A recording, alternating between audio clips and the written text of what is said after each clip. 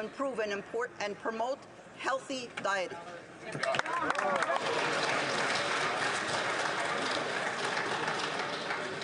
The honourable member from London Fanshawe.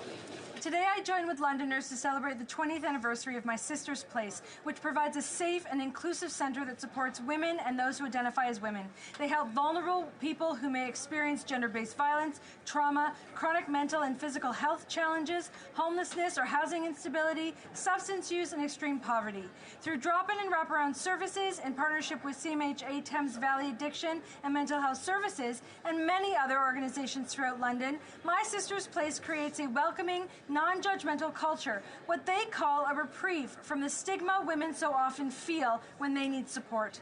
I cannot thank the incredible workers, volunteers, and supporters of My Sister's Place enough. For the past 20 years, you have been the heart of our community. You welcome women in with such warmth and open arms. You provide a sympathetic ear, a shoulder to cry on, supports to get people into safety, into shelter, into programs. You show such kindness and generosity of spirit. Thank you and congratulations.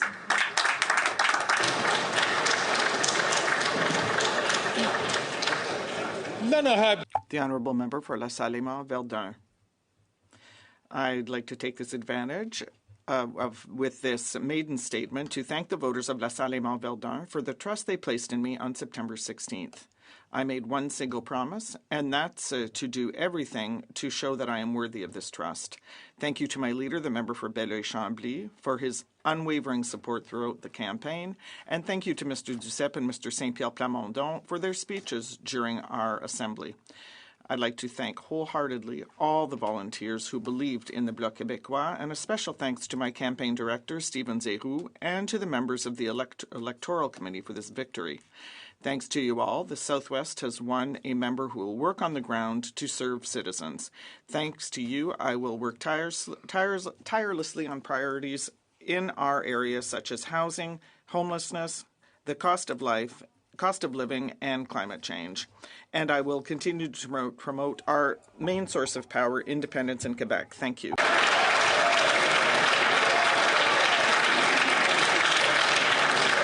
The honourable member from Leeds, Grenville, Thousand Islands and Rideau Lakes. This week, Parliament has ground to a halt with Liberal corruption. No government bills are being debated. The Liberal Prime Minister, who said his government would be opened by default, is now causing the House to deal with his own Liberal government withholding documents from the RCMP that they've been legally ordered to produce. Why would the Liberals do that? Well, it's a case of hundreds of millions of taxpayer dollars stolen in countless conflicts of interest by Liberals appointed by that Liberal Prime Minister. Common sense Conservatives won't stop until the Liberals turn over all of the documents to the RCMP. And then we have the Liberal minister from Edmonton's business partner in breach of a House order for refusing to turn over key documents and provide answers on the infamous Other Randy. Evidence ordered by a House committee proved the falsehood from the Liberal minister from Edmonton that he wasn't communicating with his business partner, and we know that that is against the law. Canadians don't have confidence in this Prime Minister, twice found guilty of breaking ethics laws himself. It's time to call a carbon tax elections so Canadians can fire these corrupt Liberals and Conservatives can restore accountability.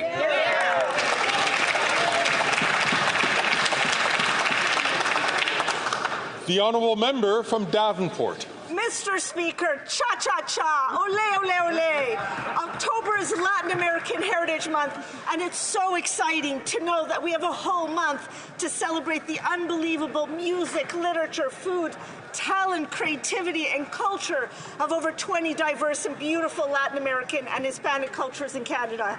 It's also a month to acknowledge the many contributions of Latin American and Hispanic Canadians to our country. They are leaders in virtually every sector of our nation. This large and growing community enriches our national fabric with its contributions, and it plays an important role in Canada's growth and prosperity. Gracias to all the members of the Hispanic and Latin American Canadian community. You're an inspiration not only within the community, but to all Canadians. This evening, I'm inviting everyone to join the Latin American and Hispanic community to celebrate this amazing month at John A. McDonald from 6 p.m. to 8 p.m. Come out for tacos, empanadas, vino, mojitos, música alegre, and so much more. Viva los Latinos in Canada! Viva! Viva!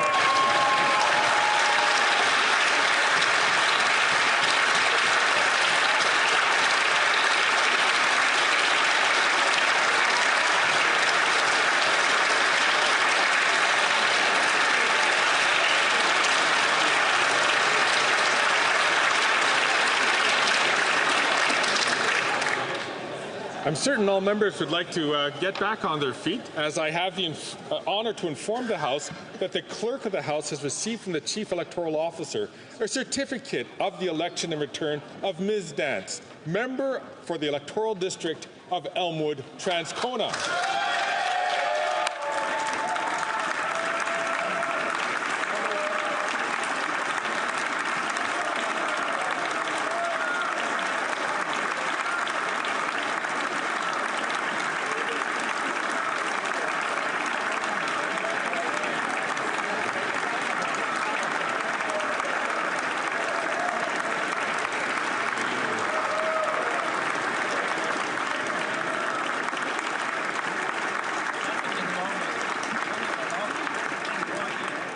Mr. Speaker, I have the honor to present Ms. Leela Dance, the member for the Electoral District of Elmwood Transcona. She has taken the oath, signed the roll, and now claims the right to take her seat. Member, take her seat.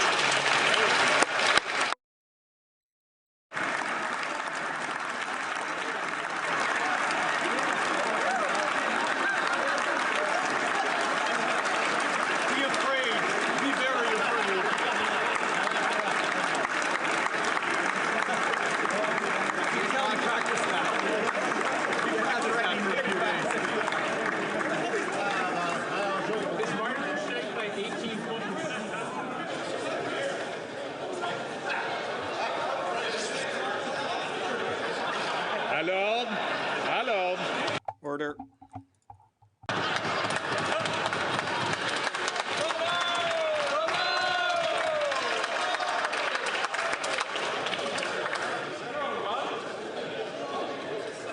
I must give some thought to whether or not these gestures are better than speaking out of turn.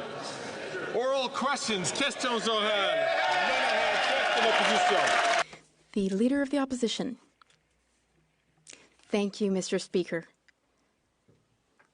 For 9 years, this Bloc-backed Liberal government has managed to triple the cost of housing in Montreal. There's been the latest report by Point 2 Homes. They say it takes 14 years for a young Montrealer to save up enough to buy a house with a small down payment. When will the government trigger an election so that Canadians can elect a government which will build housing, cut red tape, and allow home building? The Right Honourable Prime Minister. Mr. Speaker, thank you. What the Conservative leader does not seem to understand is that slogans don't build homes. Slogans don't meet Canadians' needs. What does help is hard work, real solutions. Working with municipalities instead of insulting the Mayor of Montreal. Working with municipalities, with provinces, with not-for-profits. We need to work with all of these partners to build housing units and to meet these challenges. We're here to do some serious work. He's here to shout slogans. He doesn't have a single solution to offer us. And Canadians deserve better, Mr. Speaker. The Honourable Leader of the Opposition. Solutions. I had solutions when I was Minister of Housing. When I was Minister, we built 200,000 units in Montreal when rent was a third of what it is today. This Bloc-backed Liberal government's inflationary spending has not helped. They've broken the immigration system. They have ballooned big bureaucracy which block building and construction. With all of that, the Prime Minister has succeeded in tripling housing costs, rent costs in Montreal. Can he trigger an election so that Canadians can elect a government that will cut red tape and build homes and cut taxes too? The Right Honourable Prime Minister. Mr. Speaker, the Leader of the Opposition does not want to cut taxes because, in fact, he voted against our bill to cut GST for purpose-built rentals for lower-priced units. We're here to build housing units.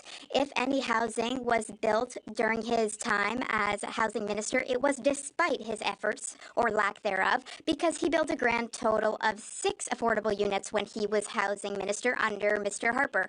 We're here to deliver affordable housing, to deliver a good life for Canadians, and to build a better future for all. The Honourable Leader of the Opposition. Well, the taxes for capital gains were increased. That's block-backed. If you consider removing the GST for home building, that was eaten up by municipalities increasing taxes with the support of this government. Services, because the Prime Minister's carbon tax is forcing new and unjustifiable costs on New Brunswick schools and hospitals that Canadians cannot afford. Will the Prime Minister call a carbon tax election so we can save our schools and hospitals on this tax? The Right Honourable Prime Minister. Monsieur le Président, le chef de l'opposition a Mr. Speaker, the leader of the opposition started by talking about his opposition to new taxes on capital gains because, once again, the Conservatives are here to defend the ultra-wealthy and cut services for everyone else. Talked again about his opposition to our bringing in an increase on capital gains because we know that asking the wealthy to do a little more so we can deliver more homes for young Canadians to build that future is what we need to do. But the Conservatives continue to be there with cuts for taxes for the wealthiest, cuts of services for everyone else. The Honourable Leader of the Opposition. The Prime Minister is hiking taxes on home builders, on doctors, on job creators, and on farmers. And he's also raising taxes on hospitals and schools. The New Brunswick Premier is taking this Prime Minister to court because of the unconstitutional quadrupling carbon tax and the costs it will impose on snowplows, ambulances, heating hospitals and schools, meaning the loss of countless police officers, nurses, doctors, and teachers. Instead of defeating the carbon tax in court, why can't we have a carbon tax election so Canadians can axe the tax? The Right Honourable Prime Minister.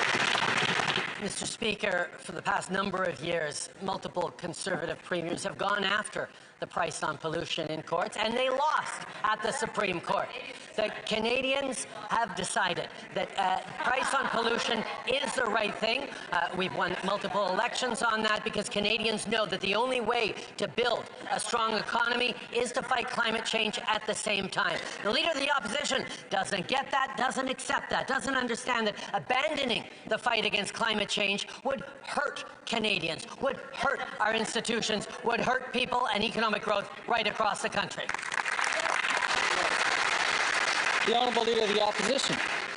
Mr. Speaker, and he concealed from both the courts and from Canadians his plan to quadruple the carbon tax to 61 cents a litre. Now, Premier Scott Moe of Saskatchewan says that this will hit schools with $204 million in carbon taxes and hospitals with $175 million in carbon taxes, meaning we will lose doctors, teachers, and other necessary workers serving Canadians. Instead of forcing premiers to fight to axe the tax in court, why can't we have a carbon tax election so Canadians can axe the tax? The Right Honourable Prime Minister.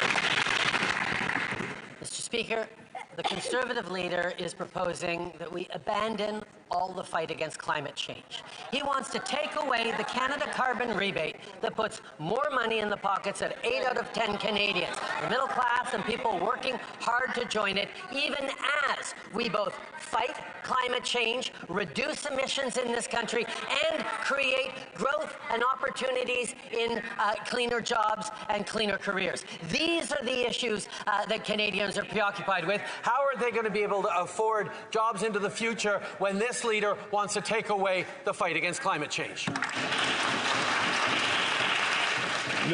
The Honourable Member for Belleuil-Chambly. Mr. Speaker, we have heard some shocking and unacceptable words in this House yesterday.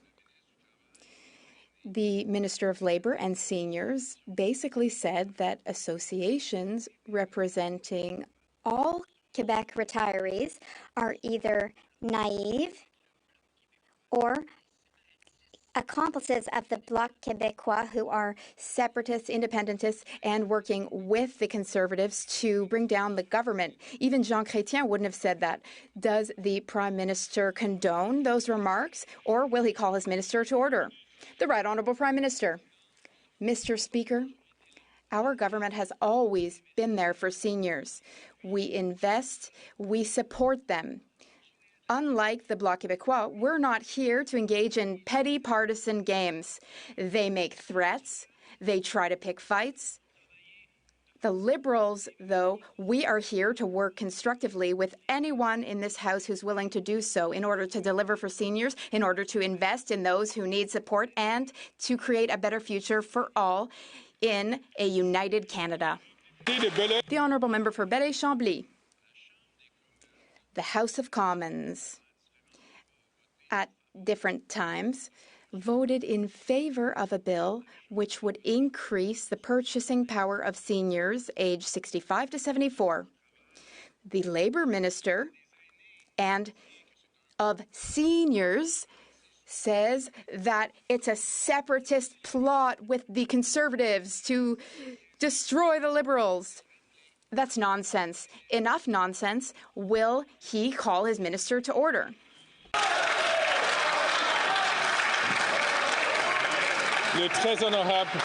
The Right Honourable Prime Minister. Mr. Speaker, let's all remember that when our government chose to bring the retirement age back down to 65 from Mr. Harper's 67 years, the Bloc Québécois voted against it. They voted against seniors. When we decided to increase the GIS for the most vulnerable seniors, how did the Bloc Québécois vote? Against seniors. When we chose to invest in dental care, which has now helped over 800,000 Canadians, many of whom are Quebecers, how did the Bloc Québécois vote? Against seniors. Honourable Member from Burnaby South. New Democrats believe in lower rents, not higher. When the Conservatives were in power, they let big, greedy corporations buy up affordable homes and convert them into luxury cash cows. They allowed that to happen over 800,000 times. I will ban it. But the Prime Minister allowed it to happen over 370,000 times. Every single time that happens, that means a family gets evicted. That means rents go up. Why? Hear, hear. The Right Honourable Prime Minister. Mr. Speaker, over the past number of years, we have worked hand in hand with municipalities and provinces, nonprofit organizations, not only to build more affordable homes, but to ensure that homes that were built as affordable apartments or homes get to stay affordable long into the future. We've done that with funds put forward to purchase by nonprofit organizations deeper affordable homes, also to move forward on public lands that will be converted to affordable homes and kept affordable for decades and even a century to come. These are the kinds of things that we're going to continue to do and focus on in this House. The Honourable Member for Burnaby South. Conservative leaders, chief advisors, also the chief lobbyists for corporate landlords. But what's the Prime Minister's excuse? For decades, Liberals and Conservatives have failed to ensure Indigenous communities have safe and affordable places to call home. Now, over 300,000 Indigenous people live in unsuitable housing. For the Prime Minister, it's delay, delay, delay. When will the Prime Minister realize that he is failing Indigenous people? Hear, hear. The Right Honourable Prime Minister. Mr. Speaker, we have tripled investments in Indigenous communities since 2015, including $32 billion in investments expected in 2024-25 alone. We're moving forward on investing in and with Indigenous communities to build more homes, to create more economic opportunities, to create the kinds of partnerships that I got to see just a couple of days ago in Inuvik, where the Inuvialuit are moving forward on ambitious plans for the future. This is reconciliation in action, not just pretty words, but actions that are actually delivering for Canadians. There's lots more to do, but we're going to keep delivering for Indigenous. The Honourable Leader of the Opposition. The NDP Liberal government is not worth the cost of food. The food professor estimates that between 2022 and 2025, the cost of food will be up 34%. That's a time that coincides exactly with the NDP Liberal coalition. Coincidentally, the NDP leader's chief spokesman and brother, his company is a lobbyist for Metro. But the food professor blames the increase on carbon taxes on farmers and truckers who bring us our food.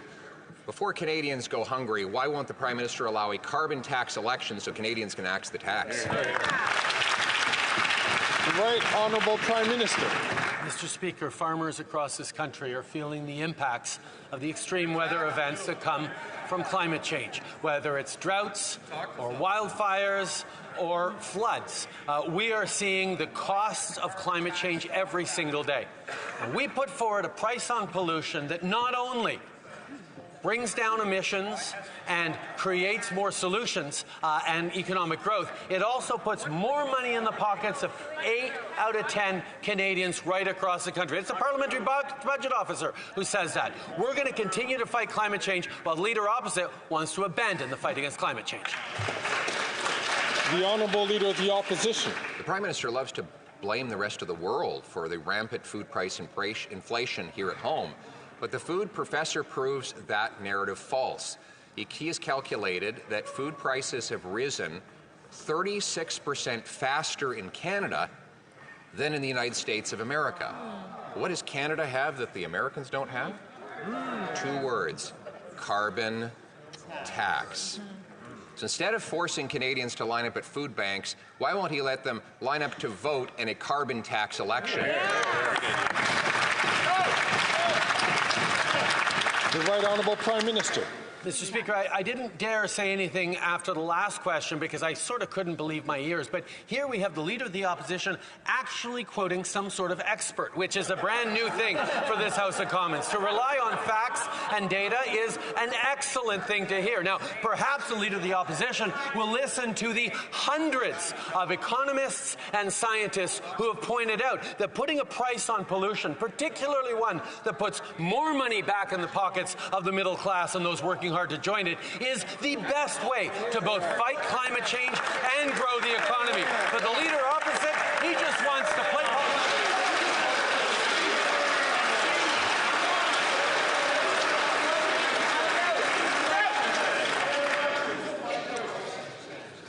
Colleagues, I ask all members, including the member from Peterborough, Haliburton Brock, to please only take the microphone, take the floor when he's recognized by the Speaker. The Right Honourable Prime Minister, Honourable Leader of the Opposition.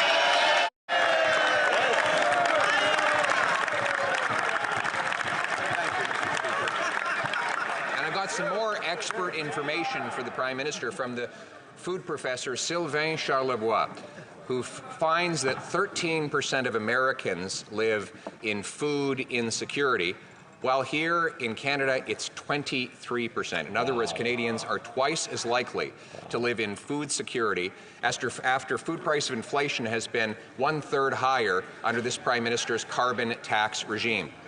Again, instead of blaming others or forcing Canadians to go hungry, why not a carbon tax election so that Canadians can axe the tax and afford their food?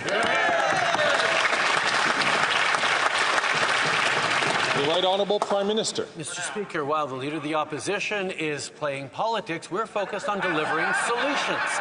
We are delivering a national school food program that's going to help 400,000 kids have fuller bellies at schools across the country and save Canadian families $800 a year on grocery bills. And if the Leader of the Opposition actually cared about food security in this country, you might imagine he'd have voted for that. Instead, not only did he vote against it, he pretends it doesn't exist. He pretends it hasn't happened. He's gaslighting Canadians on the things we're doing to fight affordability challenges. Instead, he's just offering political games.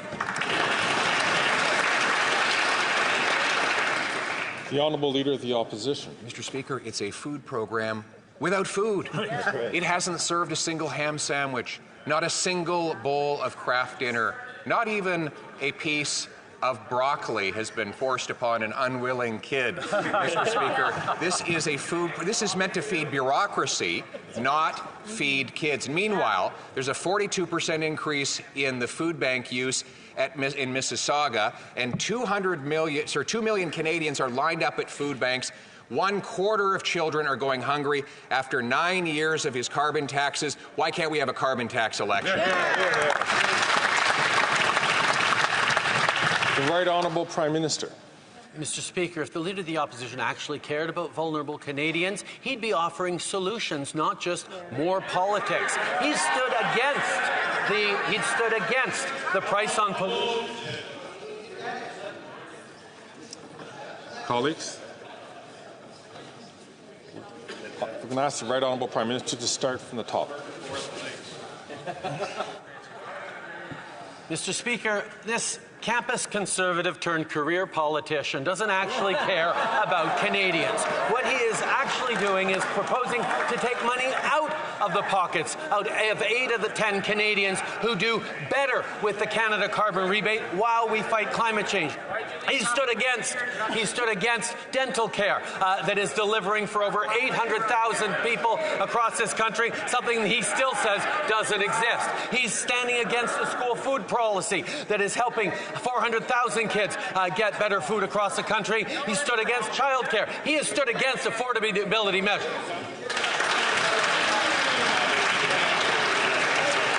The Honourable Leader of the Opposition. Mr. Speaker, when you quadruple the tax on the farmers who grow the food and on the truckers who ship the food, you tax all who buy the food. The Canadian Trucking Alliance has calculated that the carbon tax will cost $20,000 for every long-haul truck this year alone. Now he wants to quadruple the tax, which will grind those trucks to a halt, meaning empty shelves in grocery stores, no parts for factories, and no paychecks for our workers. Instead of doing that, why not call a carbon tax election so that Canadians can axe the tax and save our economy? The Right Honourable Prime Minister. Mr. Speaker, I suspect that, like me, you have noticed that the Leader of the Opposition is particularly full of shameless slogans today. The reality is he has nothing to offer Canadians. He has nothing but political slogans and easy attacks on politics. No actually moving forward on delivering on programs that are going to help Canadians. No stepping up to put more money in people's pockets. He's offering tax breaks for the wealthiest and cuts for services and programs to everyone else. That's not what Canadians need right now.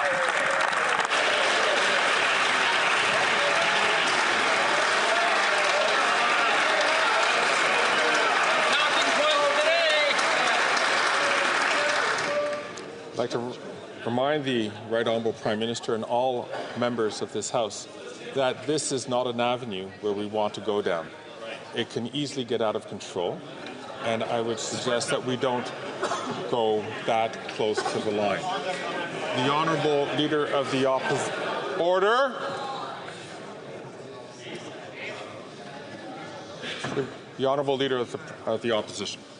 Mr. Speaker, every time I mention a carbon tax election, he becomes so panicked and erratic that he loses control of himself and starts spitting out incomprehensible insults. When Canadians deserve us focusing on them. The fact that after 9 years of this NDP Liberal government, we have 2 million people lined up at food banks, a record-smashing number. After 9 years, 1 in 4 kids are going to school hungry. Before more kids go to school hungry, why can't we have a carbon tax election so that Canadians can axe the tax and afford their food? The Right Honourable Prime Minister. Mr. Speaker, the Canada Carbon Rebate puts more money in the pockets of 8 out of 10 Canadians right across the country. It supports the middle class and people working hard to join it while we successfully fight against climate change, reduce emissions, and grow the economy. But the leader opposite still doesn't understand that you can't have an economic plan if you don't have an environmental plan. His plan is to abandon the fight against climate change, leave Canadians to their own devices, lower taxes for the wealthiest, leave everyone else to fend for themselves. That's not what Canadians do. The Honourable Member for Belleuil-Chambly. Not only is his minister being mocked in Quebec's media, but also it's being said that we voted against bringing retirement age down to 65 and voted against increasing the OAS. But it was always buried in bills with other interference and measures which were unacceptable for Quebec. The Prime Minister and his minister are misleading people. Can the Prime Minister admit that there was never a specific vote just on increasing the GIS or just on the retirement age? The Right Honourable Prime Minister. Well, the Bloc Québécois leader becomes incredibly defensive when we suggest that they're only here to pick fights, that they're only here to oppose measures which will be good for Quebecers and for Canadians. They do not want the Government of Canada to work well for Quebecers. That's why the Bloc Québécois voted against dental care, which is now helping hundreds of thousands of Canadians everywhere in Canada and in Quebec. It is getting these people dental treatment that they could not have afforded previously. We're here to invest in Quebecers and Canadians. The Bloc Québécois is here to pick fights. The Honourable Member for Belleuil-Chambly. The Prime Minister defends horror stories worthy of Halloween, even though this Halloween might be his last as Prime Minister. Up to 1 million Quebecers, up to 4 million Canadians are affected by the Bloc Québécois bill. The Prime Minister has not clearly replied to our question. The Prime Minister allowed his minister to insult the intelligence of organizations which represent seniors. Does the Prime Minister realize that he is causing financial vulnerability among 4 million Canadians, which includes 1 million Quebecers? The Right Honourable Prime Minister. Mr. Speaker, we have clearly shown that we are always there for seniors. We always invest in seniors and we invest in the most vulnerable. That's what we did when we increased the GIS by $1,000 for the most vulnerable seniors. This is what we're doing in helping older seniors have a bit more money in their pockets because they live longer and sometimes their savings run out, all while costs are rising. We will always be here to listen and to think about how we can best support seniors. We will always support seniors, we'll always be there for seniors, but we will not be there for bloc squabbles. The Honourable Leader of the Opposition. Magazine asked this question this week: why is Canada's economy falling behind America's? It goes on to note that national income per person was 80% of the U.S. and Canada in the decade before the pandemic. It is now just 70%, the worst gap in decades. So will the Prime Minister doesn't answer my questions, maybe he'll answer the economist's questions. Why is our economy falling so far behind the Americans? Is it because of his quadrupling carbon tax? The Right Honourable Prime Minister.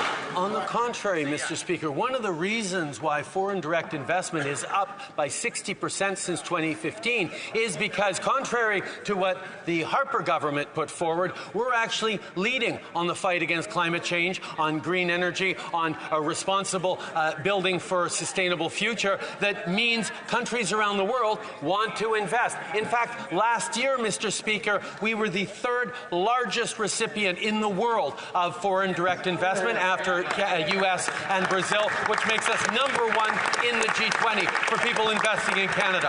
We're going to continue to invest. The Honourable Leader of the Opposition. Speaker, Canada's workers get 55 cents of investment for every dollar an American worker gets, and only 65 cents for every dollar an OECD average worker gets. For a net 450 billion Canadian investment dollars have poured out into the U.S., more than have come back under this Prime Minister's 9 years. And The Economist points out that our GDP per capita is now lower than Alabama. And it says, and I quote, "Catching up to Alabama may soon seem like a distant dream." Why?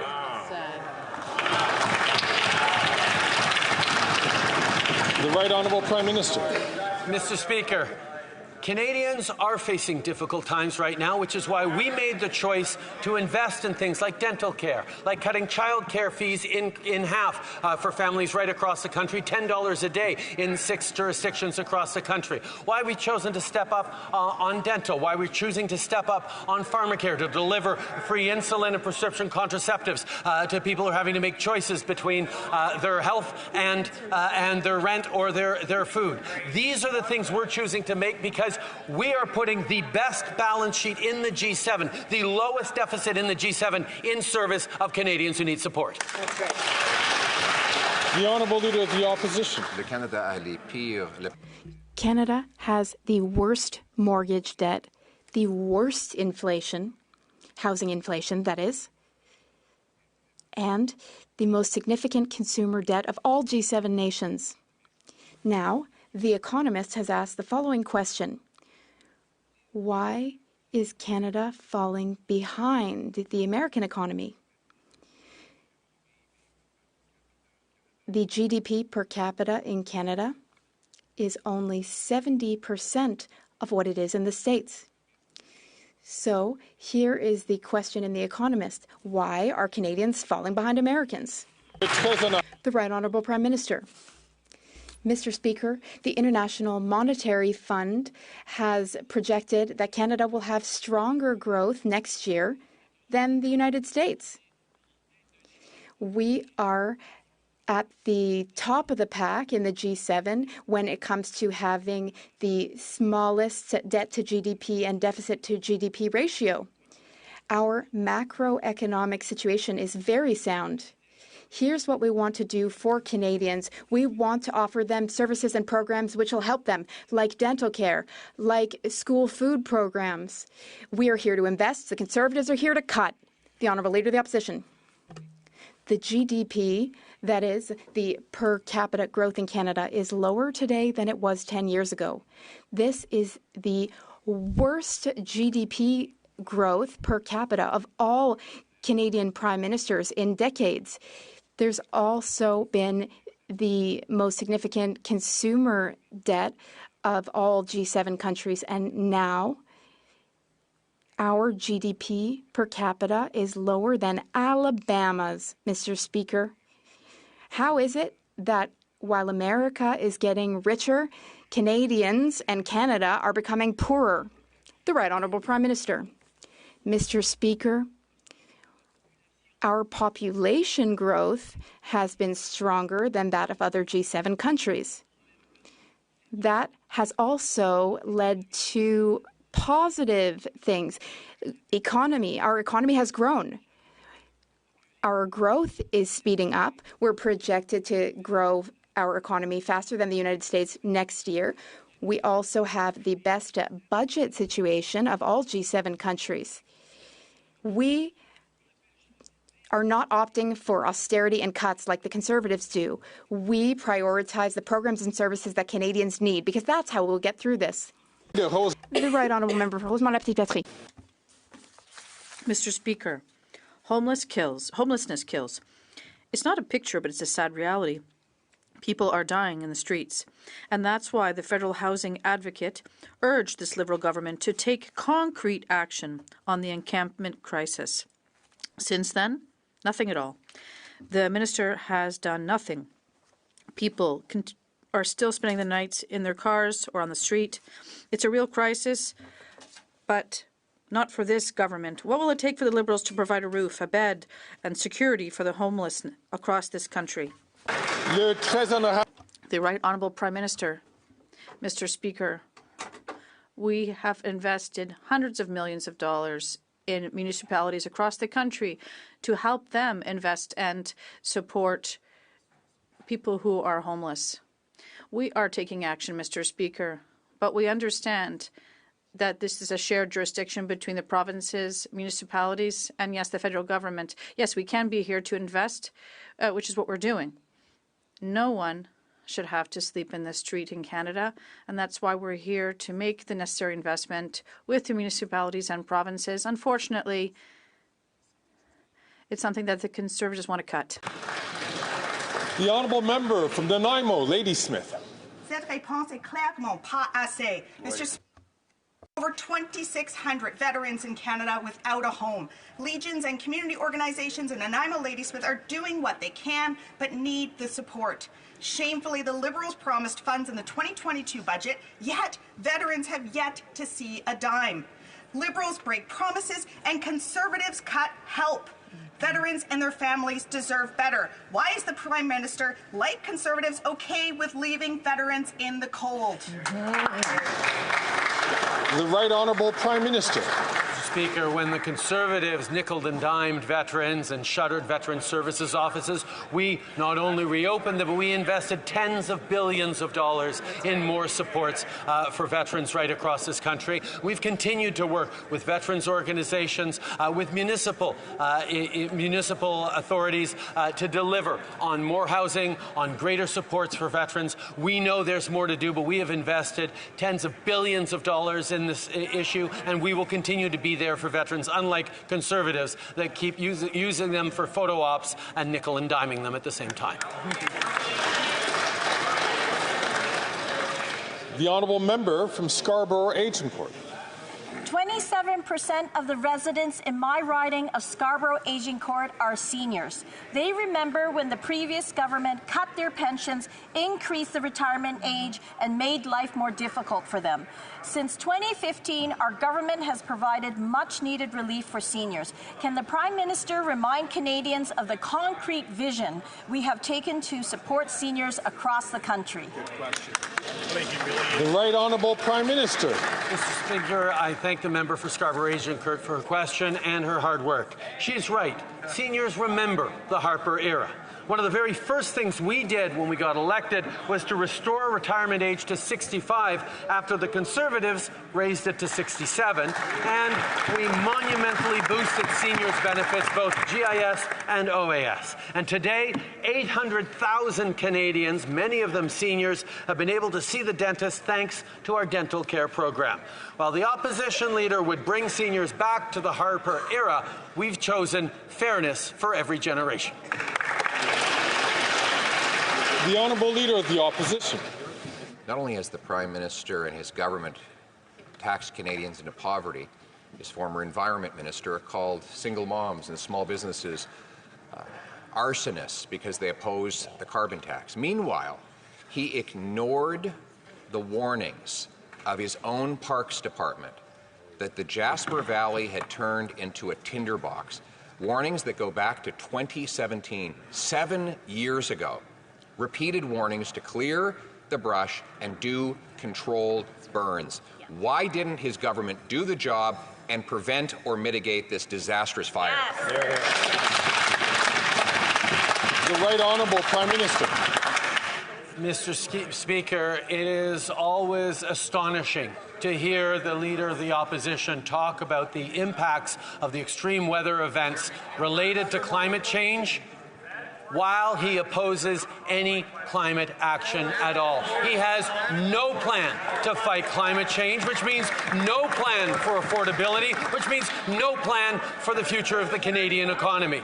We have a price on pollution that is putting more money back in the pockets of 8 out of 10 Canadians where it applies, and is bringing down emissions and creating growth and jobs. That's what Canadians need. The Honourable Leader of the Opposition. Mr. Speaker, he pretends you can put out forest fires with taxes. Clearly that has not worked. Rather, what he should have done is listen to his own officials who said that the mass buildup of fuel in the Jasper Valley as a result of dead trees needed to be addressed through controlled burns and other clearing methods, and also preparation so that we would have the ability to fight the fire if and when it ever started. All of this is documented in email correspondence and now testimony at a parliamentary committee. Instead of taxing Canadians into poverty, why didn't he fight forest fires? Here, here.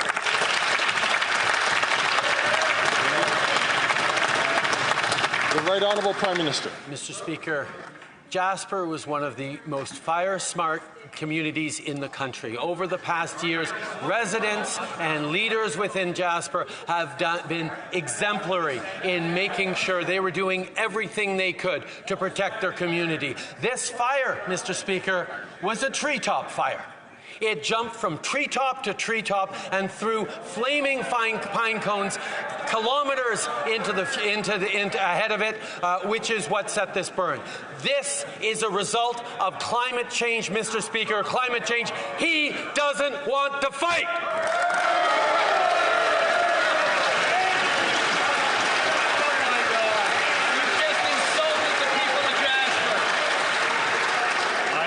The Honourable Leader of the Opposition. Mr. Speaker, that kind of erratic screaming and hollering is not going to tackle the problem of forest fires, screaming about flying pine cones, etc. It's true, the people of Jasper were fire smart.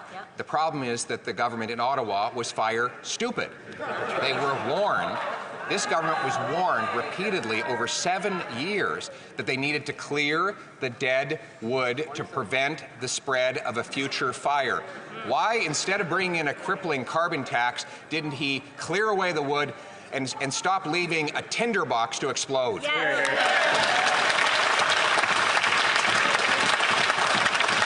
Right Honourable Prime Minister. Mr. Speaker, one of the jewels of Canada's natural beauty burned because of climate change. And his focus is trying to blame Ottawa for that. That, Mr. Speaker, is completely irresponsible and shameful.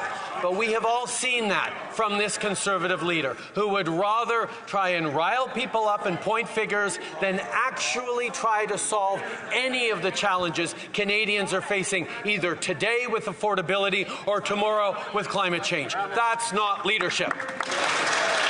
The Honourable Leader of the Opposition. I'll tell you it's not leadership. I'll tell you it's not leadership.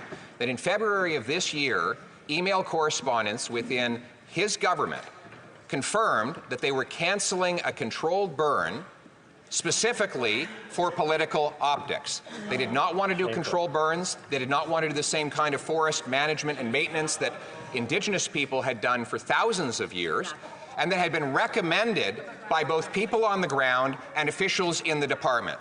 The reality is he didn't do his job. He should be accountable and explain why he let the valley go up in smoke and used a carbon tax to hide behind it all.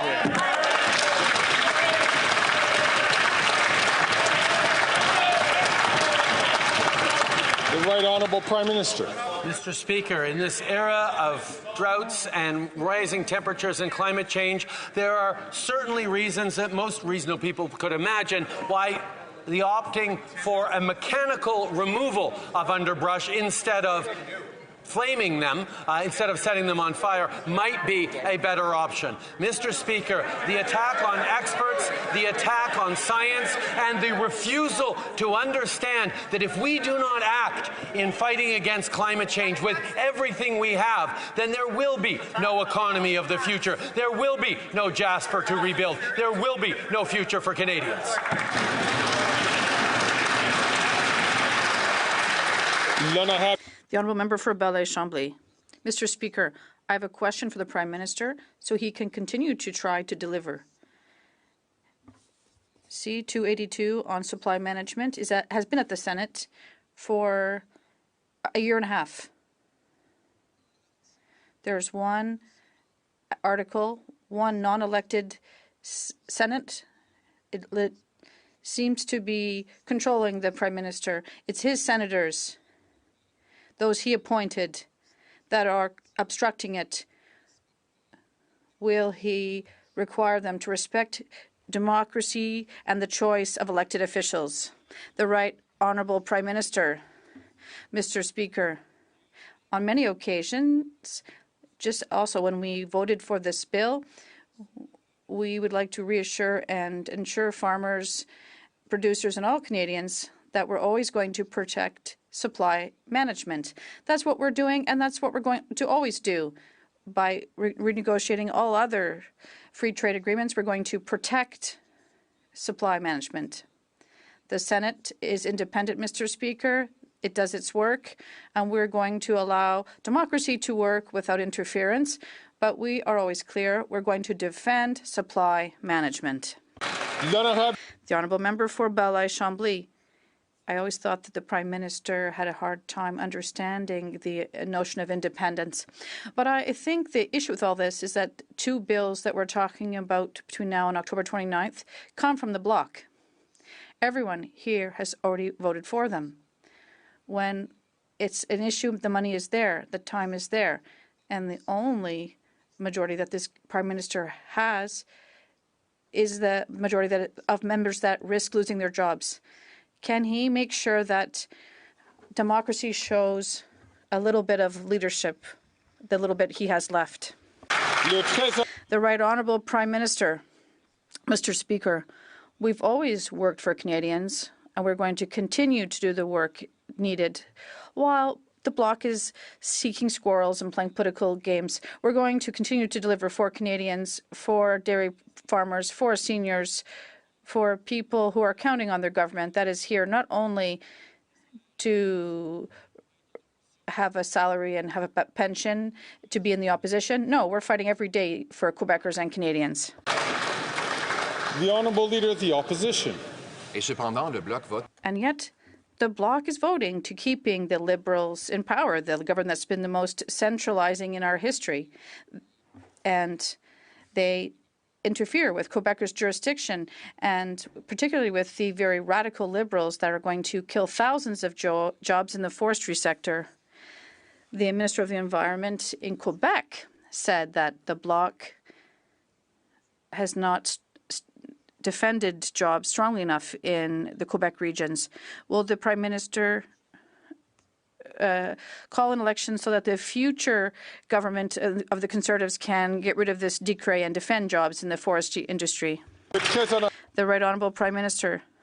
Mr. Speaker, every day in this House, the Leader of the Opposition shows once again that he doesn't understand that we can't have an economy without protecting the environment at the same time.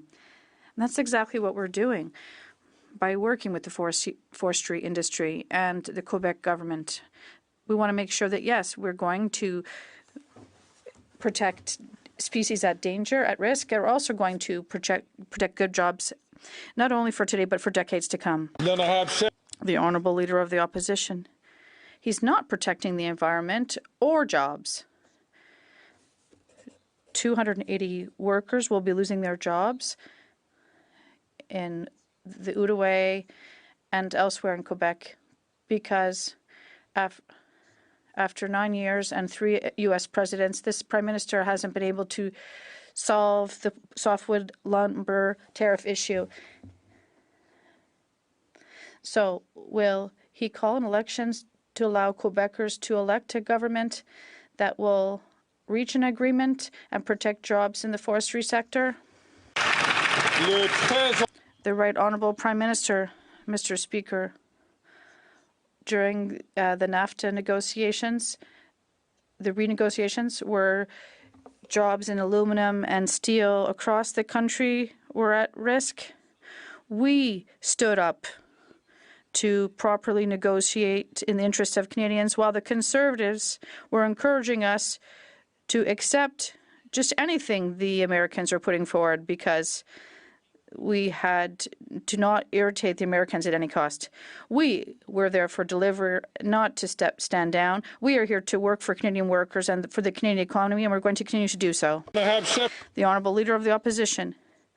Well, accepting to back down. Well, he accepted an agreement without protection for the forestry industry. It's the same thing with spending. It's the most costly government in history. We've doubled national debt, but the Bloc keeps this PM in power by voting 180 times, trusting him, and for $500 billion in inflationary spending and centralizing spending that has also committed to another 100,000 federal public servants. How come this Bloc Liberal coalition continues to take Quebecers' money, keep it in Ottawa, and wasting it? The Right Honourable Prime Minister. Mr. Speaker, Quebecers know full well what austerity costs and Conservative cuts cost. They lived through it during the Harper years. They have chosen a government that has trust in Canadians, that invests in Canadians, and that's exactly what we're doing. And that is why that we're putting more money back in the pockets of Canadians with our strong fiscal balance federally. Track record that the Conservatives are denying, and they're proposing cuts in services and tax cuts for the richest. That's what Canadians and Quebecers don't want. The Honourable Member for Ottawa-Vanier.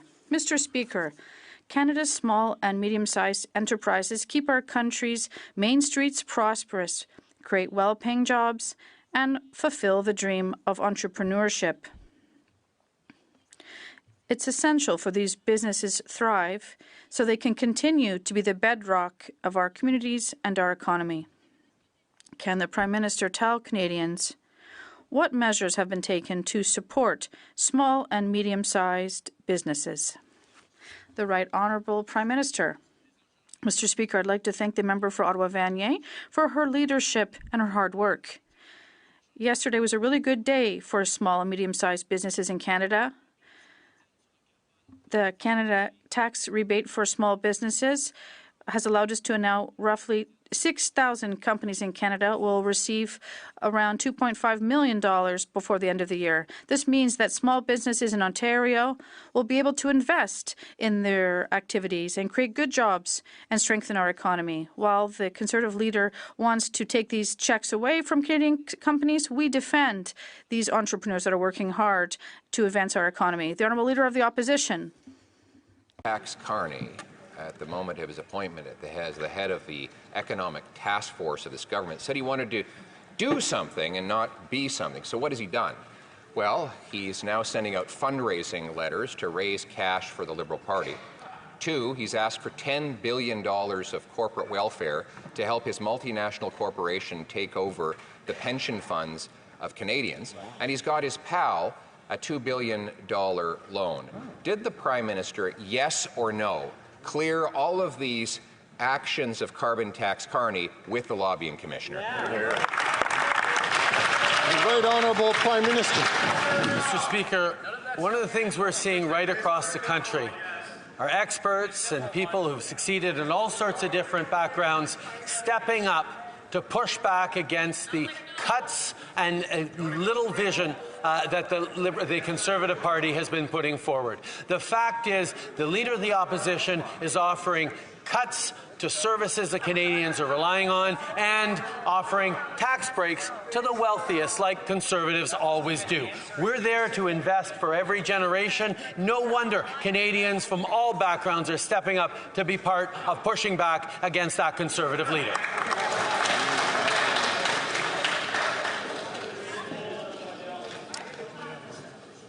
The Honourable Leader of the Opposition.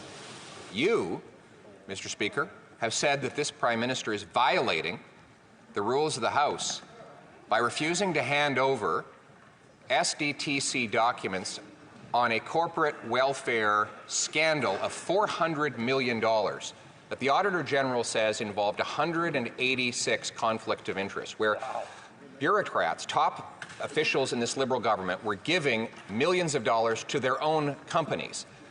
Will the Prime Minister hand over the information to the police? And if not, what's he got to hide? The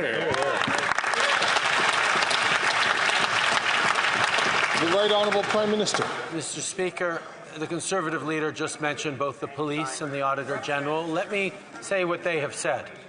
Both the RCMP and the Auditor General have raised concerns about how this motion jeopardizes their independence in serving Canadians.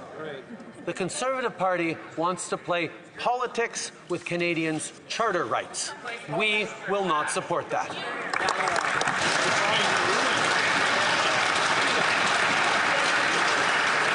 The Honourable Leader of the Opposition. So his idea of a charter right is that you have the right as a top government executive to take $400 million of other people's money and give it to your own company and then hide the criminal evidence from the police. Well, Mr. Speaker, Canadians have the charter right to know where their money went. So will the Prime Minister accept your order and the vote of this House to turn over the documents to the police so that we can put the bad guys in jail and get back the money that was stolen?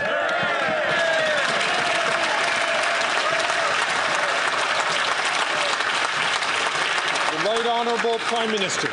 Speaker, once again, the Conservative Party has demonstrated that it is willing to upend the independence of institutions like the RCMP and the Auditor General for political gain. That is what they are proposing to do. They want to direct investigations. They want control over judicial processes in their details. The reality is, Mr. Speaker, that's banana republic-style behavior that the Conservative Party is pushing. We will always stand up for Canadians' charter rights and the independence of our institutions.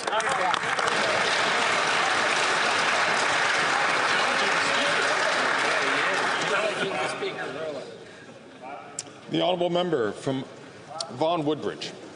Mr. Speaker, I want to welcome to Parliament Hill everyone joining us to celebrate the vibrant Latin American and Hispanic community in Canada.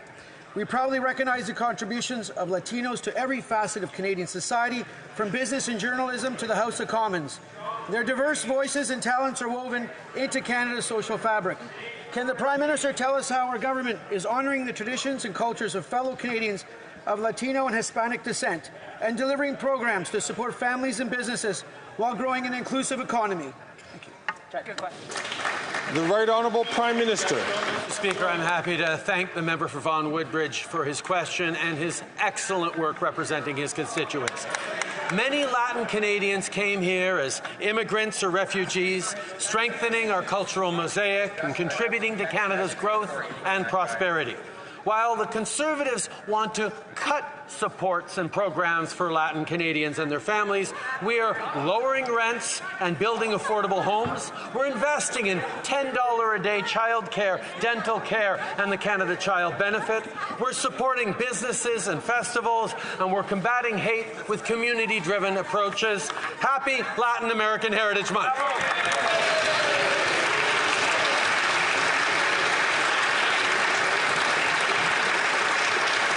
And I ask the honourable member from Lakeland to please not take the microphone, take the floor unless recognized by the Speaker. The honourable member from Port Moody, Coquitlam. Nice to hear the Prime Minister taking credit for all the wins that the NDP brought to this House. Starlight Investments, a corporate landlord, is targeting their tenants with unfair rent hikes. And the Conservatives and the Liberals partnered to help Starlight's CEO avoid coming to committee and explain why he's pricing Canadians out of their homes.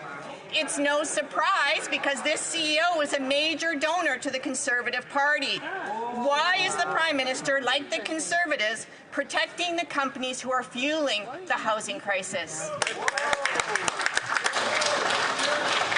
The Right Honourable Prime Minister. Mr. Speaker, I'll take no lessons on progressive politics from a party that ran away when the pressures got hot from the Conservative Party of Canada. The reality is, Mr. Speaker, we were able to work constructively as progressive parliamentarians to deliver big things for Canadians over the past few years, but the NDP choosing to turn its back on pricing pollution and putting more money in people's pockets, perhaps turning their back on pharmacare, which we will be debating over the coming months, is a real shame. Yes, it's tough to be a progressive in this time, but we will continue to stand strong for progressive values in this House.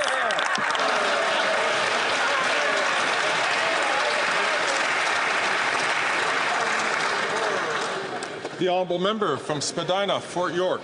Mr. Speaker, last year the Minister of International Development defended UNRWA as one of his, quote, trusted agencies, end quote. He didn't even wait for the UN to report on UNRWA's complicity in the October 7th massacre and reinstated funding. This trusted agency is now requesting immunity for staff who took part in the terrorist attack that killed over 1,200 people. UNRWA was also forced to confirm an employee killed in Lebanon was a Hamas leader. Mr. Speaker, does the Prime Minister share his minister's trust for an agency that employs terrorists?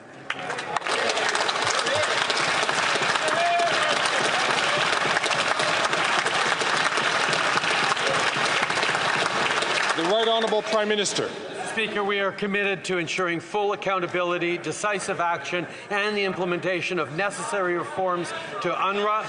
Right now, we need to respond to the horrific humanitarian crisis in Gaza, and that's exactly what we're doing. We're calling for a ceasefire in Gaza. We're calling for a ceasefire between Hezbollah and Lebanon, between Hezbollah and Israel. We know that we condemn Iran for its horrific attack. Israel has the right to respond, but we certainly hope there is not further escalation of this conflict as it spreads further and further and harms more civilians. I wish to draw the attention of members to the presence in the gallery of the Honourable Kent Smith, Minister of Fisheries and Aquaculture for the province of Nova Scotia.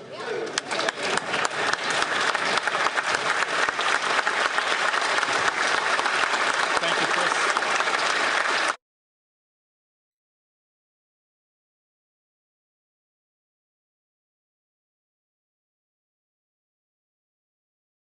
I don't see any points of order. It being 3:24, the House now proceed to the taking of the deferred recorded division on the motion of Mr. Blanchet. Relative aux travaux des subsides. Convoquez les députés. Relating to the business of supply. Call in the members. Gotta wait for the walk.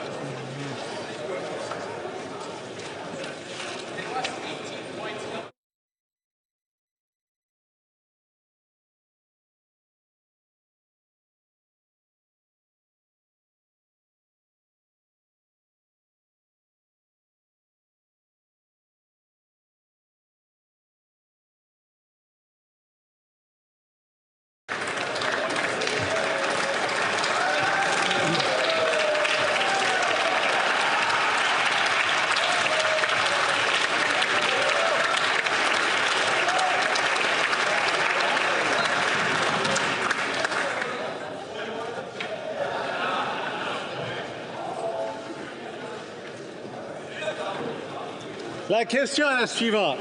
The question is as follows.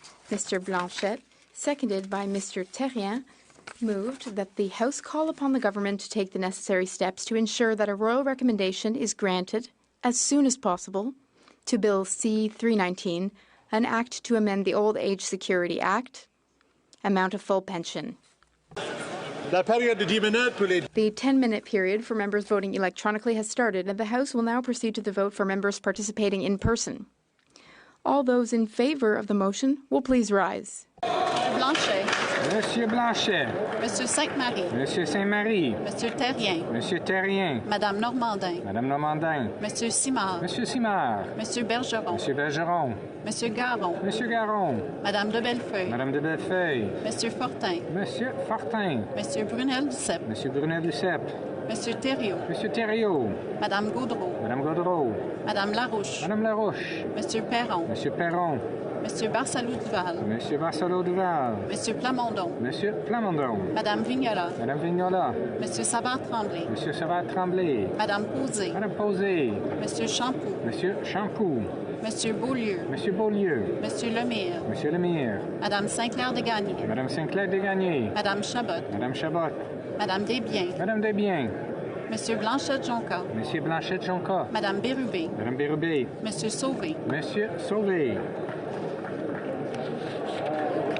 Mr. Scheer. Mr. Scheer. Mr. Schmale. Mr. Schmale. Mr. Bazan. Mr. Bazan. Mr. Williams. Mr. Williams. Mr. Perkins. Mr. Perkins. Mr. Brock. Mr. Brock.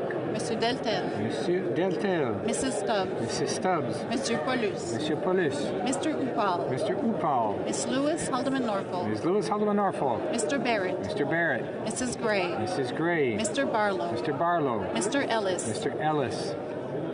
Mr. Kelly. Mr. Kelly. Mr. Baldinelli. Mr. Baldinelli. Mr. Cooper. Mr. Cooper. Mr. Jennis. Mr. Jennis. Mr. Small. Mr. Small. Mr. Lawrence. Mr. Lawrence. Mr. Richards. Mr. Richards. Mr. Berthold. Monsieur Berthold. Mr. Workington. Mr. Workington. Mr. Chong. Mr. Chong. Mr. Abultaif. Mr. Abultaif. Mrs. Kuzi. Mrs. Kuzi. Miss Ferrari. Miss Ferrari. Mrs. Block. Mrs. Block. Mr. Viss. Mr. Viss. Mr. Doherty. Mr. Doherty. Mr. McCauley, Edmonton West. Mr. McCauley, Edmonton West. Mr. Lloyd. Mr. Lloyd. Mr. Brassard. Mr. Brassard. Mrs. Goodrich. Mrs. Goodrich. Mr. Moore. Mr. Moore. Mr. Godin. Mr. Godin. Mr. Hobach. Mr. Hobach. Mr. Morantz. Mr. Morantz. Mrs. Roberts. Mrs. Roberts. Mr. Malillo. Mr. Malillo. Mr. Tucker. Mr. Tucker. Miss Gladue. Ms. Gladue. Mr. Canna. Mr. Canna. Mrs. Cramp-Nyman. Mrs. Cramp-Nyman. Madame Vien. Madame Vien. Mr. Patzer. Mr. Patzer. Mrs. Gallant. Mrs. Gallant. Mr. Shipley. Mr. Shipley. Mr. Muse. Mr. Muse. Mr. Redicott. Mr. Redicott. Mr. Van Popta. Mr. Van Popta. Mr. Waugh. Mr. Waugh. Mr. Calkins. Mr. Calkins. Mr. Leroux. Monsieur Leroux. Mr. Généreux. Monsieur Généreux. Mr. Genereux. Mr. Genereux. Mr. Lobb. Mr. Lobb. Mr. Major. Mr. Major. Mr. Davidson. Mr. Davidson. Mr. Martel. Mr. Martel. Mr. Gould. Mr. Gould. Mr. Caputo. Mr. Caputo. Mr. Epp. Mr. Epp. Mr. Zimmer. Mr. Zimmer. Mr. Dreeshen. Mr. Dreeshen. Mr. Crown. Mr. Crown. Mr. Tolmie. Mr. Tolmie. Mrs. Wagenthal. Mrs. Wagenthal. Mr. Bragdon. Mr. Bragdon. Mr. Allison. Mr. Allison. Mr. Dalton. Mr. Dalton. Mr. Nader. Mr. Nader. Mrs. Falk, Battleforth Lloydminster. Mrs. Falk, Battleforth Lloydminster. Mr. McLean. Mr. McLean. Mr. Weber. Mr. Weber. Mr. McGuire. Mr. McGuire. Mr. Reed. Mr. Reed. Mr. Shields. Mr. Shields. Mr. Falk Provencher. Mr. Falk Provencher. Mr. Mott. Mr. Motts. Mr. Williamson. Mr. Williamson. Mr. Arnold. Mr. Arnold. Mr. Morrison. Mr. Morrison. Mr. Soroka. Mr. Soroka. Mrs. Vecchio. Mrs. Vecchio. Mr. Vidal. Mr. Vidal. Mr. Dowdle. Mr. Dowdle. Mr. Vierson. Mr. Vierson. Mr. Ruff. Mr. Ruff. Mr. Fast. Mr. Fast. Mr. Kitchen. Mr. Kitchen. Mr. Leslie. Mr. Leslie. Mr. Giovanni. Mr. Giovanni. Mr. Julian. Mr. Julian. Miss Matheson. Miss Matheson. Miss McPherson. Miss McPherson. Mr. McGregor. Mr. McGregor. Miss Dance. Miss Dance. Mr. Garrison. Mr. Garrison. Mr. Cannings. Mr. Cannings. Miss Barron. Miss Barron. Miss Zarillo. Miss Zarillo. Miss Kwan. Miss Kwan. Miss May, Sanish Gulf Islands. Miss May, Sanish Gulf Islands. Mr. Morris. Mr. Morris. Monsieur Arsenault. Monsieur Arsenault. Monsieur Cormier. Monsieur Cormier. Mr. McDonald Avalon. Mr. McDonald Avalon. Mr. Long. Mr. Long.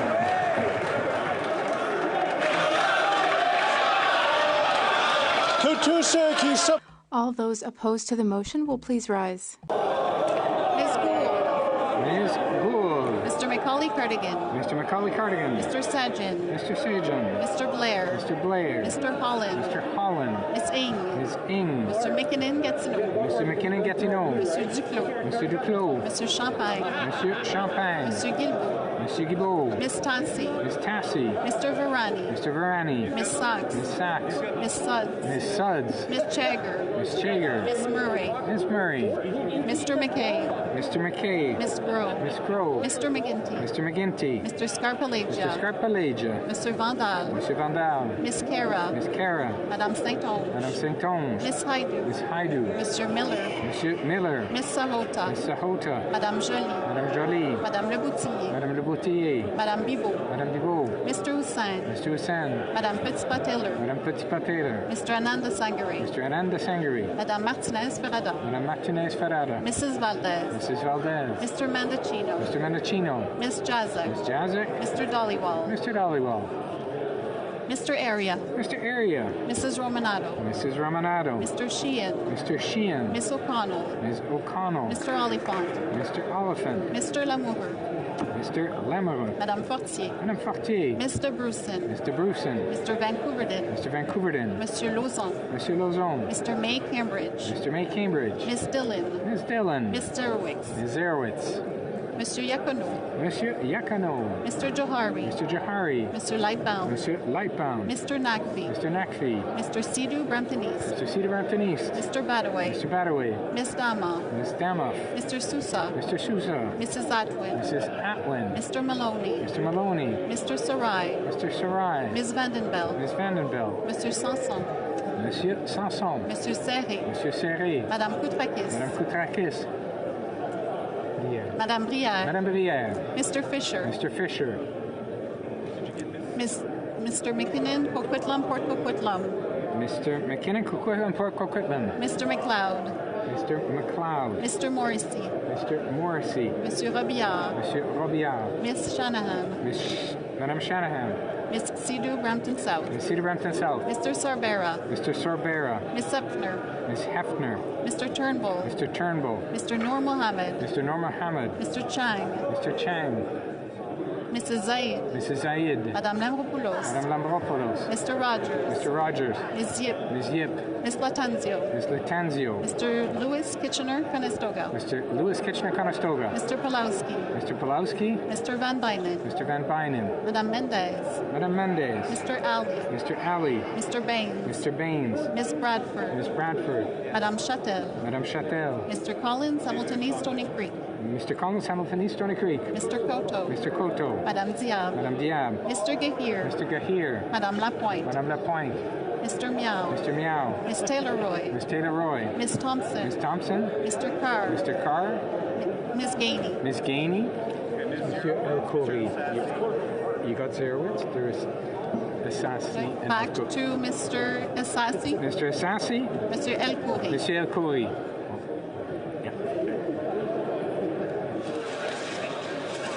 Okay, then wait, you guys, they're good. The House will now await the end of the electronic voting period before resuming its proceedings.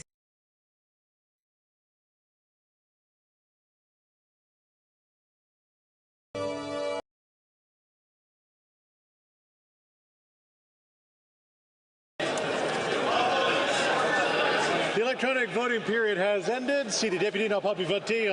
If members were unable to vote due to technical difficulties, they may now use the raise hand function and the chair will recognize them.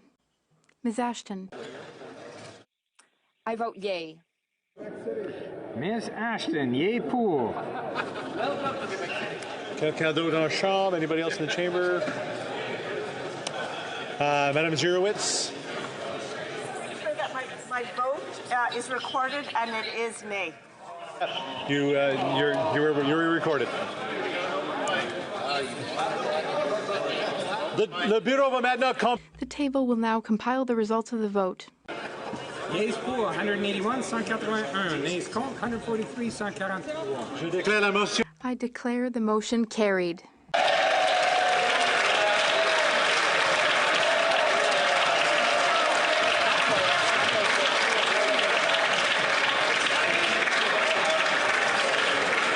I wish to inform the House that because of the deferred recorded divisions, government orders will be extended by 12 minutes.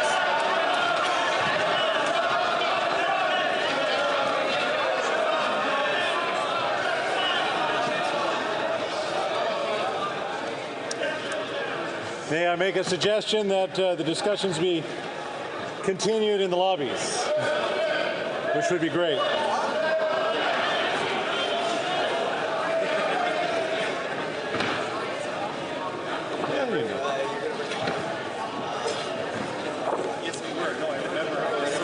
I wish to inform the House that the volume of the earpieces will now be reset.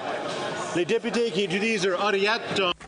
Members using their earpieces at this time will have to readjust the volume. Affaires courantes ordinaires, daily routine of business, tabling of documents, dépôt de projet de loi émanant. Introduction of government bills. Déclaration de ministre. Statements by ministers. Reports from inter-parliamentary delegations. The honourable member for Brossard, Saint-Lambert. Monsieur le Président. Mr. Speaker, pursuant to Standing Order 34.1, I have the honour of presenting to this House in both official languages the report of the Canadian branch of the Commonwealth Parliamentary Association And Oversight of National Security, November 21st to 23rd, 2023, and the 72nd Westminster Seminar on Effective Parliaments, March 11th to March 15th, 2024. Presenting reports from committees. Présentation rapport de comité. Introduction of private members' bills. First reading of Senate public bills. Motions. Presenting petitions. Présentation de pétition. The honourable member Halliburton, Kawartha Lakes, Brock. Thank you very much, Mr. Speaker. I'm pleased to stand on behalf of the residents of the Bolsover, Ontario area who would like to present this petition on behalf of their concerns to Parks Canada and the bridge owned by the Trent Severn Waterway. This bridge has been out for well over 3 years, probably going past 4 now, and still no word on what the Trent Severn Waterway through Parks Canada would like to do with this bridge. So on behalf of the signatories, they would like and they call upon the Government of Canada to immediately reinstate the heritage asset, listing it as the Boundary Road Swing Bridge by Parks Canada, and resume the repair project on the Boundary Road Swing Bridge in a timely manner, ensuing a swift completion of this essential piece of infrastructure. Thank you, Speaker. Presenting of petitions, présentation de pétition. The honourable member for Sanders Gulf Islands. Mr. Speaker, it's an honour to rise today to present a petition on the subject that is of concern to constituents and others of the Northvolt battery plant. We know this is a Swedish company that has intentions to build a battery plant in Quebec, but there are many concerns about the nature of the contaminated site of former explosives plant that was on the location. There are concerns about harm to species, including species that are at risk, the copper red horse, the beluga whale, and as well as the general concerns for the ecosystem of the region. The undersigned petitioners are asking this Parliament to ensure that there be a full public environmental assessment with hearings to ensure transparency and public engagement in the review of this plant before it proceeds. Thank you, Mr. Speaker. Presenting of petitions, the honourable member for Kitchener Centre. Thank you, Mr. Speaker. An honour to rise to present a petition on behalf of folks who are raising a concern with additional humanitarian aid for Ukraine, Ukrainian children in particular.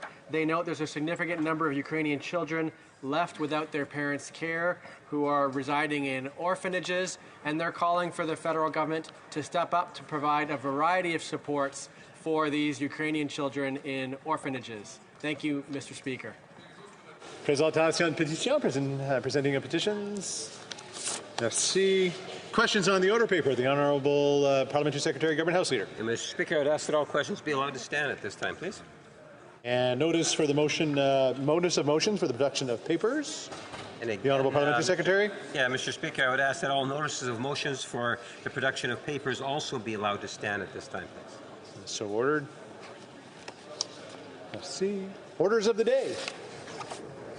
Orders of the day, resuming debate on a privilege motion concerning alleged failure to produce documents pertaining to Sustainable Development Technology Canada, standing in the name of Mr. Scheer, and on the amendment of Mr. Berthoud. And I believe the honourable member has 6 minutes left in debate. The honourable member for Pitt Meadows, Maple Ridge. Thank you, Mr. Speaker. What we're debating today is the Liberal government snubbing its nose again to Parliament and to the members of Parliament. A parliamentary committee rightfully requested for documents on the Sustainable Development Technology Canada, otherwise known as a $1 billion green slush fund. What we know already smells terribly, and I'll get more into this. The Liberals did produce documents, Mr. Speaker, but what they presented was all censored, all blacked out. Why? We have to believe that it would incriminate the Liberals even more than what we already know. The Auditor General found out that 80% of the contracts which she examined were awarded to people on the board. $380 million. And if we extrapolate that to the entire fund, it equals to about $800 million, Mr. Speaker. If we included the money that she did in the contracts that she did not examine. The Liberals have been known for being very extravagant in their spending. But one thing they decided to put the to tighten up on was the Auditor General's budget. And why would that be? Because this office holds government to account, and Liberals are not too keen about this. So, Mr. Speaker, what happened? 2019, the Minister of Industry appointed someone as chair of Sustainable Development Technology Canada, and this person had companies that had received contracts, money from the government. They were warned, the minister was warned not to do this as it was improper. But that does not seem to be of concern to the Liberals. And he went on to appoint the chair and other people on the board. And what did they do? They went and awarded contracts to each other for hundreds of millions of dollars. One appointment, it's very curious, was made by Prime Minister, was Andrée-Lise Mathieu, and she owned Cycle Capital. She received $250 million, so, Mr. Speaker, $250 million in grants for her company. That's $250 million, and about a half of that money was when she was on the board. Now, someone very interesting worked for her for many years as a lobbyist with Cycle Capital and lobbied for the company for 25 times, lobbied the Prime Minister and the Liberals 25 times before getting elected. And who might that be? It's the Minister of the Environment and Climate Change. We've heard from in this House how he continues to have shares in this company. Do the redacted documents incriminate him and other Liberals? We don't know. Canadians have a right to be suspicious and to be concerned. The Liberals are kept in power by the NDP and Bloc, have a long rap sheet, right from the top down. Mr. Speaker, sure you've taken blood tests. I have, most people have, and when you do a blood test, you get a sample of what's in the system, and then you can find out if there is a disease. And this right here, from what we can see, what we have seen, as this is just right throughout the body. What we see with this scandal is just symptomatic right across the board. And we saw that with the We Charity, where the Prime Minister announced in June 2020 that he had chosen the We Charity to run the $912 million Canada Student Service Grant. Why would he do this when there was already a bureaucracy, there was already a system within government paid by taxpayers to run this? Well, fact of the matter is that the Prime Minister's family, immediate family, benefited from hundreds of thousands of dollars of speaking fees. There was a public outroar that led to the Liberals hastily canceling the contract with the We Charity. Mr. Speaker, apples don't fall far from the tree. There is the Minister of Employment, Workforce Development and Official Languages, member for Edmonton Centre, who has a company called Global Health Imports. And he received $120 million in government contracts, including while he was a minister. Mr. Speaker, time doesn't allow me to talk about other former Liberal MPs like Frank Baylis, who got hundreds of millions of dollars in contracts, sole source contract. We have the ArriveCAN grant. It goes all throughout. So we need these documents, and we need them today. Thank you. Questions and comments? Question et commentaire? The honourable member for my brain is not working today. Caribou Prince George. Caribou Prince, thank you, Mr. Speaker, and I want to thank our honourable colleague for his riveting speech, or 6 minutes of it that we caught, Mr. Speaker. But through you, I would like to ask our honourable colleague if he's got. We've seen time and time again, scandal after scandal, corruption, more and more corruption, probably the most corrupt government in the history of our country. If he's got more examples than than just what his 6 minutes allowed him to, or afforded him to provide. I wonder if he's seen more scandals that he'd like to bring forward. Thank you.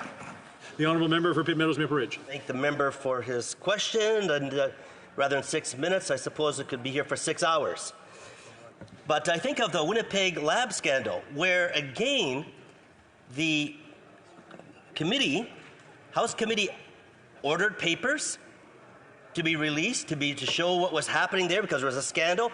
The Liberals said no, they were not going to release these documents. So what did the Speaker do? He actually ordered them to produce those documents. What did the Liberals do? They took their own Speaker, a Liberal member, to court to block him from actually releasing those documents. And then they hurried and called an election. That's one example. Maybe we'll get a chance to do another one. Questions and comments. The honourable member for Joliette. Thank you very much, Mr. Speaker. I'd like to thank the honourable colleague for his speech. This foundation, like all others, was created by the Liberal government at the time because they cut all transfers to the provinces and then they had surpluses. And to not lose face, they put this into foundations without any oversight. So from this beginning, was this not a deplorable practice to put so much money without any control over these foundations? The honourable member for Pitt Meadows. I'd like to thank the block member for his question. I think that the program has good objectives when it was created. And the Auditor General in 2017, when she was chair, directed by someone put in place by Harper, the AG said at the time that things were going very well. It's since that time, since the Liberals started to get involved in this and got personally involved with the agenda, that things went awry. Question commentaire, the honourable parliamentary secretary, government house leader. Yes, thank you, Mr. Speaker. And I think that it's important to recognize that what the Conservatives are asking for specifically is that information be gathered and then provided directly to the RCMP. There is very serious issues related to our Constitution and our Charter, and to the degree in which we've had RCMP and the Auditor General express extreme discomfort with regards to what it is that the Conservative Party is attempting to do here. Does the member not care enough at least to address those points in his comments? The honourable member for Pitt Meadows, Maple Ridge. I would say the truth is that the Liberals are having the most discomfort with producing these documents. Let me give you an example. There is Carbon Tax Carney, who was appointed as a special advisor to the finance minister, who wants to be the next Liberal leader. But he directs an investment firm called Brookfield Assets, and he's trying to he's in talks to access billions of dollars of taxpayer dollars and pension assets. So is this more of the same? It's of great concern. Questions and comments? Question et commentaire. The honourable member for Barrie Innisfil. Yeah, thank you, Mr. Speaker. And I was wondering if the honourable member will comment on the fact that nothing in what was being proposed contemplated the redaction of these documents, and there actually seems to have been a concerted effort on the part of the Prime Minister's office and the Privy Council office to conceal the information that was requested by Parliament. I'm wondering if you can comment on that. About 30 seconds or so. The Pitt Meadows, Maple Ridge. Mr. Speaker, this is a parliamentary privilege, a right, the committees to be able to examine these documents, and we're being stymied as far as Parliament. And we are very concerned. We're very concerned what we've seen, and there's much more beyond that, and we would want to see these documents produced as soon as possible. Reprise du débat, continuing debate. The honourable member for Brantford Brant. Thank you so much, Mr. Speaker. I rise today. Well, firstly, I wish to advise I'll be splitting my time with the member for Caribou Prince George. I rise today to speak to a serious violation of the privileges of parliamentarians stemming from this government's refusal to comply with a Conservative motion passed on June 10th of this year. As the Speaker unequivocally stated, the House of Commons holds the undeniable right to compel production of documents necessary for fulfilling its duties. Exercising this right, we order the government, Sustainable Development Technology Canada, and the Auditor General to submit specific documents within 30 days. These documents, created or dated since January the 1st, 2017, include all correspondence amongst government officials regarding SDTC, contribution and funding agreements involving SDTC, financial records of companies where current or former directors had ownership or financial interests, all conflict of interest declarations, minutes from the Board of Directors and Project Review Committee meetings, all correspondence between directors and management, and additional documents used by the Auditor General in preparing her report presented to this House on June the 4th, 24. Interestingly, Mr. Speaker, the Liberals were the only party to vote against this motion. Well, now over 30 days have passed since the adoption of the motion, and members of this House, including Canadians, are still left questioning how the government's Green Slush Fund improperly dispersed around $830 million in taxpayer dollars. The lack of compliance in providing requested documents completely undermines Parliament's ability to conduct a thorough oversight, especially regarding taxpayer money management and government programs. Such shortcomings erode public trust and hinder effective governance, something the Liberals are far too comfortable with. In a democratic system, it is paramount that the government remain accountable to the people it serves. The people are not here to serve this government. This ruling should serve as a wake-up call for the Liberal government to respect, once and for all, parliamentary protocols and ensure transparency when using taxpayer money. I want to remind the House of the mandate letter written by the Prime Minister himself to Canadians in 2015, which expressed his deep commitment to our nation and gratitude to those who placed their trust in him. He stated, and I quote, "I am committed to leading an open, honest government that is accountable to Canadians, lives up to the highest ethical standards, brings our country together, and applies," get this, Mr. Speaker, applies the utmost care and prudence in the handling of public funds. What an abject failure. What a joke on Canadians. Fast forward to today, we see a stark contrast between those aspirational words and the actions of this government. If the Prime Minister were truly committed to the promises he made, he would stop evading accountability, listen to the concerns of this House, and release all unredacted documents.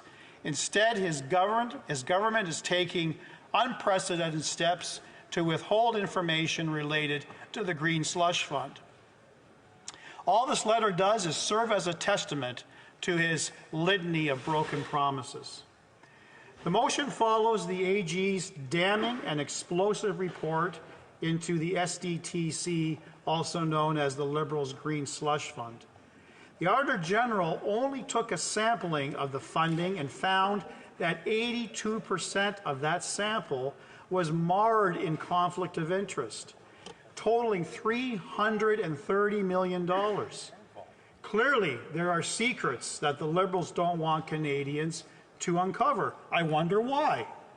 The Auditor General also found that the SDTC did not follow conflict of interest policies in 90 cases, spent nearly $76 million on projects connected to the Liberals' friends appointed to run SDTC, spent $59 million on projects that were not allowed to have been awarded any money, spent $12 million on projects that were both a conflict of interest and those ineligible for funding. In one instance, Trudeau's hand-picked the Prime Minister's hand-picked SDTC chair siphoned off a whopping $217,000 to her own company. Shame. The Prime Minister knew and refused to stop their friends at SDTC from engaging in this blatant level of corruption. The AG made it clear that the blame for this scandal falls squarely on the Prime Minister's industry minister, who did not sufficiently monitor the contracts that were given to Liberal insiders. There's no such thing anymore under 9 years of this particular government of ministerial accountability.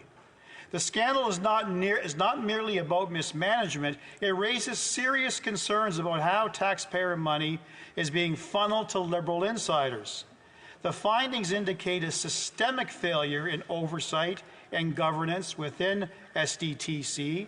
The AG pointed out that significant funds were allocated without proper scrutiny, allowing conflicts of interest to flourish. The implications extend beyond just financial mismanagement. They highlight a culture within the Liberal government that seems to prioritize loyalty and connection with insiders over transparency and accountability to Canadians. SDTC was intended to support innovative projects that would benefit Canadians. But instead, it appears to have been transformed into simply a tool for political patronage. The fact that $123 million worth of contracts were awarded inappropriately only compounds those concerns. And how do they respond? The only way they know how to, that's mislead and deflect. Just last week, the government House Leader posted a video in response to our motion demanding the release of documents exposing the massive corruption, which we called on the RCMP to investigate. Instead of addressing the elephant in the room, the misuse of taxpayers' money, that member resorted to denial and deflection, absurdly claiming that by insisting on transparency and accountability, by handing over the documents, we as Conservatives are somehow attacking Canadian charter rights. This is a blatant attempt to shift focus away from the Liberals' reckless spending and corruption. To clarify for those at home who might be puzzled by the member's comments, let me make it clear the motion is solely about demanding the release of documents. It is not related to Canadian charter rights. And since when has anyone on the Liberal bench shown any real concern for defending Canadians' charter rights? Where was this supposed commitment when they invoked the Emergencies Act in 2022, only to be severely embarrassed by Justice Mosley in his federal court ruling by claiming that there were serious violations of the Charter? OK, je pense d'un appel au règlement. L'honorable député de... Point of order. Mr. Speaker, I don't want to cut off my honourable colleague in his speech, but unfortunately, there is a telephone that is vibrating very close to the microphone, which means that the interpreters are unable to carry out their work properly. Thank you. Just put it on the seat. Yep. Larry, I think you're getting a tip on another ethics scandal. Maybe I am. All right. En espérant, hopefully the translation will have it. Awesome. The honourable member for Brantford. Thank you. Thank you, Mr. Speaker. So I was talking about Justice Mosley's decision, clear violations under Section 8, Section 2B. Government claims that they are appealing this perhaps all the way to the Supreme Court of Canada. That remains to be seen. I see that my time is running rather low. We have 2 minutes still? Okay. Let's not forget that this is not a one-off when it comes to scandals with this government, and very similar in relation to withholding documents. Winnipeg lab scandal, classic example. Parliament explicitly demanded unredacted documents related to the firing of 2 scientists at the National Microbiology Laboratory, reportedly involving national security concerns. Yet again, the government refused to comply with orders of the House. They even took the unprecedented step of suing their own Speaker to block the release. another blatant attempt to cover their tracks, silencing stories that could embarrass them. The government's constant dodging of transparency reeks of corruption, and Canadians are left wondering what other secrets they're hiding behind closed doors. However, unlike the Winnipeg Lab scandal, it doesn't appear that a federal election will be covering their tracks this time. This scandal surrounding SDTC is not just about lost funds. It represents a broader erosion of trust between the government and its people it serves. It's a stark reminder of the consequences when transparency is sacrificed for political expediency. It is time for the government to stop the obfuscation, to stop the cover-ups, deliver the documents that this House has ordered. Conservatives will get answers, and we will continue to fight for the rights of Canadians who deserve better than this blatant, incompetent, and corrupted government. The ask is simple, Mr. Speaker. Hand over the documents. Thank you so much. Question et commentaires, questions and comments. The Honourable Parliamentary Secretary, Government House Leader.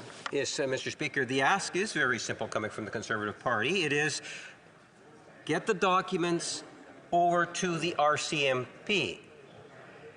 And the member's background, professional background, I would have thought would have raised some flags in terms of concerns about the Charter of Rights. Would raise some concerns when you have the RCMP and the auditor saying or indicating that they are not comfortable, extremely not comfortable with the tactic that's being used.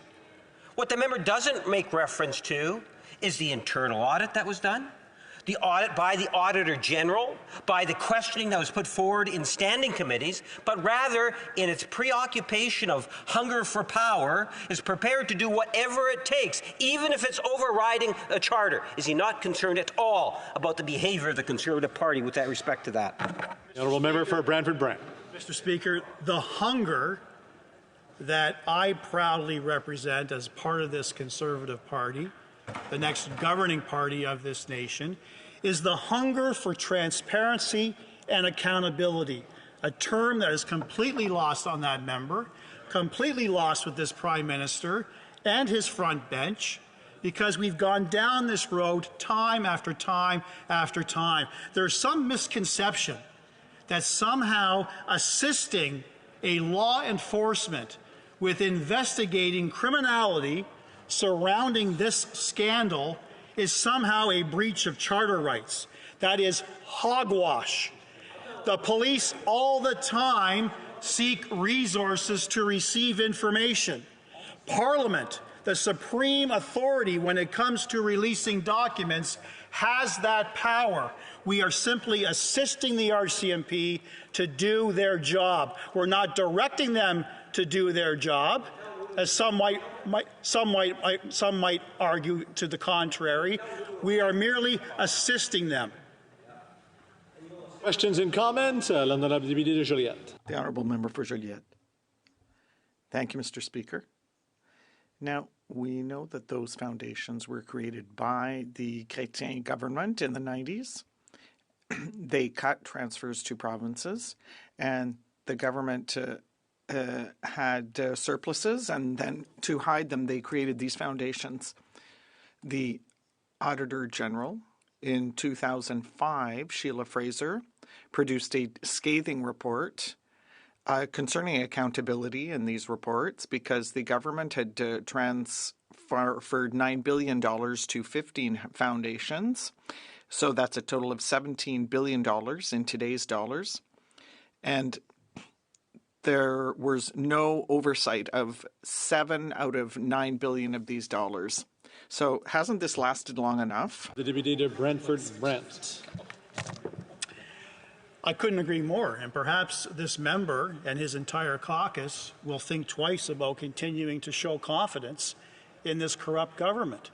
Because how many more scandals do we have to be exposed to as parliamentarians and Canadians?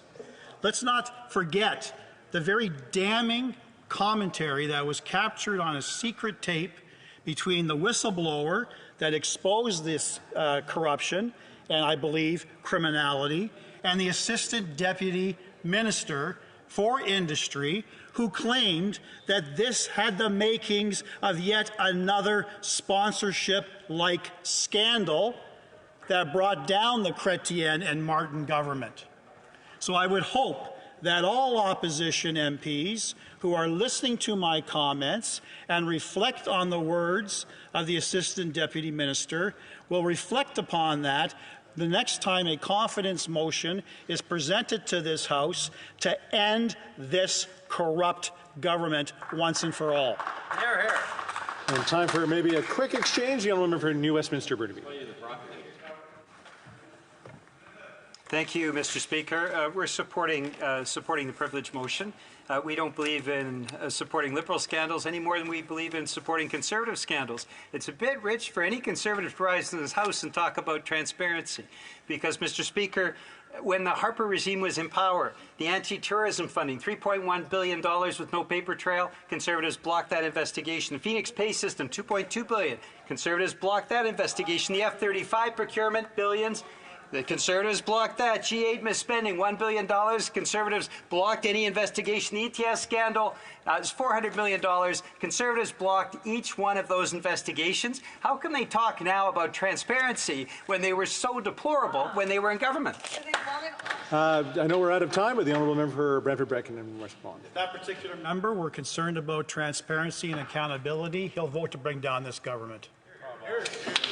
Resuming debate, the honourable member for Caribou, Prince George. Oh, fantastic. Thank you. Good choice. That's a good choice. Yeah, thank you, Mr. Speaker, and thank you to my colleagues for the rousing round of support. Love you, Todd. Yeah, love you too. Hi, Ms. Nelly. Mr. Speaker, what brought us here today? Yet another day, yet another scandal of this this government. You know, it's not that long ago. Well, it's 9 years ago. It seems like a long time ago when the member from Papineau was campaigning to be the next Prime Minister of our country, that he told Canadians that under his governance that Canadians would see the most open and transparent government in the history of our country, that sunshine would be the disinfectant, the best disinfectant. Sunny ways, I believe he said. Sunny ways are brought back to this country. Most open and transparent government, Mr. Speaker. And what have we seen in the last 9 years? Elbowgate, cash for access scandal, Agacon, cultural appropriation, Gropegate, sole source contracts.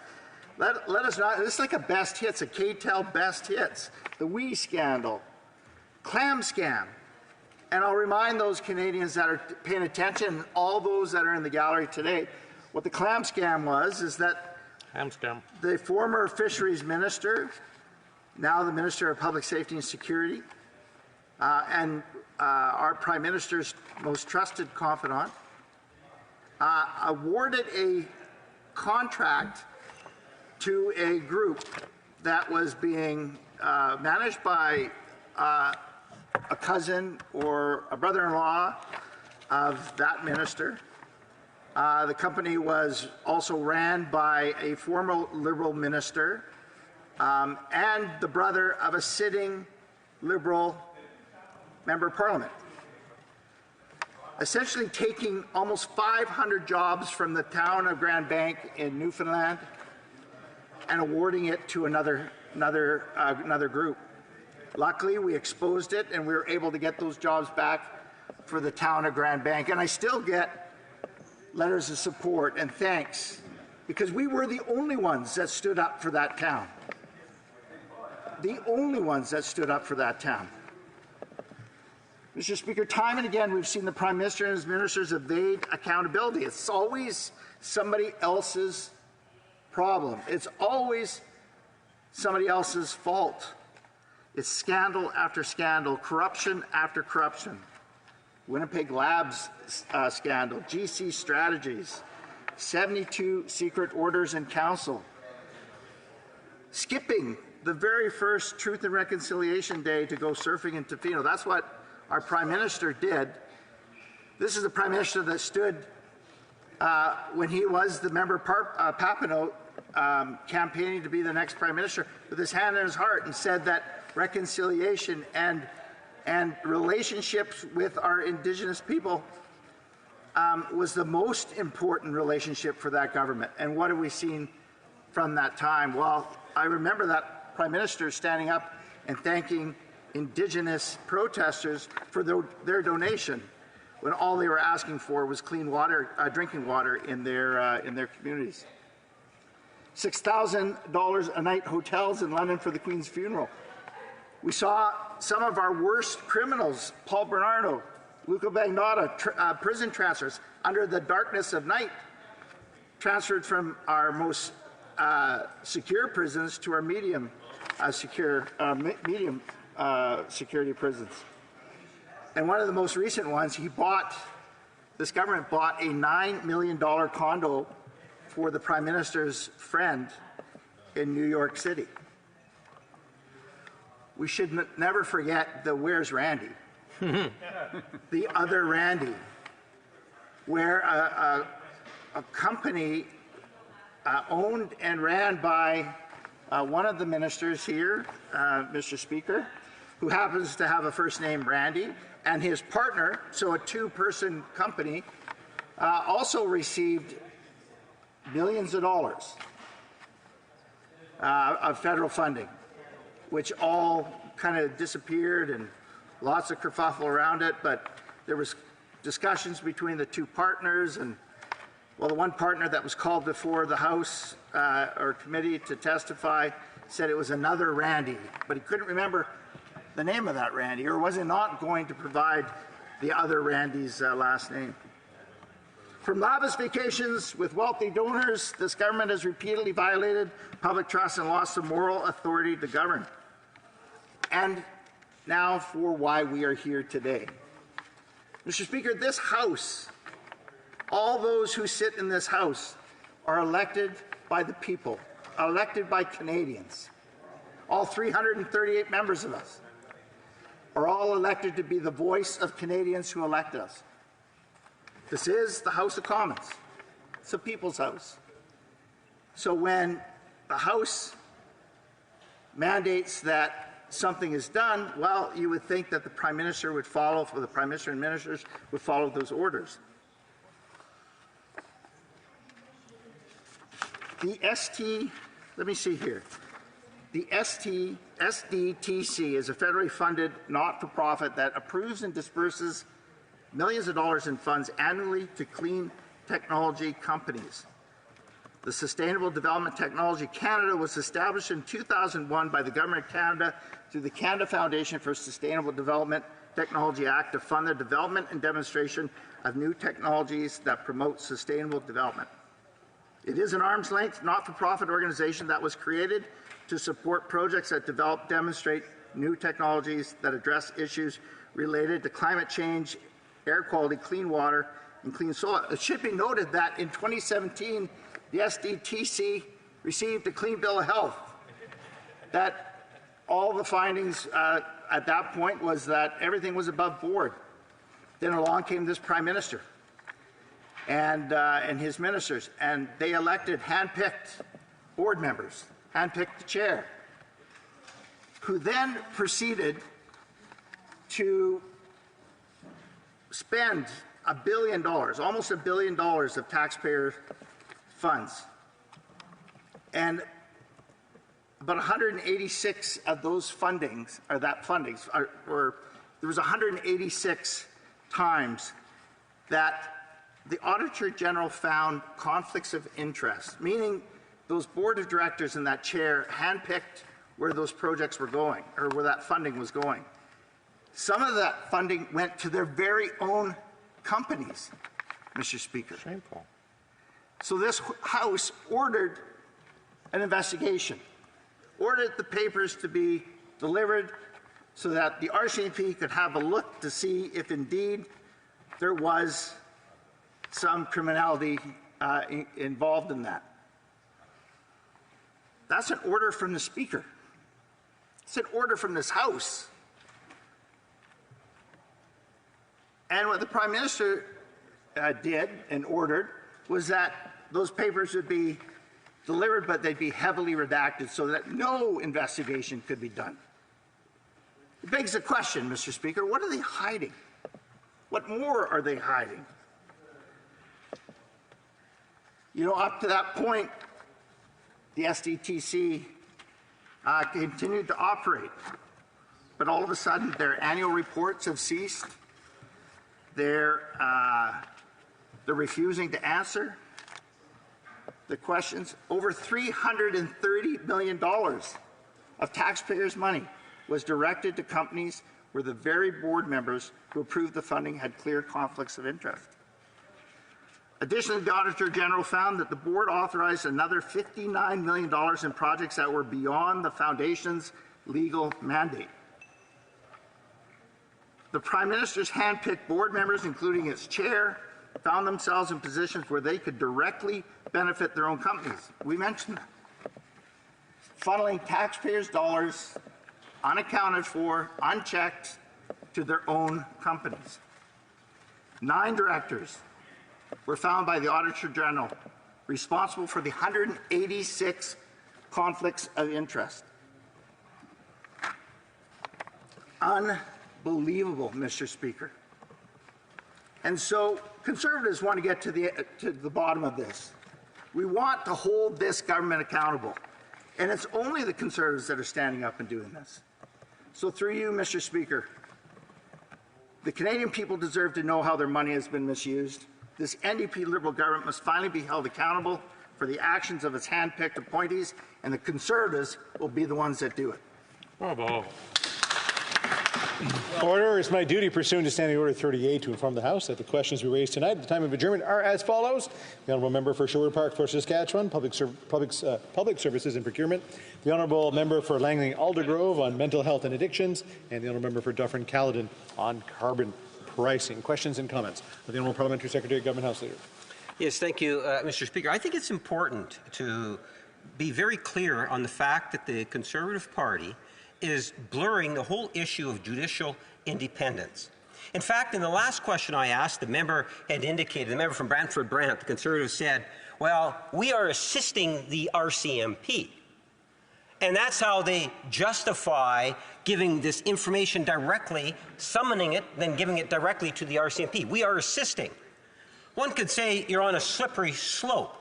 Are you next going to assist the RCMP by suggesting they arrest someone? Or the justice system that they should put someone in jail?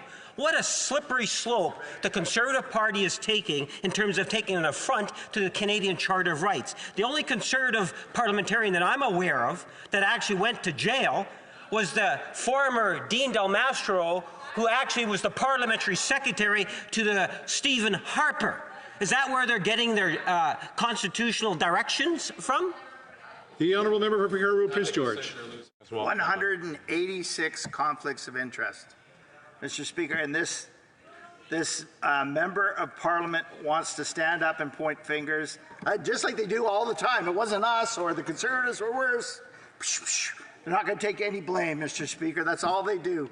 Don't look here. There's nothing to see here. 186 conflicts of interest, over $390 million. Taxpayer funds. Questions and comments. The Honourable Member for Lac-Saint-Jean.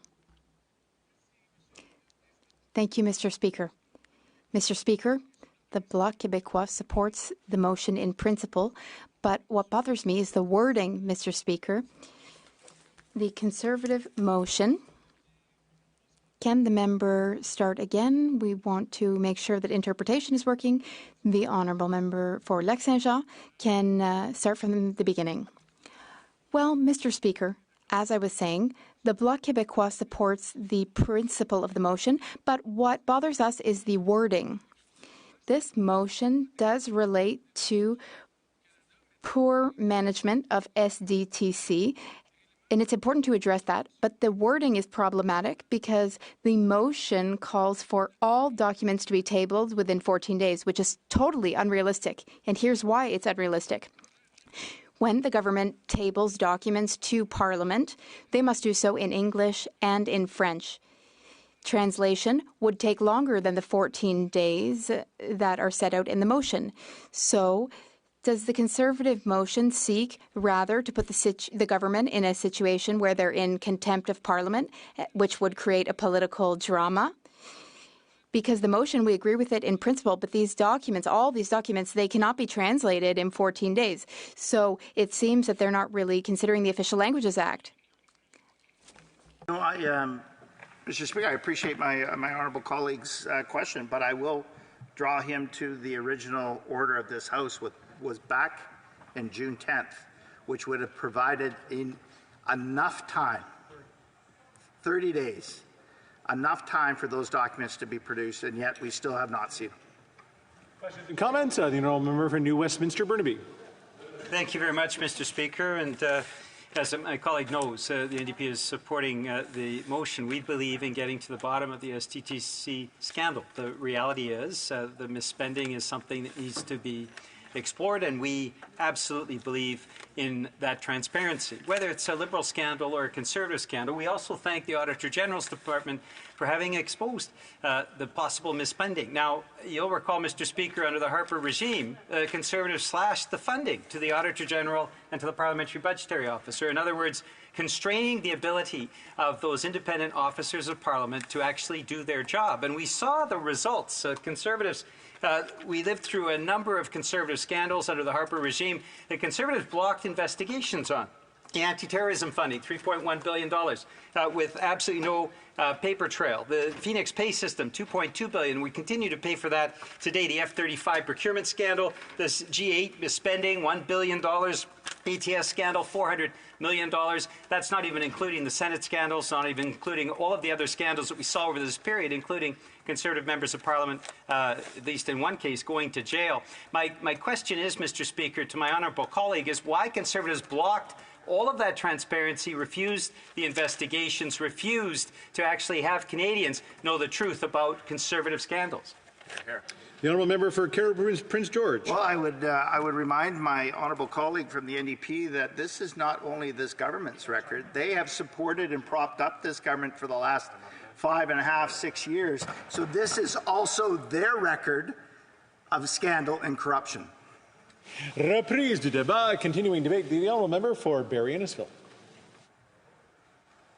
Well, thank you, Mr. Speaker, and I too am very glad to rise on this motion of privilege that's in front of the House today, and I want to thank my other colleagues, my colleague from Caribou Prince George and Brantford Brant for their speeches today. I know I've been working with the colleague from Brantford Brant on the Ethics Committee.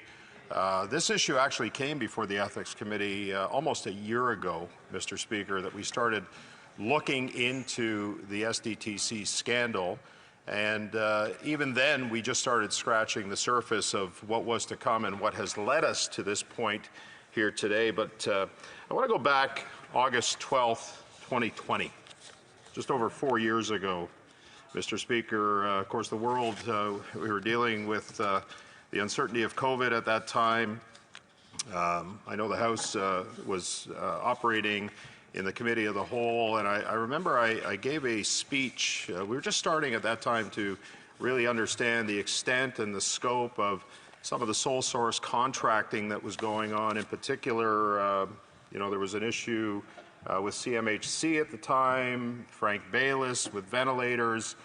We were seeing this level of insider cronyism start to take its root within the Liberal Party, and sole source contracts related to COVID matters, COVID equipment, etc., was being given to Liberal-connected insiders. And I want to go back to what I said over 4 years ago, August 12th, 2020.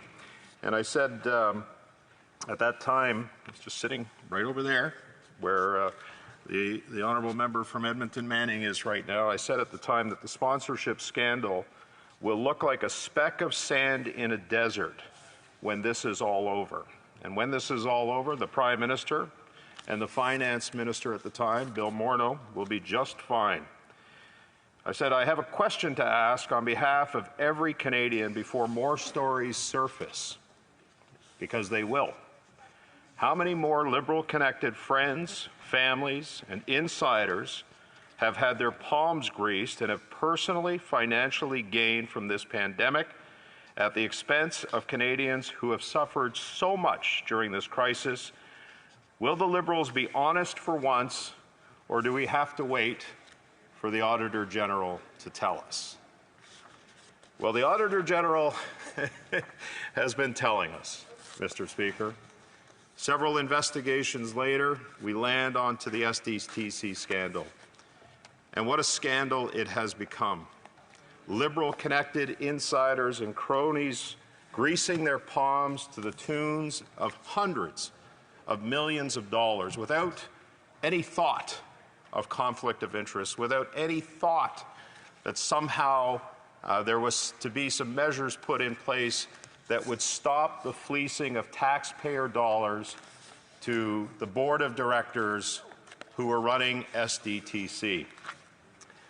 And I think it's important that we remember again, what got us to this point, and that it was the Auditor General who found that the Prime Minister had turned sustainable development technology into a slush fund for Liberal insiders. I remember being at the meeting where she presented her report and how she talked about the malfeasance that was going on within SDTC, the fact that there was very little oversight and a whole lot of conflict of interest going on. Now, I remember, and I've heard some of the questioning that's been going on today from the Liberal side about criminality. Well, it wasn't the Auditor General's task or role at the time, Mr. Speaker, to be looking into criminality. What she was looking for was how taxpayer dollars were landing in the hands of Liberal insiders without any regard for conflict of interest rules. That's what she was looking for.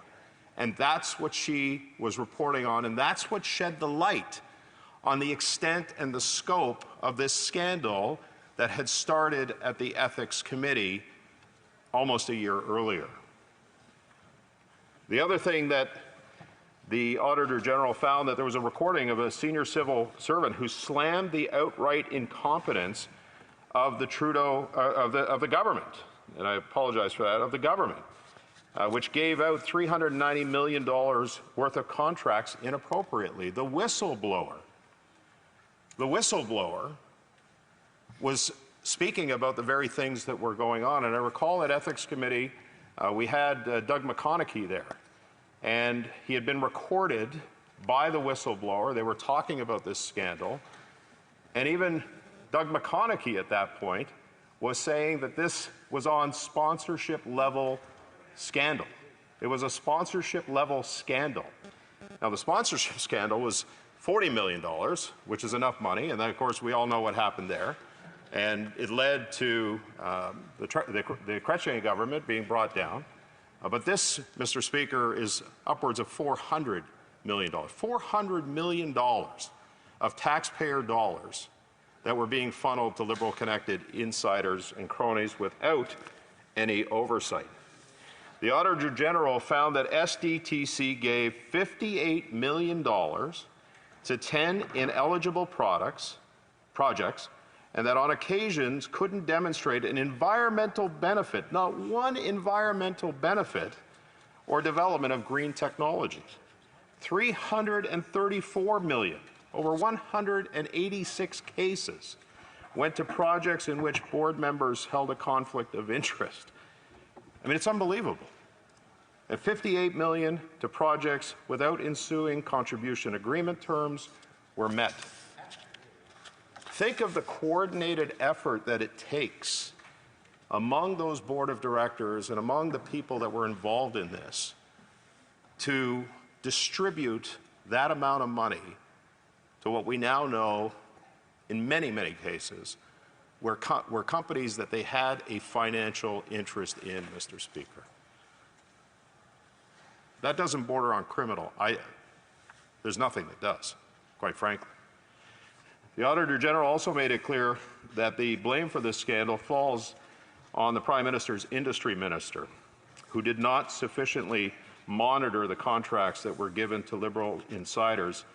And so it was common sense Conservatives that really started the process of trying to get to the bottom of this. We had the industry minister in at ethics, and we had a report that was done, an audit report on this that we had asked for. We got it back, and it had been redacted, and then the ethics committee had asked that we get the report unredacted, that the report actually come to us, and we did, finally, after a lot of push-pull.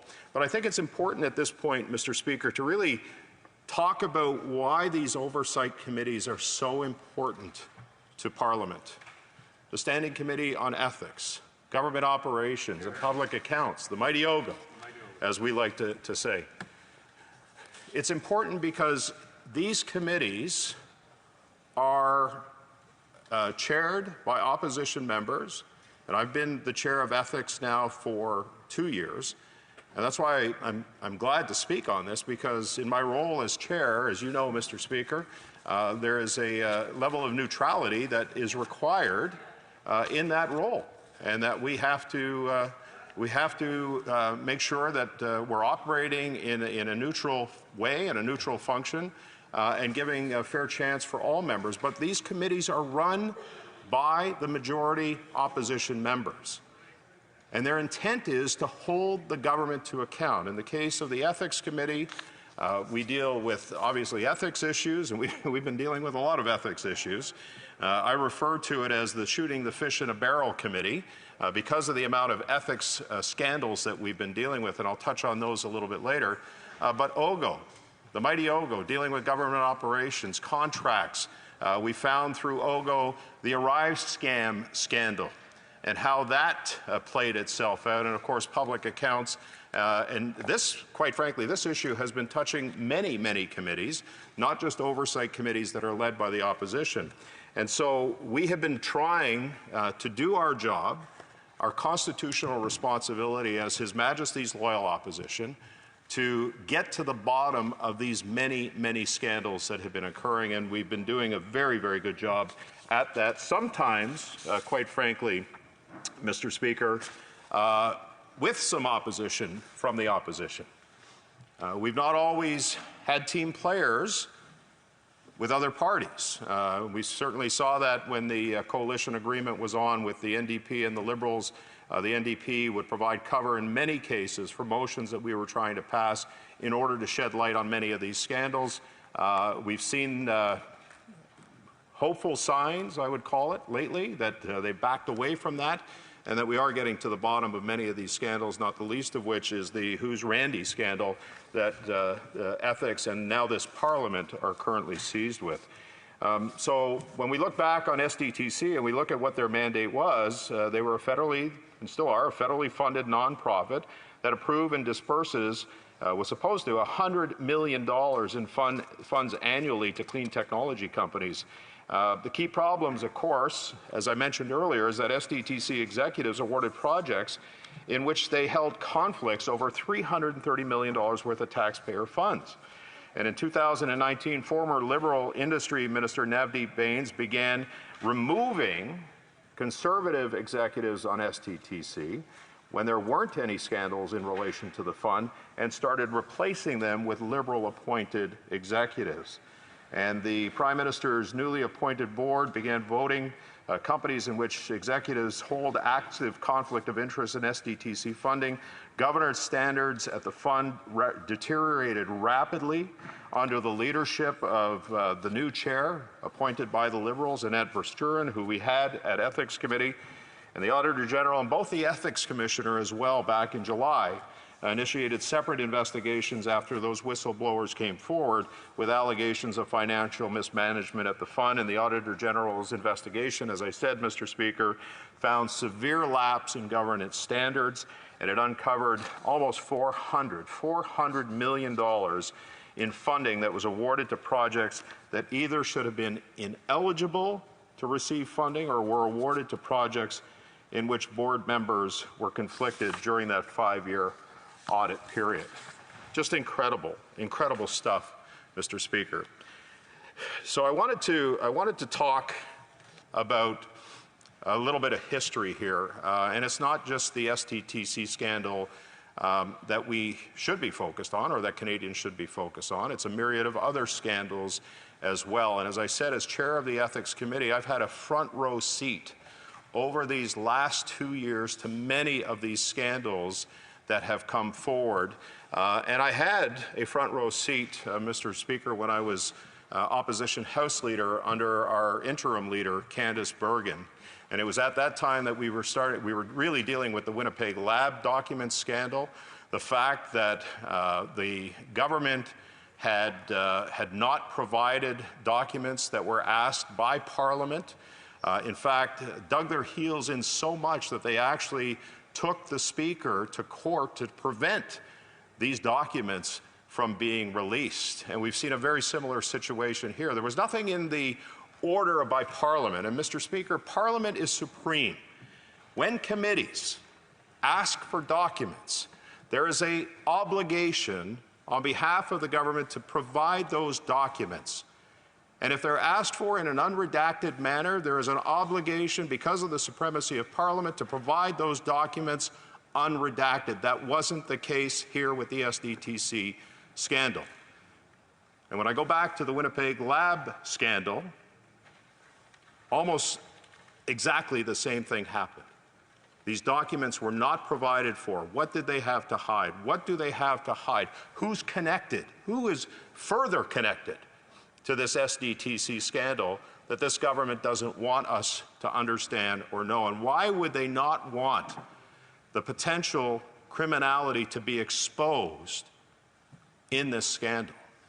And these are questions that the government is going to have to answer, and their members are going to have to answer when and if we do get to an election. But it wasn't just Winnipeg Labs. It wasn't just SDTC. It was the Arrive scandal.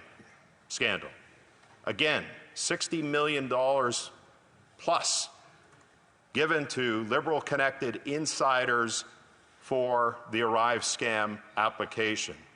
And again, no answers, pushed back. We had to call Mr. Firth to the bar. Again, proving the supremacy of Parliament and the fact that we are the arbiters of what we need to determine and what we need to get to the bottom of.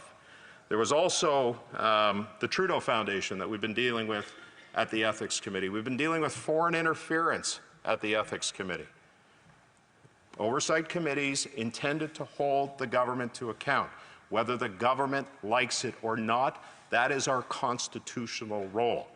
As it's our constitutional role as His Majesty's loyal opposition to push and fight and make sure that government is on the up and up, and that taxpayer dollars, that we are the stewards of taxpayer dollars. And we will continue to do that.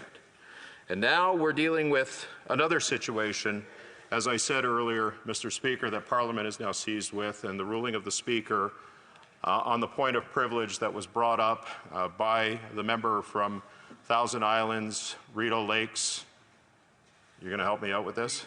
Leeds, Grenville, Thousand Islands, Rideau Lakes. You think I would know that by now because we sit on the Ethics Committee together. But we're dealing with another question of privilege that I'm sure this House will be seized with over the next few days that are coming on the Who's Randy scandal, and the fact that the minister was seemingly operating his business while he was a minister.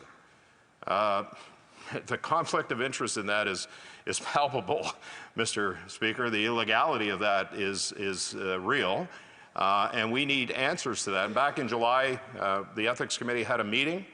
We had requested documents from a witness, Mr. Anderson, who failed to provide those documents to the committee. And we gave him a timeline. This is when we need them by. And he failed to provide the information that was requested. And again, asserting ourselves and the supremacy of not just the committee but Parliament, I reported to the House what had happened, as was the committee's wish, Mr. Speaker. And then the member rose on a question of privilege and the fact that the privileges of the committee and the privileges of its members were not adhered to by Mr. Anderson, and the Speaker ruled that the question of privilege is now before the House, and the motion has been duly moved, and it's a motion that we'll be debating likely over the next couple of days, perhaps even into next week. And part of that motion is to have Mr. Anderson come to the House, come before the bar, to be admonished by the Speaker, but more importantly, answer the questions that parliamentarians have been asking him for. And that's our job, not just on ethics, but on the mighty Ogo, and of course, public accounts as well, Mr. Speaker. And it all goes back, and I know you've heard this a couple of times, it all goes back to 2015, when this Prime Minister stood up before Canadians and said that they will be transparent and open by default. In fact, it was in the throne speech of 2015. And all of the examples that I've been citing over the last few minutes, Mr. Speaker, proves that this is a government that has not been transparent and accountable and open by default. In fact, they've been anything but. And part of our responsibility on the Ethics Committee is to deal, Mr. Speaker, with access to information. And I would suggest to you, and we issued a report on access to information a few months back after studying it and having experts come in, members of the media who have been involved in the access to information system, and it is broken, Mr. Speaker. Oftentimes, the wait time for access to information documents are months, if not years. Information comes that's redacted. That's not open and transparent and accountable by default. That's anything but, Mr. Speaker. So, as I conclude, it's not just the system that's broken in this country in many ways. The affordability system, housing, the fact that young people are, they've lost hope. They're despondent now of a prosperous future for themselves. The division that this Prime Minister has sown in this country along regional lines, race lines, faith lines, pitting neighbor against neighbor, all these things are broken. And the worst part about what's going on right now is not only have we got a decline in democracy as a result of this government not being open and transparent and accountable by default, but it really speaks to the diminishment of our institutions and the ability of Parliament to ask for the information that it requires in order to protect the people of this country and to protect their money. And so, Mr. Speaker, I'll conclude by saying this, that I am extremely disappointed that we are on this path once again, and that the only thing that's going to change this is a change of government, a common sense conservative government. Hopefully that happens soon. Thank you, Mr. Speaker. Questions and comments? Casey Hunter, the Honourable Parliamentary Secretary, Government House Leader. Yes, Mr. Speaker. The member from Brampton Brant says, what we're doing is we are assisting the RCMP. The question I have for the member opposite, how many times did the Conservative Party assist the RCMP when it came to the Conservative corruption dealing with anti-terrorism, as pointed out, the Phoenix scandal, the G8 spending scandal, the ETS scandal, the F-35 scandal, the Senate scandal, all of which were Conservative scandals. Now, I know there's probably another 30 or 40 that I'm missing, but let's talk about today. The member made reference to foreign interference. What about the foreign interference in the Conservative leadership that enabled the current leader of the Conservative Party? Should we be getting the RCMP some documents or looking to support, or to, how does the member from Brant say? We should be assisting our RCMP dealing with that corruption in the Conservative leadership?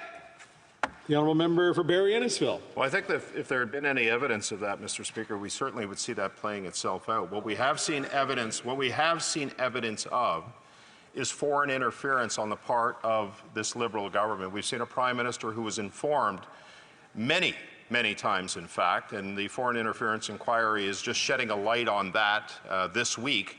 A Prime Minister that was told about the foreign interference situation that was going on and how many of his members were involved in this. So if this member wants to shed a light on foreign interference, I would suggest to him that we name the 11. We name them in this place who were involved with foreign interference. I think that would be a terrific start.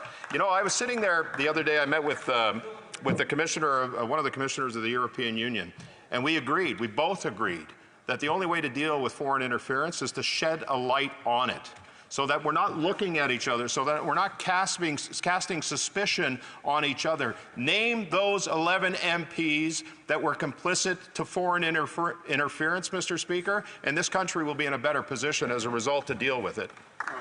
The Honourable Member for Rimouski, Nejet, Témiscouata Basque. Thank you very much, Mr. Speaker.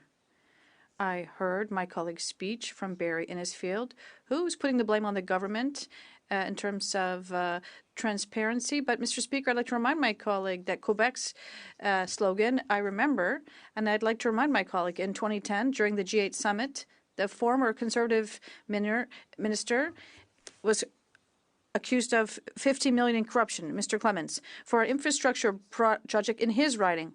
So what did we learn from the AG office in 2011? The government did not clearly or transparently say what the request for financing was. Another excerpt from the office of the AG.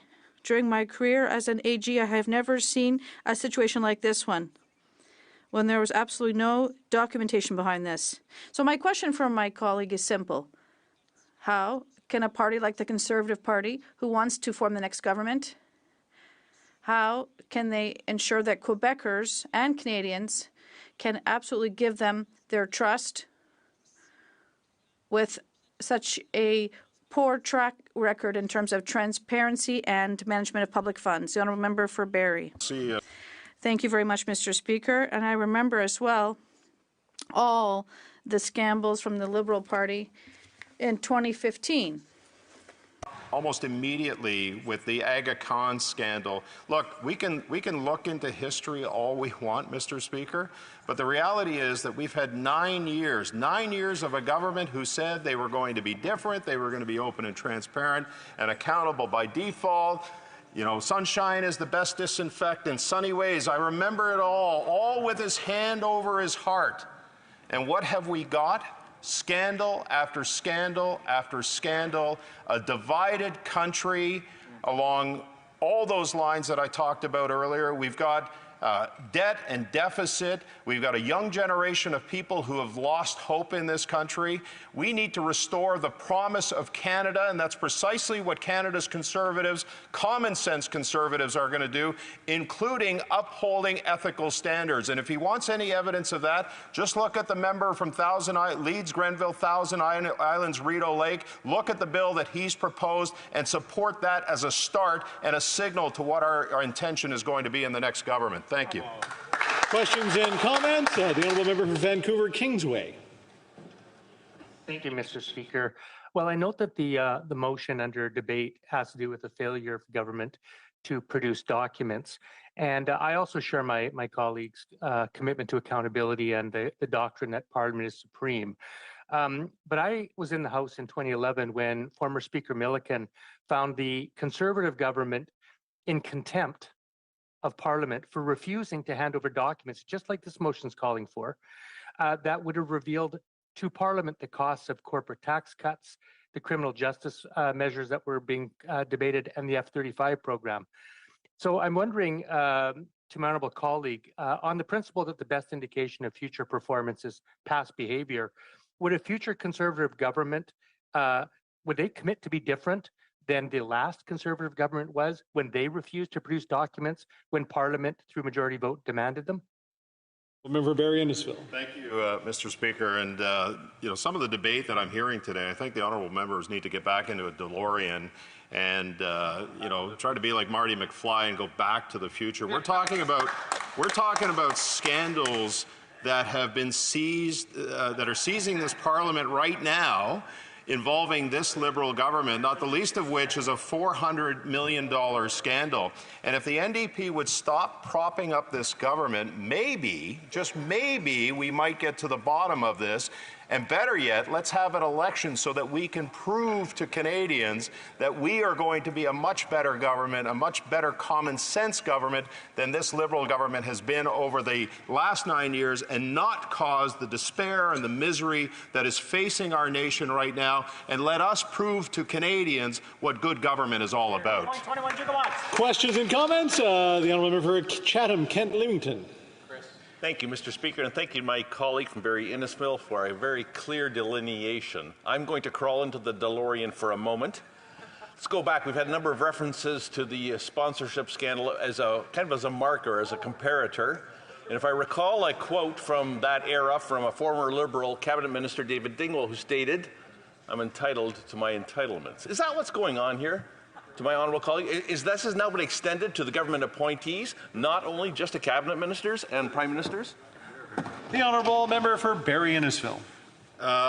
Loaded question, softball question. Hit it out of the park. I know we're in the Major League playoffs here, but it's I don't know what it is with these guys.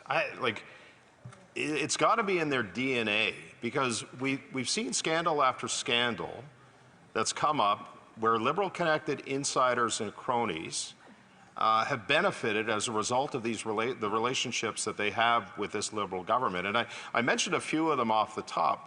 Probably one of the most absurd ones was former MP Frank Baylis getting a sole source contract for hundreds of millions of dollars for ventilators that weren't even used. Sole source contract means that they didn't go and vet that out to anybody else or put it out for other bids. They gave it to Liberal-connected insiders. And we've seen these palms being greased since the beginning of this government. We saw it with the Prime Minister setting the example with his trip, the ethical violation to the Aga Khan's island. And I think it's in their DNA. I think they can't help themselves, Mr. Speaker, when it comes to breaching ethics laws and code of conduct laws in this country.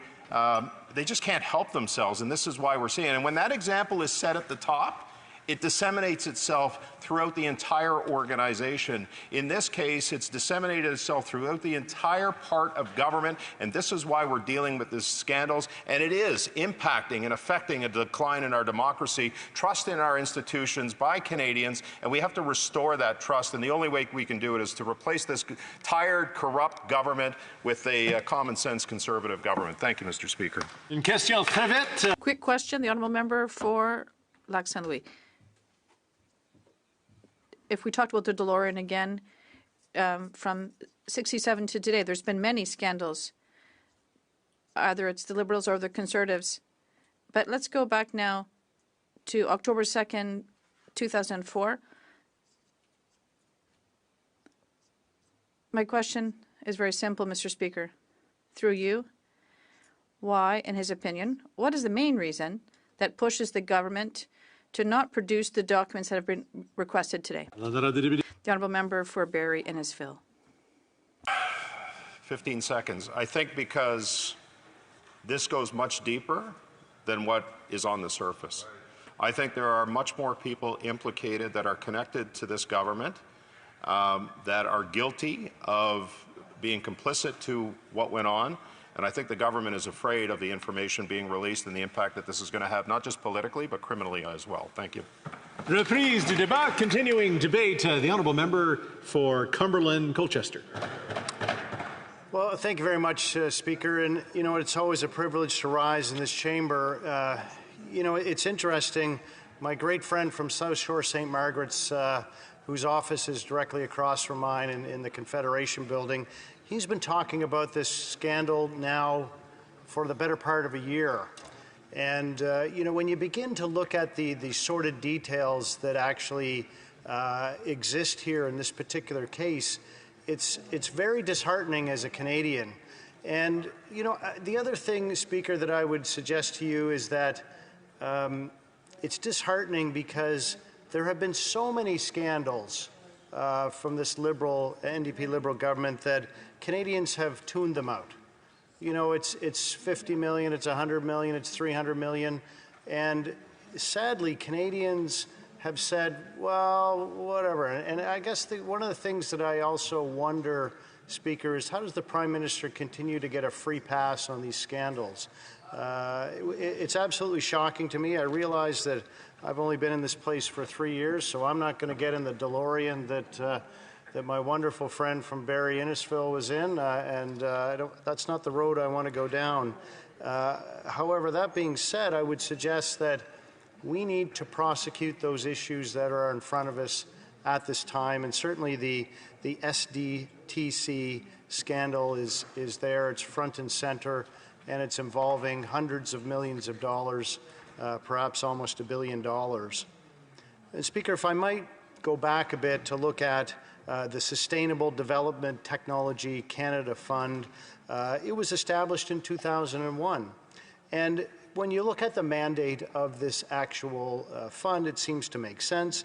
It's a federally funded non-profit that approves and disperses over $100 million in funds every year to clean tech companies, clean technology companies. And certainly in the era where we understand there are certain things we need to do to help protect the climate, and that's been a theme that has resonated on this side of the House forever, that we need to use technologies and not taxes, that this is a fund that would actually seem to make sense. And it goes on to say that through the Canada Foundation for Sustainable Development Technology Act, this is used to fund the development and demonstration of new technologies that promote sustainable development. So as you look at the setup of this fund, it makes sense.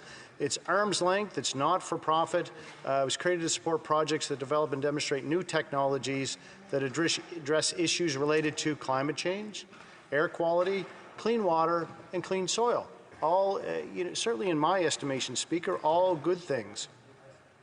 The SDTC is responsible for the administration of the SD Tech Fund in accordance with the guidelines per the funding agreement with ISED. So as you look at those things on the surface, you would say, wow, this makes sense. And certainly coming to this place as someone who, I was a family physician before I came here, so politics was not at the top of mind. You always wonder, you hear about people being appointed to boards, and you wonder what they do and how do they, do they make money doing this? You really have a difficult time understanding this. And from my perspective, this really brings forward a significant underbelly of what Canadians, everyday Canadians hear of someone serving on a board. And you wonder, wow, what do these people who serve on a board do? And, well, the people who have served on this board, including the chair, what did they do? Well, I'm not entirely sure, but certainly as I read the documents, it would appear that they used their influence, which created significant conflicts of interest in what they did. They used their influence to award at least, and sadly, Speaker, I say at least $330 million worth of taxpayer funds to corporations which they control. So as you look at that, you wonder, wow, if you don't get paid to be on a board, how do you make money? Well, this is apparently one way you do it, is you prop up a company that you have significant financial interest in and award them taxpayer dollars. What else happened here? Well, we know that, again, as I said, this fund has been ongoing since 2001, and indeed the Auditor General did an audit on the SDTC in 2016 and praised SDTC for the great work and how well they were run. So 15 years of being run very well. Things changed thereafter. It would appear from documents that Jim Balsillie, of course many people here would know who Jim Balsillie is. He was the chair of this committee, and he began speaking out against certain legislation that the Liberal government at that time was bringing forward. And what they decided to do, of course, was it would have caused a scandal to get rid of him. But that being said, when his contract came to an end, they decided not to renew his contract. Of course, that left them in a bit of a quandary to say, you must appoint someone else. So in 2019, former Liberal Industry Minister Navdeep Bains began appointing I'll say, conflicted executives to be in charge of SDTC. You know what? He was warned against this. He was warned that Annette Verschaeren would have significant conflicts because the companies that historically she had had some dealings with had already received funds from SDTC and continued to receive them on an ongoing basis. So as you look at this, then you begin to understand the troubles that existed from the very beginning of appointing the new chair. What happens then? Well, the Auditor General and Ethics Commissioner initiate separate investigation because whistleblowers came forward. And if we have time, we have some testimony from whistleblowers that is actually shocking and needs to be certainly read into the record. The whistleblowers came forward. They had allegations of financial mismanagement, and therefore that's why those investigations were initiated. And I'll have more to say about the Ethics Commissioner as we go forward, because I actually took an opportunity to sit on committee and hear the testimony of the Ethics Commissioner, which in my mind is quite shocking. The Auditor General's investigation found severe lapse in governance standards and uncovers that $390 million in funding was awarded to projects that either should have been ineligible to receive funding or were awarded to projects in which board members were conflicted, and that was only during a 5-year audit period. So as you begin to look at those numbers, we're talking hundreds of millions of dollars. Again, as I mentioned, you know, realistically, the change began in late 2018, 2019, when former Liberal Industry Minister Navdeep Bains decided that the SDTC needed a new CEO and chair. And even though, as I said previously, being warned that there were significant conflicts, the Prime Minister's office and the Privy Council office, who were warned about appointing a conflicted chair, that they decided to go ahead and move forward with that regardless. And there were not just one warning, Chair, but repeated warnings to say that this is going to cause chaos and conflict. So this new chair goes on to create an environment where conflict of interest were tolerated and quote-unquote managed by board members. Well, what happens then? Of course, SDTC went on to award funds to companies in which they held stock or positions within those companies that received funding. So, Speaker, talk about allowing the person who has the keys, you know, to the cabinet to go ahead and disperse the funds for their own benefit. I'm not entirely sure if there are many things that are worse than that. I mean, as my esteemed colleague from Barrie Innisfil said repeatedly, you know, we are charged with several things here in this place, and one of them is to be good stewards of taxpayer money. And that is one thing that became very clear here, that just did not happen. And so then, again, as this environment of conflict of interest goes on, Minister Bains appointed 2 other controversial board members who engaged in unethical behavior in breach of the Conflict of Interest Act by approving funds to companies in which they held ownership stakes. So not only do we begin to see that the chair of the board allowed this environment to cultivate, then we see other members of the board saying, hey, this is what we do here, let's benefit from it ourselves. And you know, as an elected official, of course, this is very unsavory behavior. Officials from ISED were also there watching what was going on, who observed these 186 conflicts of interest and also, sadly, did nothing. So, in November 2022, whistleblowers started raising concerns with the Auditor General about these unethical practices, and the Privy Council is also briefed by whistleblowers about these allegations. Then, in September of 23, so as I said, I've been hearing about this from my friend from South Shore St. Margaret's for more than a year now, so September of 2023, the whistleblowers take the allegations public, and now the minister, which has changed since then, the now minister, agreed to suspend the SDTC funding. Now, is that a good thing? Well, it is until we come to the rest of the story, which we will in a few minutes. In November of last year, the Auditor General announced an audit, and then in June of this the Auditor General report is released finding severe governance failures at SDTC. And then, of course, in June, there was the motion adopted in this place for the production of various documents to be turned over to the RCMP for review. In response to the motion, and these are some of the other things that are actually shocking, departments either outright refused the House order or redacted documents turned over, citing provisions of the Privacy Act or Access to Information Act. And certainly here in this place, we did not contemplate that they were going to be redactions. And we would also argue, of course, on this side of the House, that the House itself enjoys the absolute and unfettered power to order the production of documents that is not limited by statute.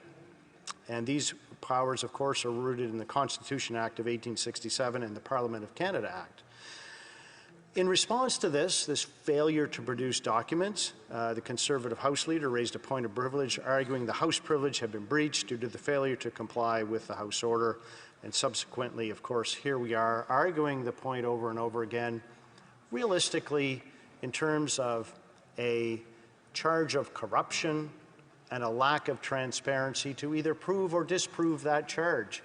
Certainly on this side of the House, we believe there's ample evidence to prove that charge, Speaker.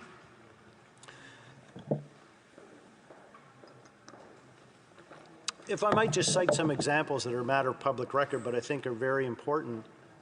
I talked briefly about the environment that was cultivated at the top by the chair of the committee, Annette Verschaeren. And there were, again, two other people who got appointed by Minister Baines and by the Prime Minister. They were both directors. One was particularly aggressive, appointed in 2016 by the Prime Minister, André-Lise Metteau. She runs a venture capital firm which is called Cycle Capital. And this story, again, gets to be very interesting. It, of course, invests in green technologies.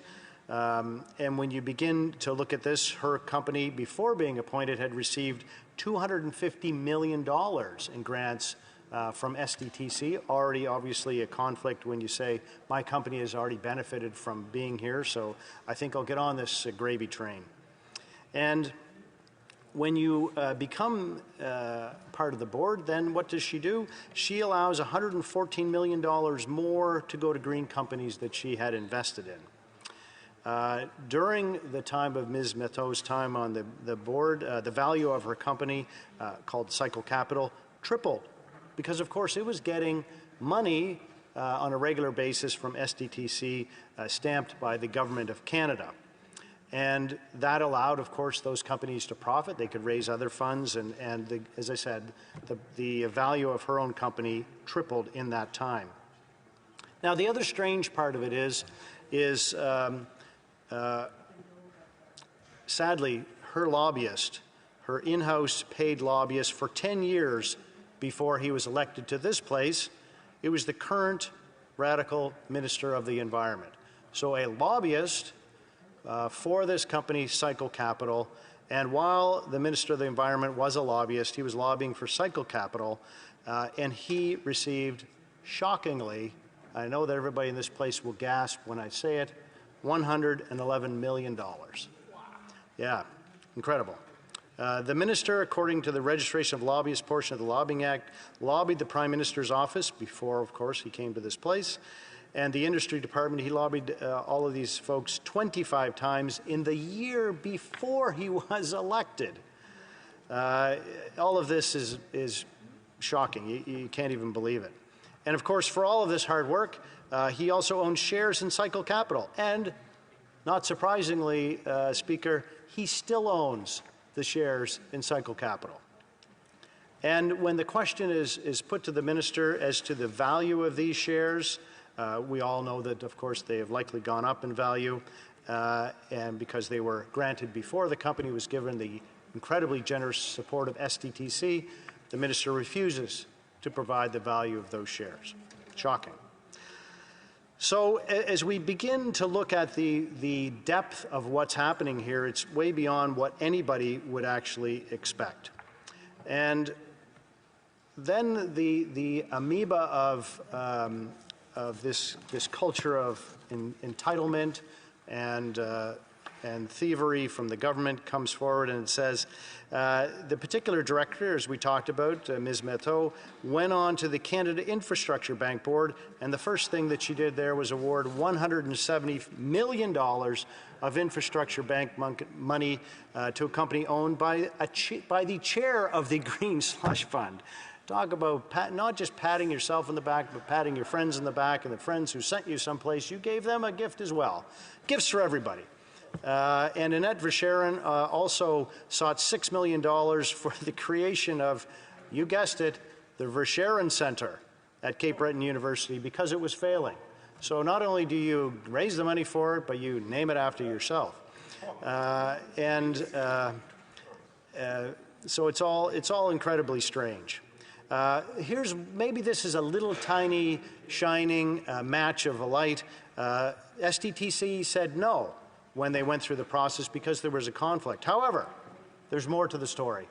In emails, it said that they would help her find the money from other government departments. And soon after that, the Verscharen Center received $12 million from ACOA and ISET, sadly enough. Her other companies received $50 million from Natural Resources Canada, and then, of course, the infrastructure bank money as well. So if at first you don't succeed, as the old saying says, try again.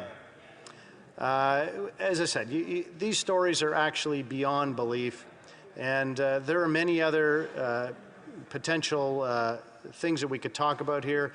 A gentleman named Guy Ouimet, who admitted in the committee that $17 million of Green Slush Fund money went to companies that he has a financial interest in. He said it was a small amount of money, and I don't think $17 million is a small amount of money.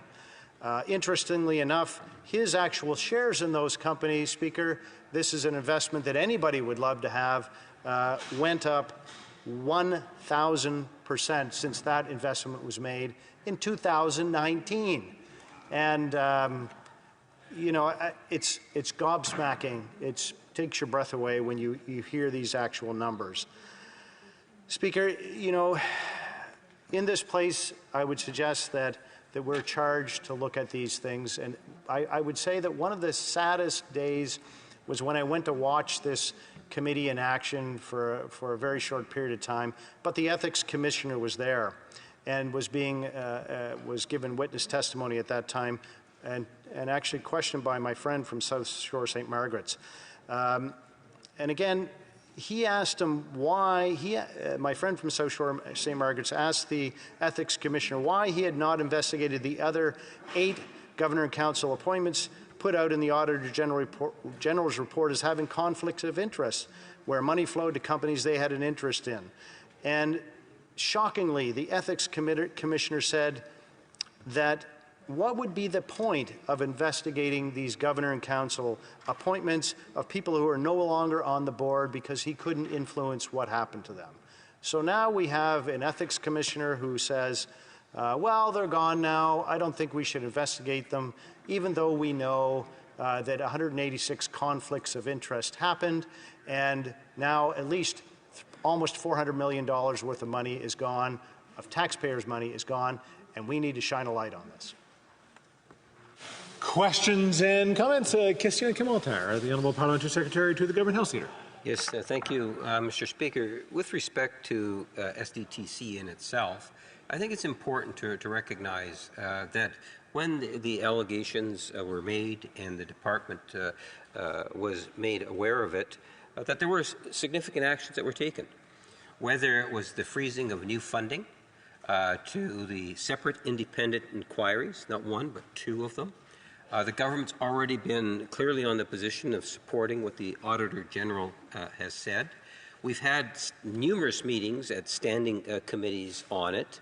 Yet what we find ourselves in is something that's causing the Auditor General and the RCMP to feel uncomfortable because the Conservative Party wants to be the data collection agency for the RCMP and have that information gathered and just handed over to the RCMP. So that whole issue of the independence of our judiciary system is being called into question. Does the member not have any concern whatsoever with that fact? The honourable member for Cumberland Colchester. Thanks very much, Speaker, and thanks to the Parliamentary Secretary for that question. You know, when you begin to look at this actual problem, I think it's very simple that for my friend who owns a company, you know, if there are wrongdoing inside the company, I would say that it would be in his best interest to gather all that documentation and hand it over to the RCMP to allow them to make that appropriate decision to say, had wrongdoing actually happened. And when you hear some of the testimony of whistleblowers here, you know, whistleblowers have said, bring in the RCMP, and if they do an investigation, they find something or they don't, the public would be happy with that. The public needs to understand what happens. And that behooves us here in this place, that we allow those folks who are able to do it. When you here's some other whistleblower testimony. Just as I was always confident that the Auditor General would confirm the financial mismanagement at SDTC, I remain equally confident that the RCMP will substantiate the criminal activities that occurred within the organization.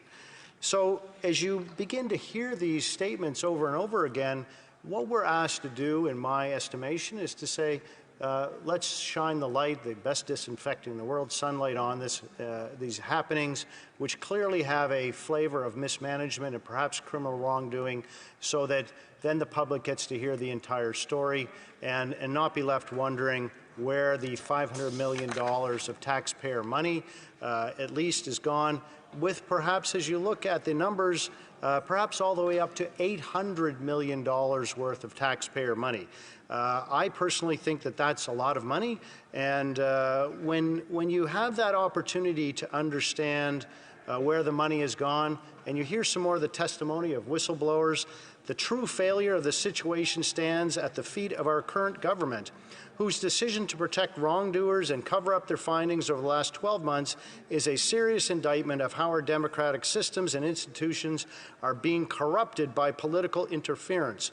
It should never have taken 2 years for the issues to reach this point, and what should have been a straightforward process turned into a bureaucratic nightmare that allowed SDTC to continue wasting millions of dollars and abusing countless employees over the last year. Now, that's from whistleblowers. So thank you very much, Madam Speaker, and certainly to take more questions related to this terrible, terrible situation. I thought the honourable member still had speech time. The honourable member for New Westminster Burnaby. Thank you very much, Madam Speaker. I appreciate working with the member on Health Committee. And this motion is something that the NDP is supporting. We believe in getting to the bottom of the STDC spending scandal. It's important to have that transparency. It's important to know how taxpayers' money was spent. And I wanted to flag, and the member has as well, the important work of the Auditor General and the Parliamentary Budgetary Officer, independent officers of Parliament. They get the straight goods to Canadians. This is vitally important. And we can never forget this, Madam Speaker, but it was forgotten during almost a dismal decade during the Harper regime, where the Harper Conservatives basically slashed funding to the Auditor General, slashed funding to the PBO, slashed funding to independent officers of Parliament. And we know why, Madam Speaker. It's because the Harper Conservatives didn't want us, unlike now where we're getting to the bottom of things, didn't want the Canadian public to actually know about their spending scandal. My colleague talked about the money involved here with the STCC being a lot of money, but it pales in comparison to what the Harper regime misspent. Just to flag a certain number of figures, Madam Speaker, the anti-terrorism funding, no paper trail, $3.1 billion, Phoenix Pay System, $2.2 billion, the F-35 procurement scandal, billions, the G8 misspending, $1 billion, the ETS scandal, $400 million, and I could go on, Madam Speaker. My simple question is, why do Conservatives say, do as we say, not as we do? Honourable member for Cumberland Colchester.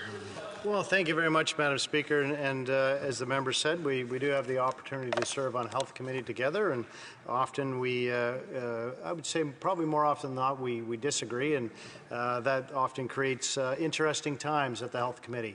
That being said, though, Speaker, we are all here today to talk about SDTC. That does not in any way limit the great work of the Auditor General, which of course came forward, and the Auditor General said that this SDTC gave $58 million to 10 ineligible projects that on occasions couldn't demonstrate an environmental benefit or the development of green technology. They also gave $334 million in over 186 cases to projects in which board members held a conflict of interest. And they gave $58 million to projects without ensuring contribution agreement terms were met.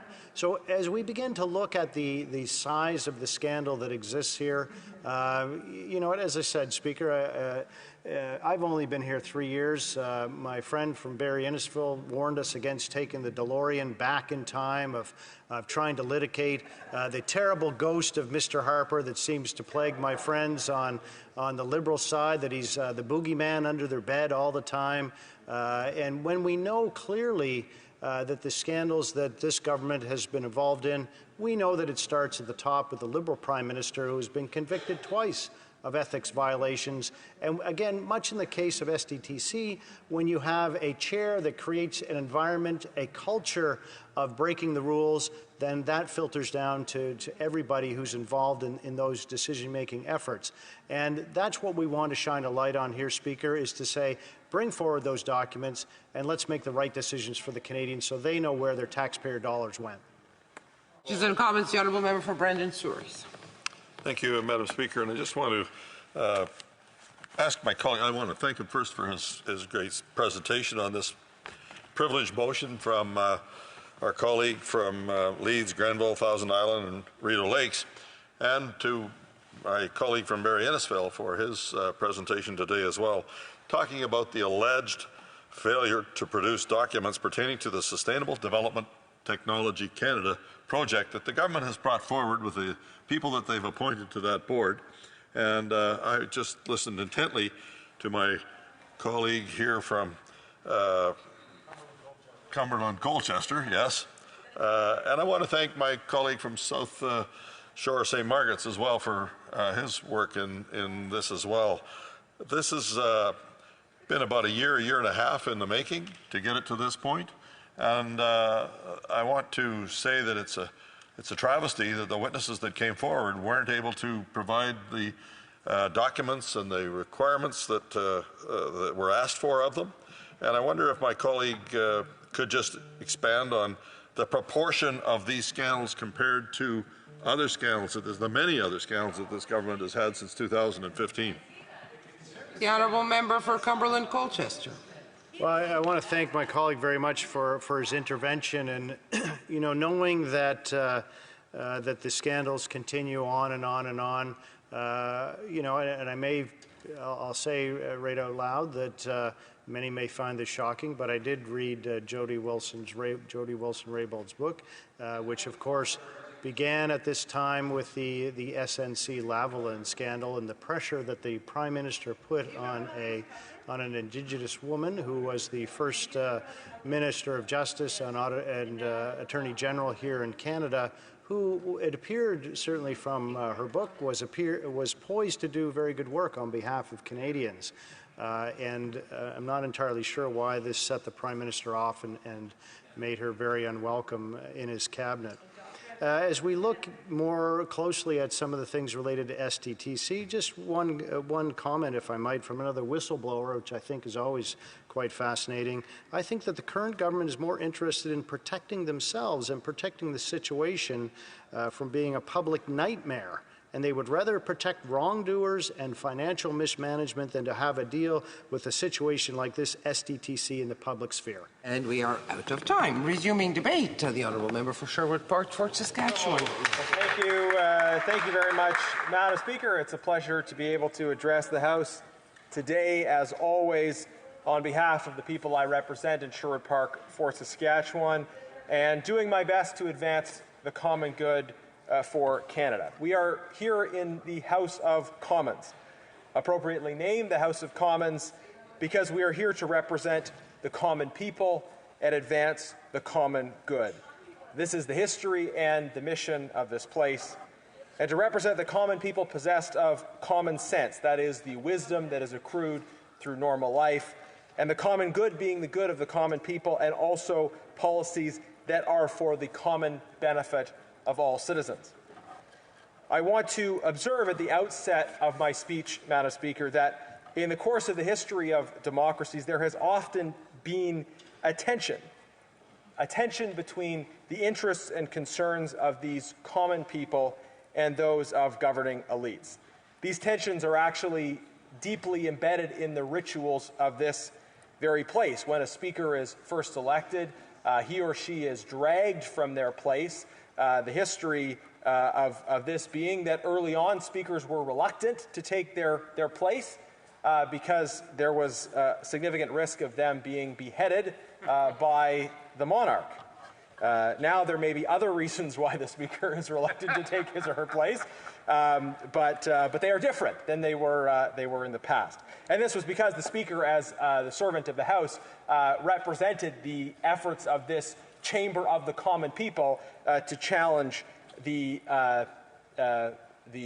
monarchy in its efforts to exercise what it saw as its own privileges.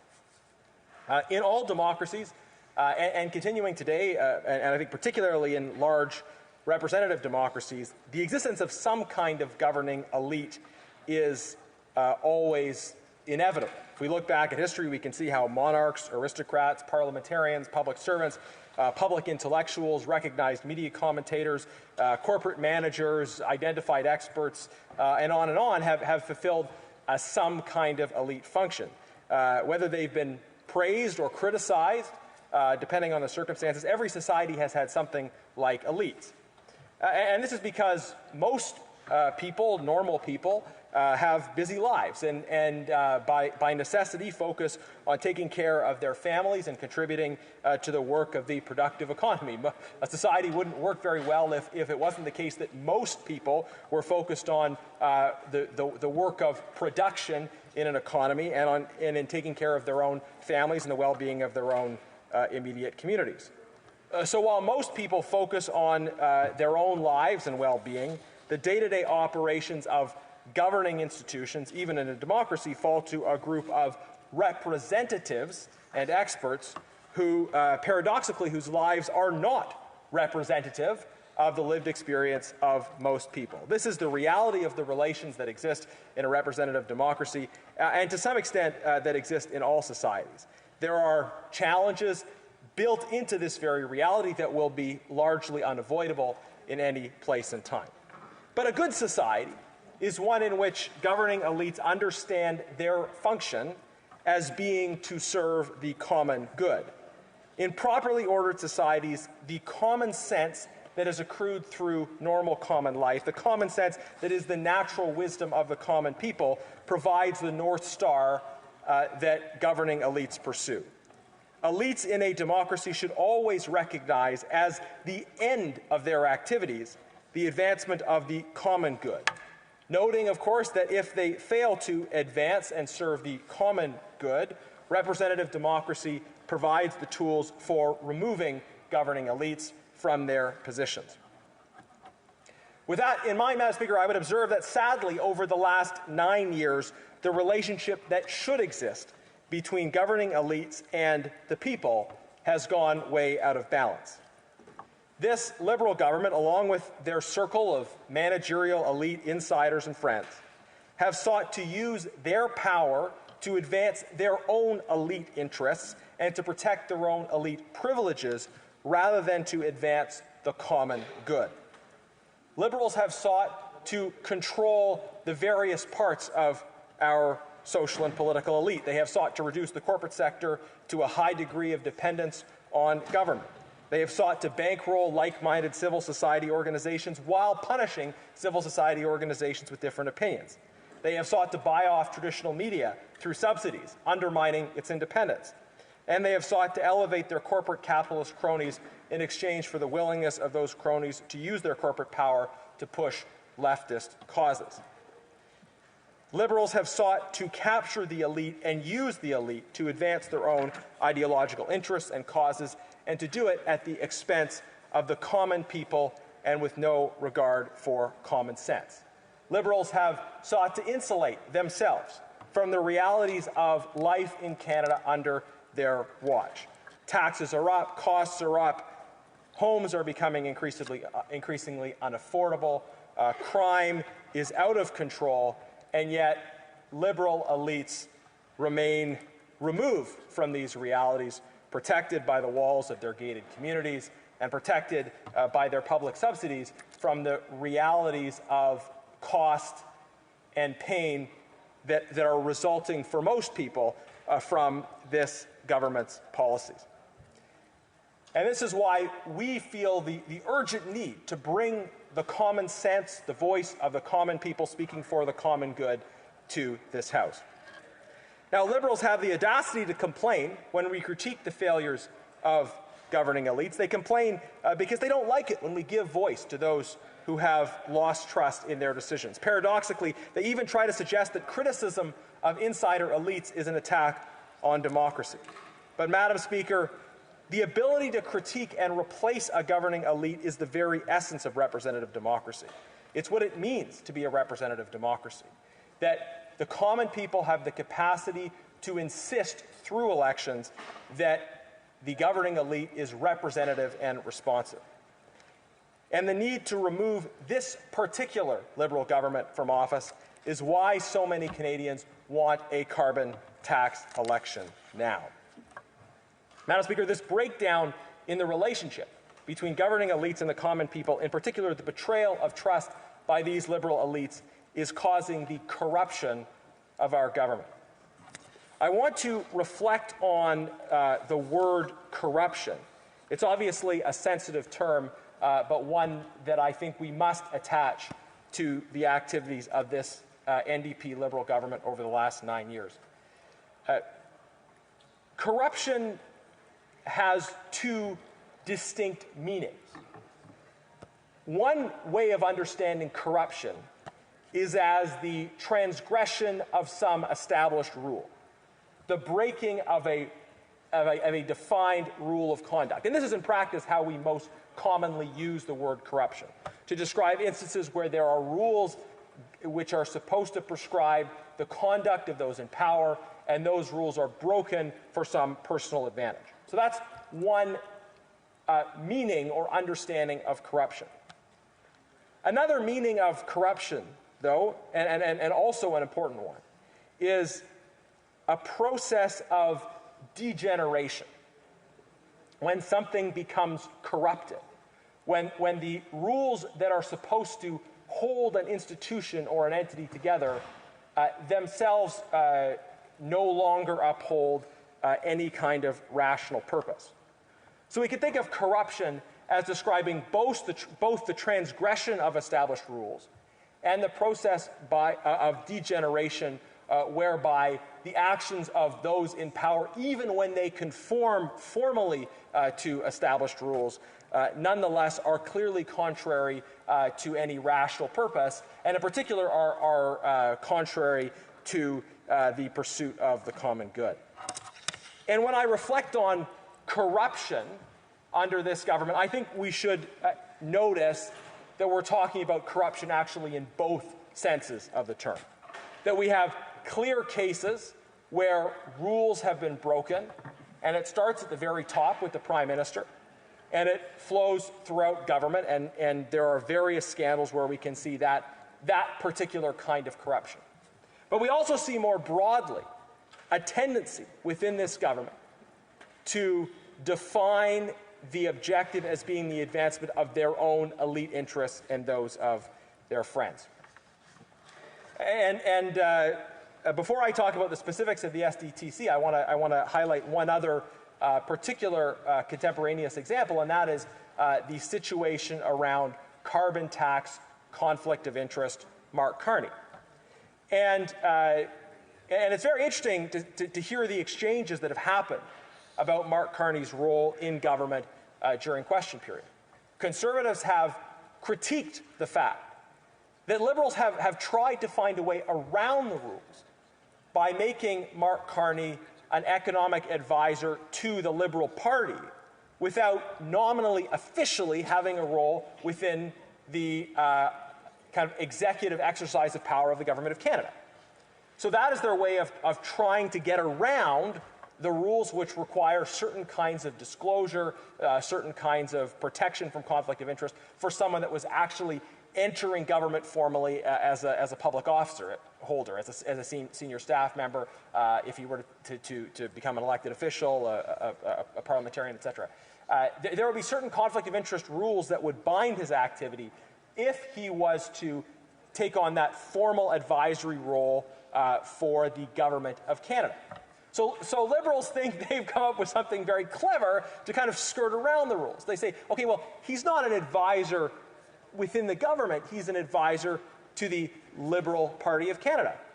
Well, most Canadians are aware of the fact, even if they don't like this fact, but the Liberal Party of Canada is in government.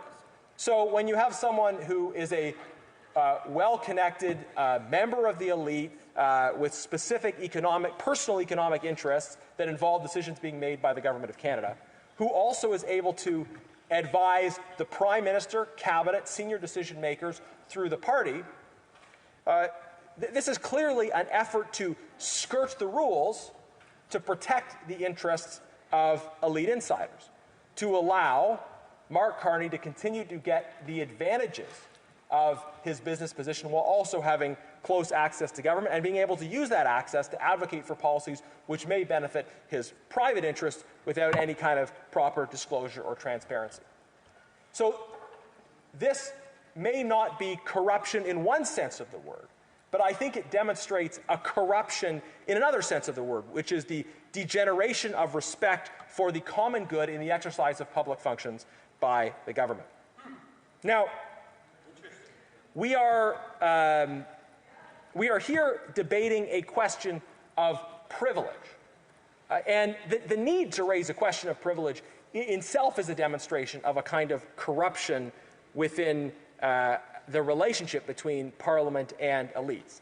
That is, questions of privilege have to be raised, not in every case where something inappropriate has happened, but in cases where there are, or Parliament has certain entitlements that it is not able to see fulfilled. So in this case, we're dealing with Parliament having ordered that certain documents be handed over, and the government has refused to hand over those documents. This is not the first time this has happened with the Liberal government. There have been many of these privilege issues raised at various parliamentary committees. I believe this is the second time that a question of privilege specifically relating to the government handing over documents to Parliament has had to come before the House.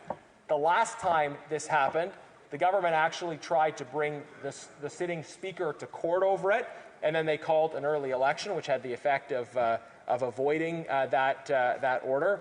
Then they made their coalition deal with the NDP, and the NDP covered for them to prevent the further request of those documents. I'm talking about the Winnipeg Lab documents affair. But there have been multiple instances where the government has refused to hand over documents, where officials have refused to appear, or insiders, be they contractors, other officials, have come to committee and refused to answer questions, point blank refused.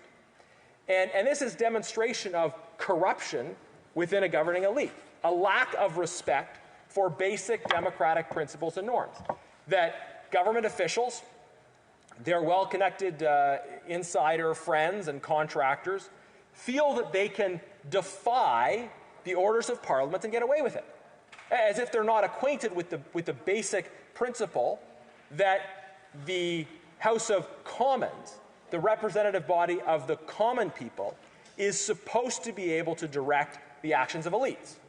So this is demonstrated. The fact that we've had multiple instances of people called to the bar, likely a third coming up, the fact that we've had so many instances of refusal to hand over documents, it demonstrates this basic problem that our governing elites, increasingly under this Liberal government, feel that they do not have to follow the direction of the common people's house, the elected representatives of the common people, the House of Commons. So this is a corruption of the proper relationship that should exist between governing elites and the common people. That is, the common people's house, the House of Commons, should be recognized as supreme in our system of government, and under these Liberals, it is not. They think that they can defy the direction of the House of Commons. And you'll hear in the debates, Liberals offer various reasons why they didn't like the motion that ordered the production of these documents. And they're welcome to that opinion. They're welcome to vote against motions of the House or motions at committee to order the production of documents. But whether they like the motion is a different question from whether or not they should recognize the supremacy of the House of Commons and the obligation of governing elites to adhere to the wishes of the representatives of the People's House acting in concert. Moreover, Madam Speaker, of course, we need to talk not just about how we got here with this privilege question or the broader issues of corruption in this government, but the outrageous and salacious details of this particular Green Slush Fund scandal. Now, what happened at the Green Slush Fund, very simply, Madam Speaker, is you had a group of elite insiders who were, on behalf of the government, allocating money to various companies. And outrageously, they were voting allocations of government money to their own companies. Now, in some cases, the person who is the direct beneficiary might step out of the room for that vote. In some cases, they didn't. The Auditor General found $58 million went to 10 ineligible projects. $334 million over 186 cases went to projects in which the board members held a conflict of interest.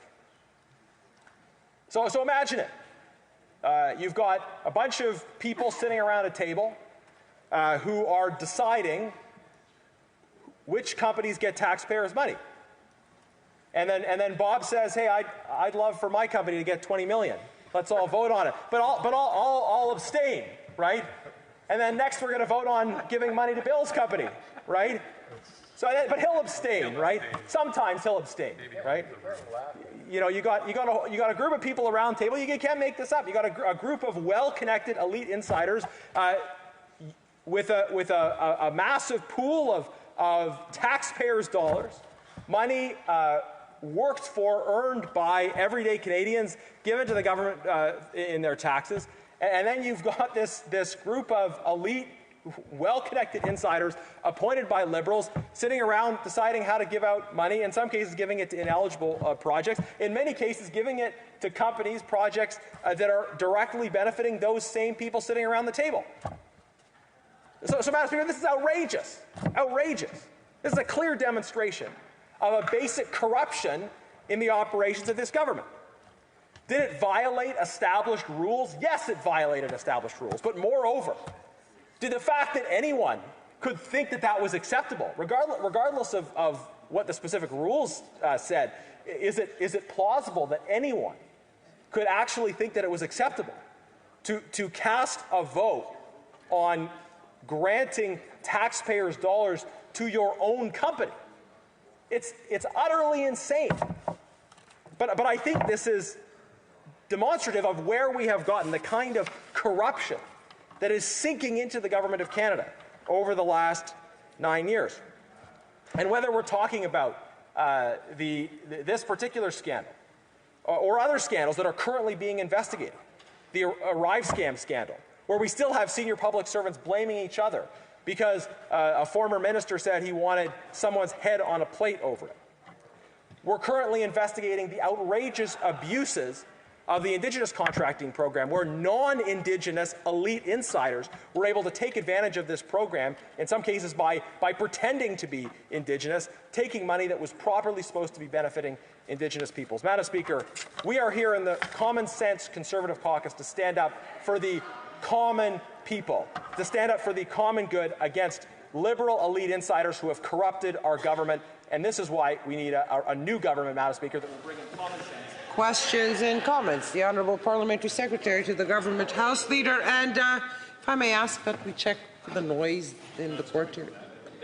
No. There was laughter coming from here.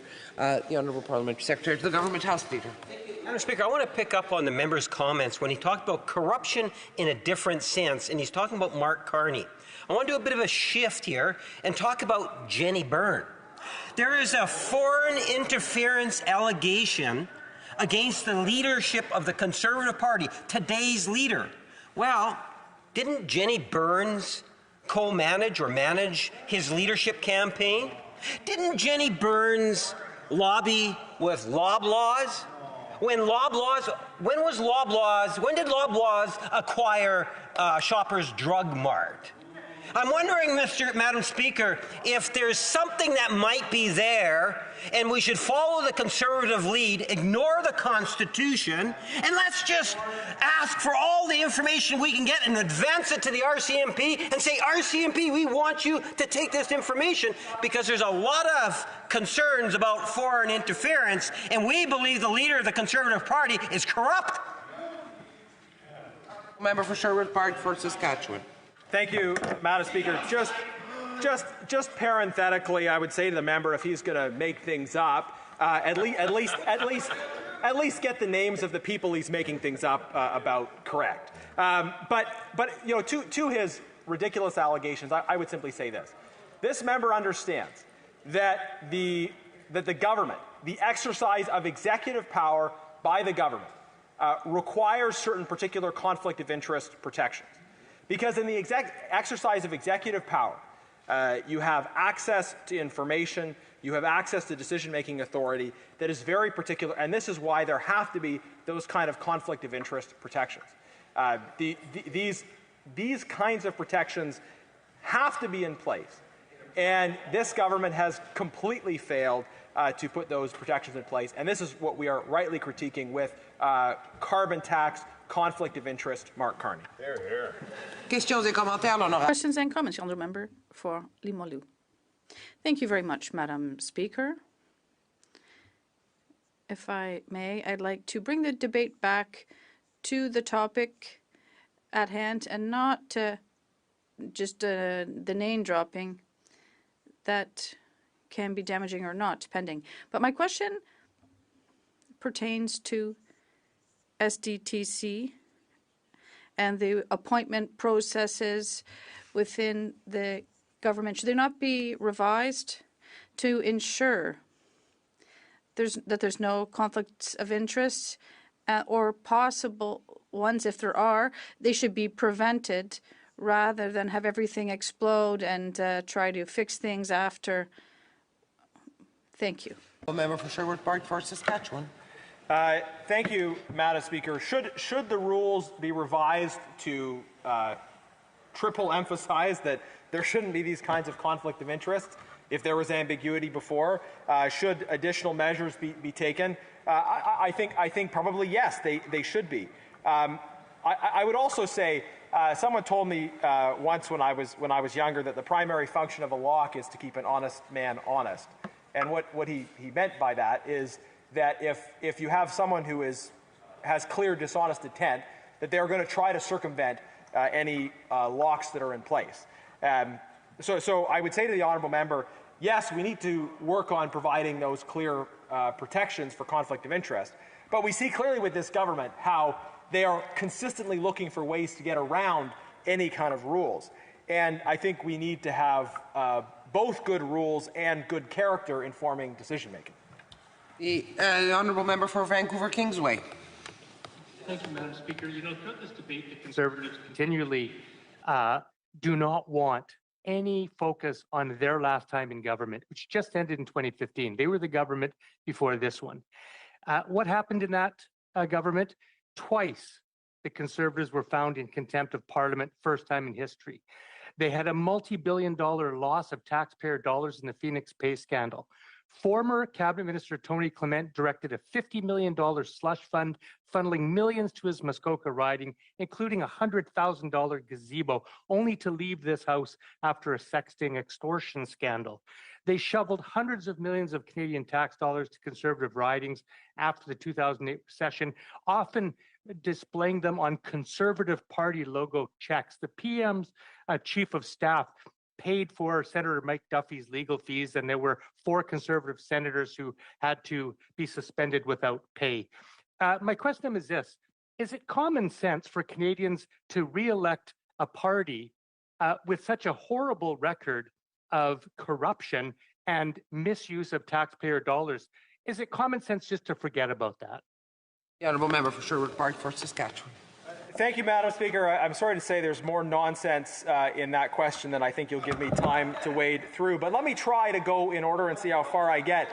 He said contempt of Parliament, right? So this was a motion from the opposition that the opposition parties voted in favour of that criticized the government. This was not a finding by some objective body. This was opposition parties voting an opinion in the government. So that happened, but it wasn't a demonstration of anything other than that the other political parties in this place were not keen on what Conservatives were trying to do. The Phoenix Pay system was launched by this government, and this government is responsible for the decision to push the button on that. Yes, Conservatives in government made spending decisions that benefited all parts of this country, regardless of who represented them. And what became the major focal point for the opposition parties was apparently a scandal about how money was paid back to the taxpayer in the wrong way. Madam Speaker, compare that to the scandals we're seeing under this Liberal government, where hundreds of millions of dollars not being paid back is considered a normal day under these Liberals. There is absolutely no comparison, Madam Speaker. And, okay, we have to have two more questions, and the honourable member for Barrie Innisfil, and then the member for it. Thank you, Madam Speaker. I do want to go back to Mark Carney, who absolutely loves the carbon tax.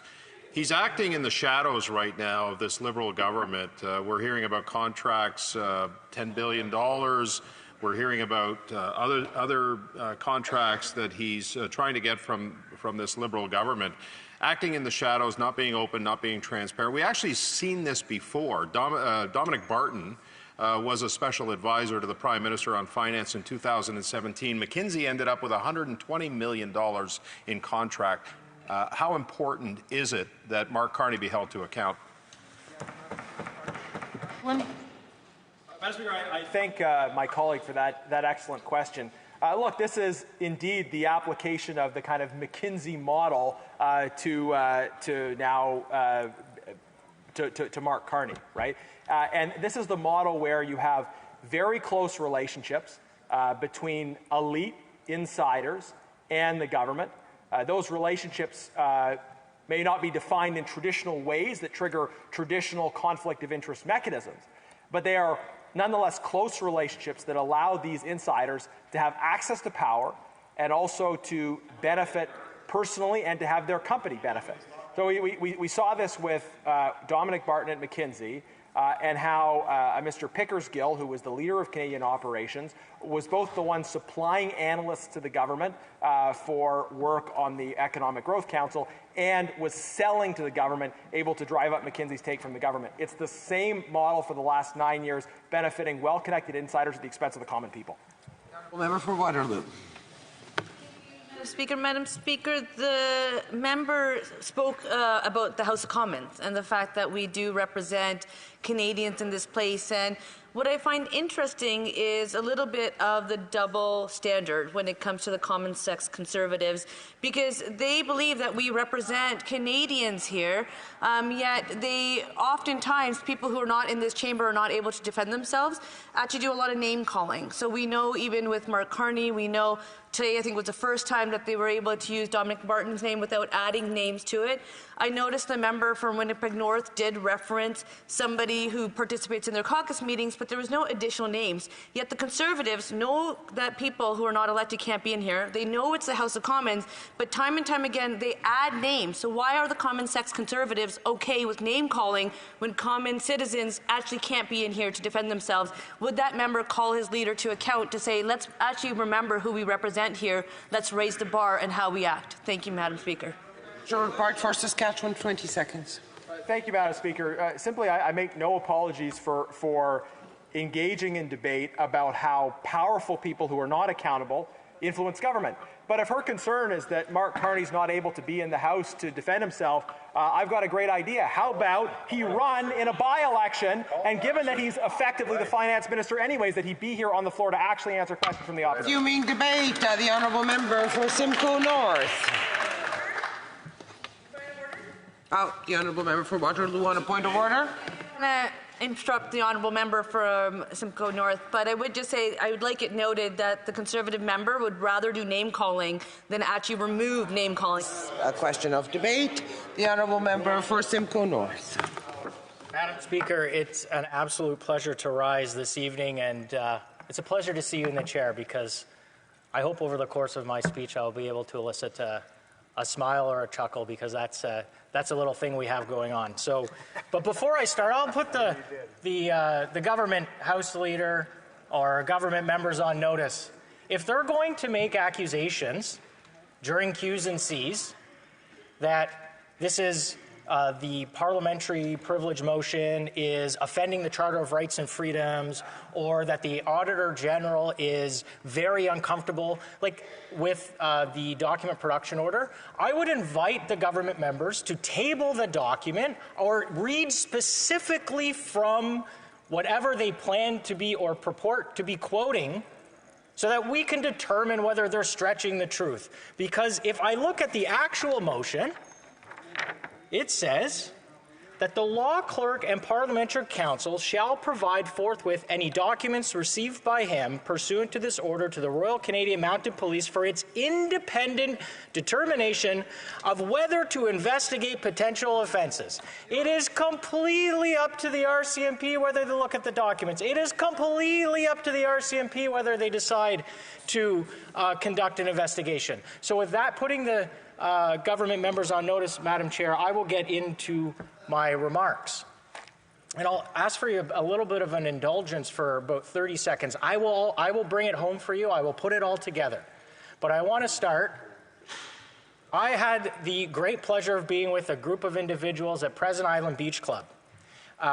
It was called Muskie Weekend. What do we do there? We share food, we share fellowship, and we share fishing.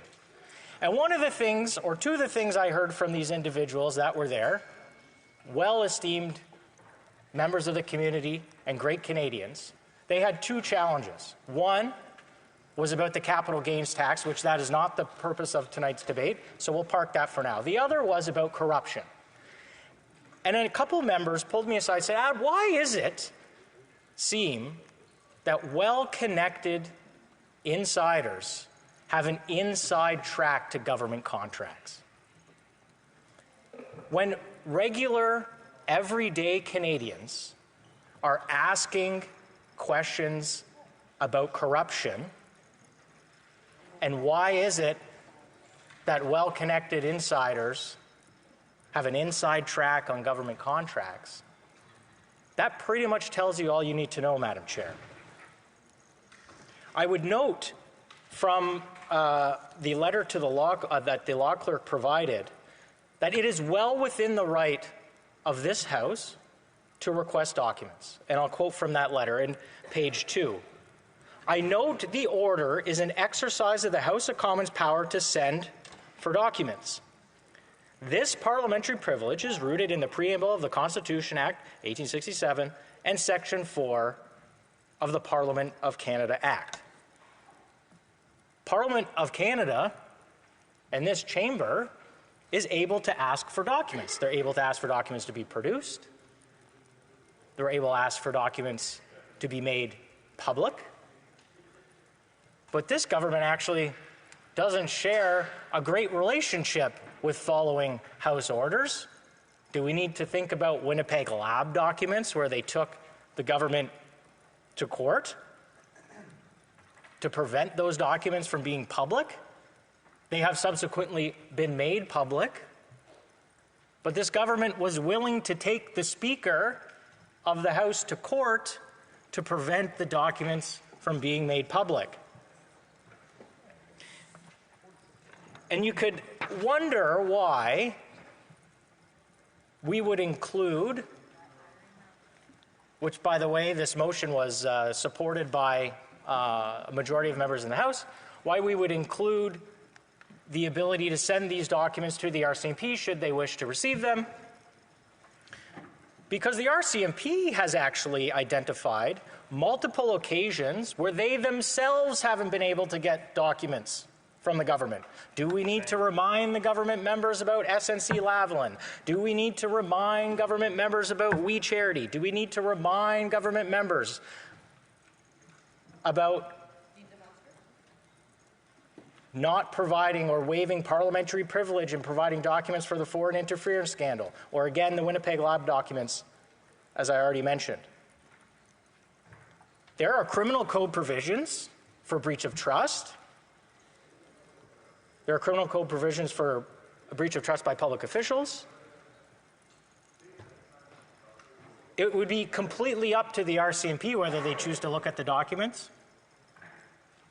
whether they choose to allow those documents to inform an investigation if an investigation exists. We are not confusing directing with making sure that the RCMP is informed.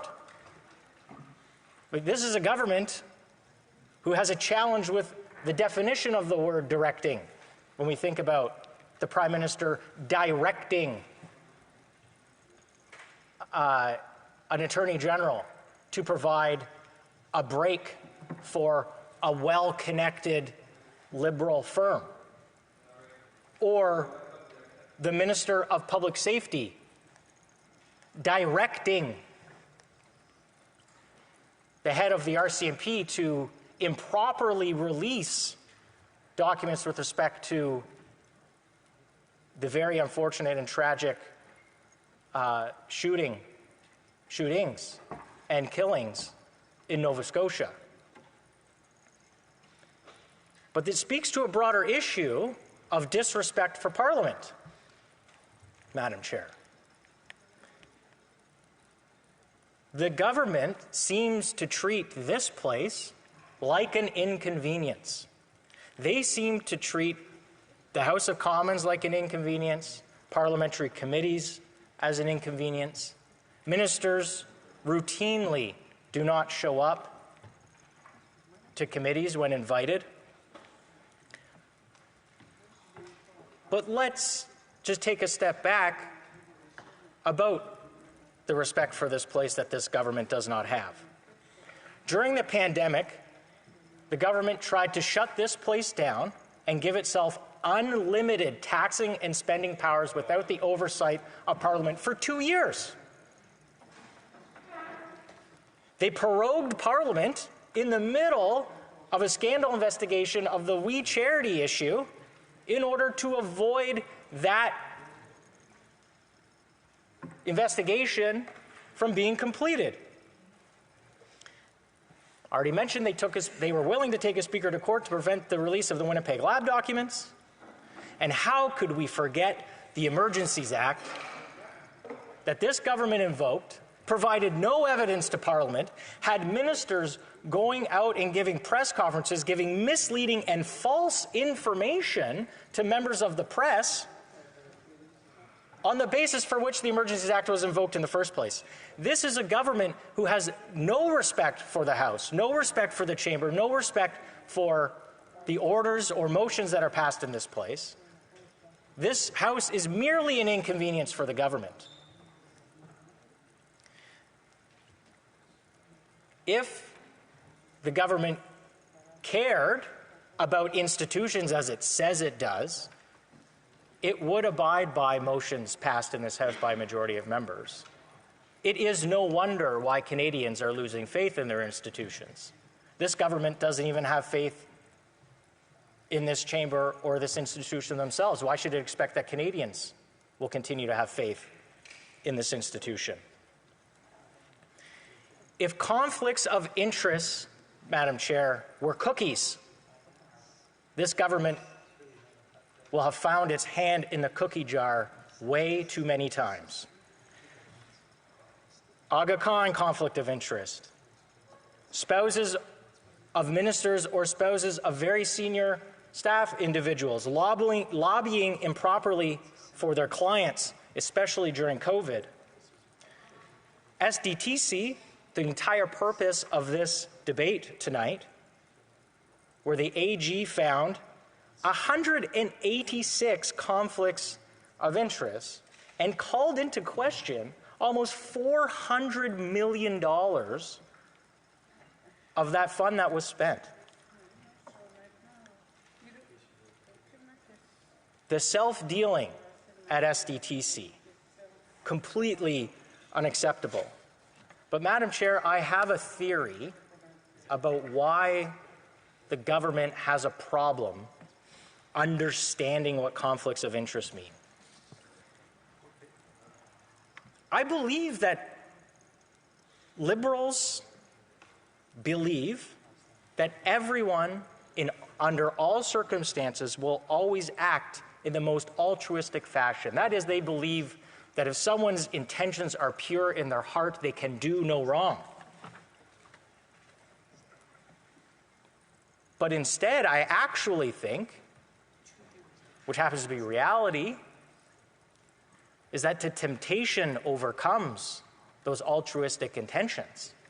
And conservatives believe that even though altruism and pure intentions are present, we have to protect against that temptation for people to act improperly. And it has nothing to do, Madam Chair, with whether there is an actual conflict of interest, even though we know the Auditor General has identified 186. It has to do with whether there's a perception of a conflict of interest. And there is no better example of this than when the Prime Minister tried to appoint Governor General David Johnston, as the special rapporteur. Governor Johnston, a very eminent Canadian, a wonderful person, a good man, a great Canadian, but very, very wrong for the choice of the role that the Prime Minister believed he could do. Why is that? Not because there was an actual conflict of interest, although there might have been an actual conflict of interest, but that there was a perception of a conflict of interest. When reasonable people ask, why are well-connected insiders getting rich?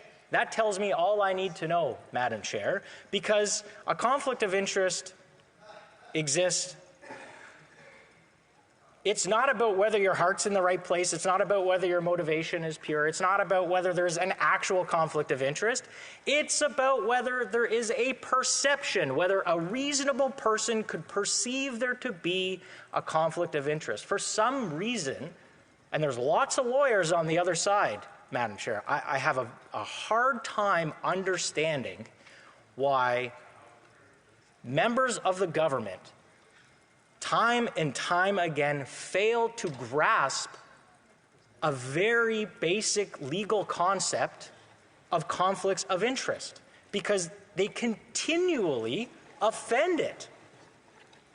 And it is a simple legal test. It's a question of law whether a conflict exists.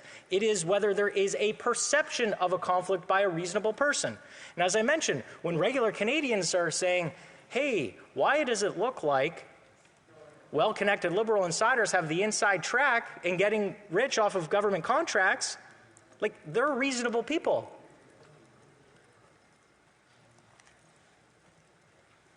In the United States, there's something called the False Claims Act, where whistleblowers can get financial compensation for pointing out frauds on the taxpayer that are then recovered, where money is recovered from these frauds that are perpetrated on the taxpayer. We should seriously consider whether Canada needs whistleblower protection laws like that enhanced such that they would provide financial compensation. Given the frauds that we've seen exposed, that the fact that the government did not support a very reasonable block bill on enhancing whistleblower protections. This is something we should look at, Madam Chair. Think about Arrive scam. Maybe we would have found about that sooner. Maybe we could have recovered government money sooner. Maybe we could have prevented more money from being wasted. But let's go back to SDTC for a minute and talk about the actual conflicts of interest that existed. As I mentioned, the Auditor General found 186 conflicts of interest, and an individual, and I don't enjoy naming individuals in this House, and I try not to on many occasions, Ms. Andre-Lise Matteau was a board member at SDTC. And to be fair to this individual, I've never met her. She, for all I know, is a very wonderful person, and she took on that role to do a great thing for the country when she was asked to sit on the board. But the Auditor General found conflicts of interest, that this individual was present and voting in favor of awarding money to companies where this individual had a financial interest. It would appear that the temptation to enrich oneself overcame the initial pure intentions. But it gets worse, Madam Chair. Even in the face of an investigation by both the Auditor General and an internal investigation, this individual, Ms. Matteau, was given a promotion. She was appointed to the board of the Canada Infrastructure Bank. Now, why would the government appoint an individual who is the subject of an investigation for self-dealing and conflicts of interest to another job? And the facts were well known to everyone at the time of the appointment. And even if they weren't well known to those people in government at the time, Madam Chair, those facts were made public eventually, and everybody knew. The government did not have to wait for the end of the investigation to see the documents that show that this individual was present in board meetings where she approved or were partially approved money going to companies in which she had a pecuniary or financial interest. Getting these documents is a right of this Parliament and this House and this chamber and all of us as members in this place to request documents. We've established that it is a right of this House to request documents. They can be made available to the media. They can be made available to the RCMP. When those documents are provided to this House, maybe some members will post them online. If the RCMP wishes to ignore them, that would be up to them. If the RCMP believes they may not be able to rely on those documents in an investigation, that's their choice. If a member from the Justice Department who's being consulted on a breach of trust or a breach of fiduciary duty or a breach of trust by a public official, which are criminal code acts, if they choose not to rely on those documents, that's up to them.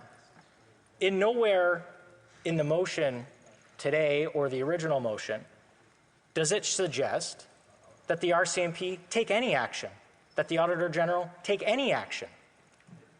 It is up to them.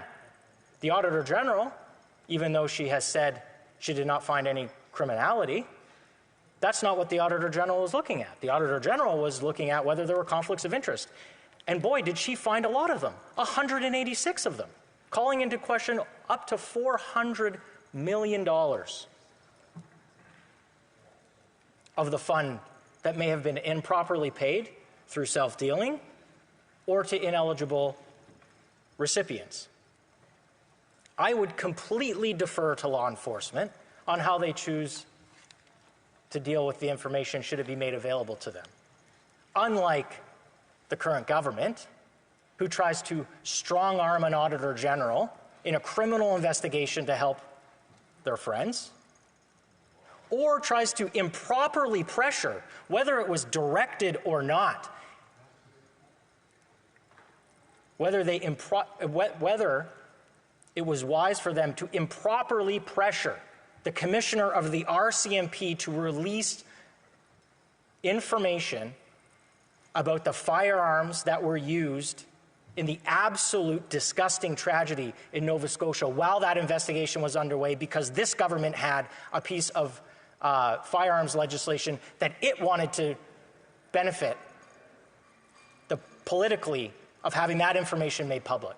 So, Madam Chair, I would welcome the government House Leader's questions on any of these matters. And if he wants, we could go back and forth for the full 10 minutes. Thank you, Madam Chair. Questions and comments. The Honourable Parliamentary Secretary to the Government House Leader. Madam Speaker, I'd be happy to go back and forth for a full 10 minutes and give him leave to do so. Having said that, Madam Speaker, I don't think the member really understands in terms of what it is that the Conservative Party is asking. You see, the government understands in terms of what has taken place in the need to do things such as freeze the funding, replacing the board, having the 2 internal audits, recognizing that the Auditor General has good recommendation and supports those recommendations. And we will ensure that there's a consequence to those actions. The issue at hand is the motion that says the Conservative Party of Canada believes that they should go gather all the information through the privileges of the House and then submit it directly to the RCMP.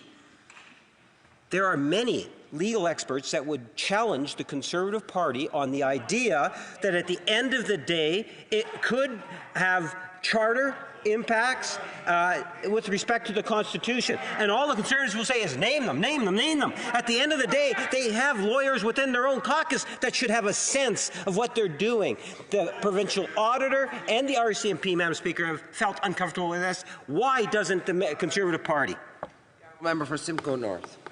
I invited this member before my speech started to actually bring a quote, to bring a fact where he could rely, and he did none of that. He couldn't even name an expert that would back up his point. He just says there are experts that might. Oh, there's experts, lawyers in the Conservative caucus. Well, there's a lot of lawyers in the Liberal caucus, and they've been real quiet on what it means to be in a conflict of interest. So, Madam Chair, I welcome additional questions from that member. I always enjoy getting on my feet to answer them, no matter how unbelievably out of touch they are. L'honorable député Joliette. The Honourable Member for Joliette. Thank you, Madam Speaker. I thank my colleague for his speech. All foundations, like this one, were founded at the end of the 90s. It was Marcel Mentier's idea. He was part of Jean Chrétien's Treasury Board. The government chose to impose austerity on provinces by cutting transfers by 40%. Then Ottawa ended up with surpluses. It didn't look good on the financial statements at the end of the year, so they set up these corporations with the issues that we know. The Auditor General at the time, Shayla Fraser, published a report that was truly scathing, damning to the government. That was in 2005. Here we are. It's 2024. Can we just put an end to all of these foundations once and for all? Thank you, Madam Speaker. Madam Chair, merci beaucoup pour mon ami. I thank my friend on the Finance Committee, who does an excellent job on that committee. I think we have a great working relationship together. And he raises a very interesting point. These myriad of separate funds and boards of directors and organizations that give money out invite conflicts of interest, corruption, and I think he raises a good point. I think we should consider whether we should have all of these organizations, all of these institutions who have that kind of significant control over the public purse. Thank you, Madam Chair. Questions and comments, the Honourable Member for Skeena-Buckley Valley. Thank you, Madam Speaker, and thanks to my colleague from Simcoe North for his remarks on an amendment to a motion that I believe we're supporting, which is a good thing. But my question is at a bit of a higher level. He did an excellent job of enumerating this Liberal government's many ethical breaches, and we've heard other colleagues in this House, both colleagues from the NDP and across the way, list the many ethical breaches of the former Conservative government. For an average citizen who's watching this debate and who's reflecting on successive Liberal and Conservative governments that seem to have trouble acting ethically, what are they to take away from that? And is one of the messages that the protections against such ethical breaches are not strong enough? Is that one of the messages that people should take away from watching successive Liberal and Conservative governments not act in the public interest and in fact break the very ethical code that is supposed to govern this place? Well, member for Simcoe North. Thank you very much, Madam Chair. That question from my honourable colleague was a very good one. And I'll quite simply say, if anyone breaks the law, there should be consequences. If everyone breaches the Conflicts of Interest Act, there should be consequences. If anyone breaches the public trust under the criminal code, they should be charged. Does it matter to me what party that person belongs to? It doesn't matter to me what current position they hold or held or might hold in the future. If there is the breaking of a law or the breaching of public trust or a breach of the Conflict of Interest Act, there should be consequences. And by the way, Madam Chair, I will add, I support fully increasing the penalties for those breaches of public trust or in the Conflicts of Interest Act. Thank you, Madam Chair. The Honourable Member for Edmonton Manning. Thank you, Madam Speaker, and congratulations to my colleague from Simcoe North for very, very detailed and thoughtful speech about an important issue.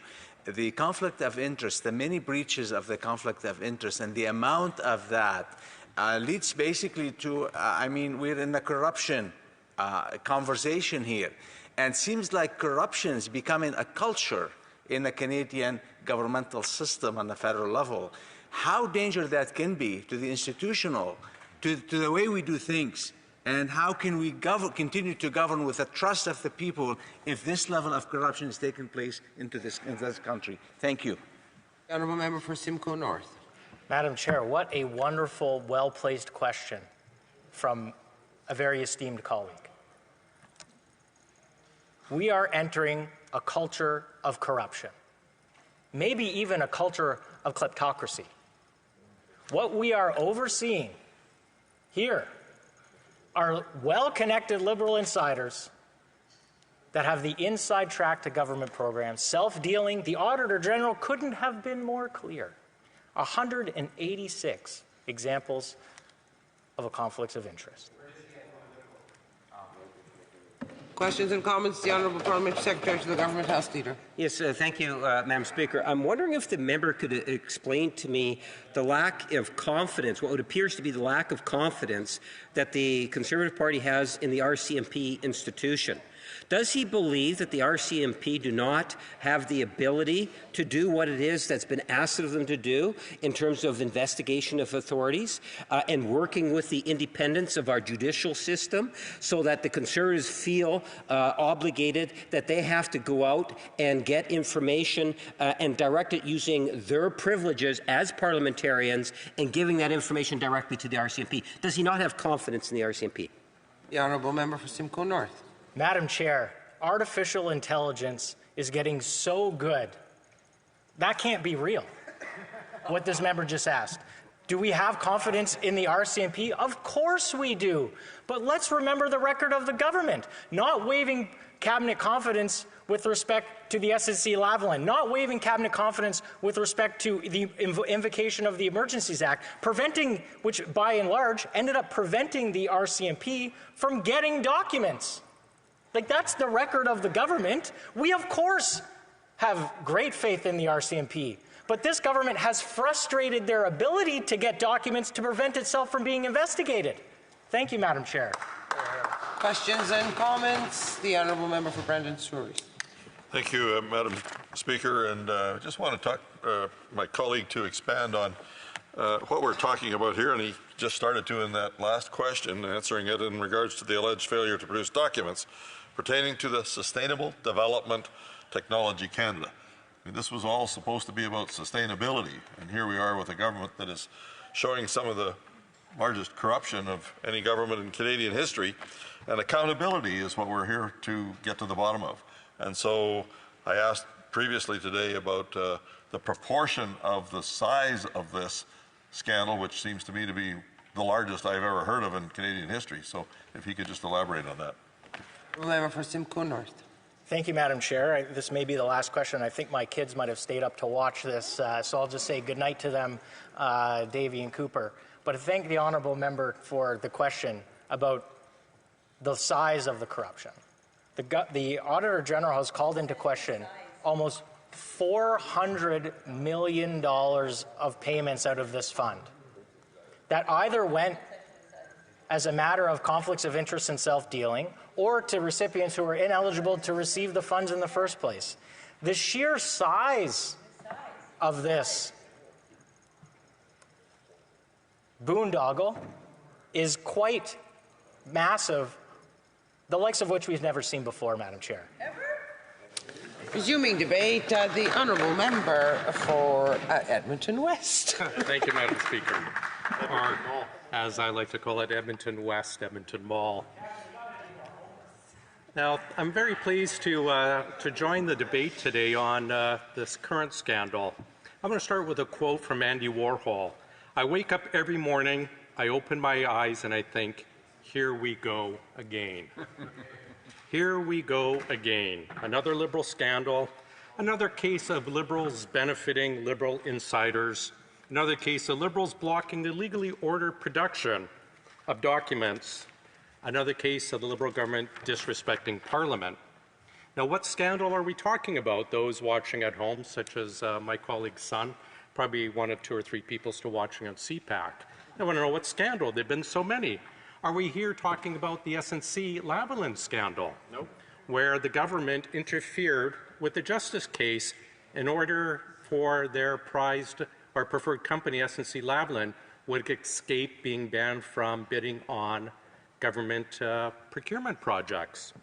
Are we here talking about the We Charity scandal? We all remember that, where they used taxpayers' dollars to hire and pay off the Prime Minister's family, using taxpayers' dollars to bail out the broken company of the creepy We founders who were famous Liberal Party promoters, where the new Quebec Liberal lieutenant, the current member or the current Minister of Procurement, who was the Treasury Board Minister at the time, broke and violated the Official Languages Act to ensure a sole source $950 million contract was given to We Charity. Think about that. Newly promoted to those in Quebec, the man from the government who's supposed to be representing Quebec interests violated the Official Languages Act to ensure a unilingual company of We Charity, friends of the Prime Minister, got a sole source $950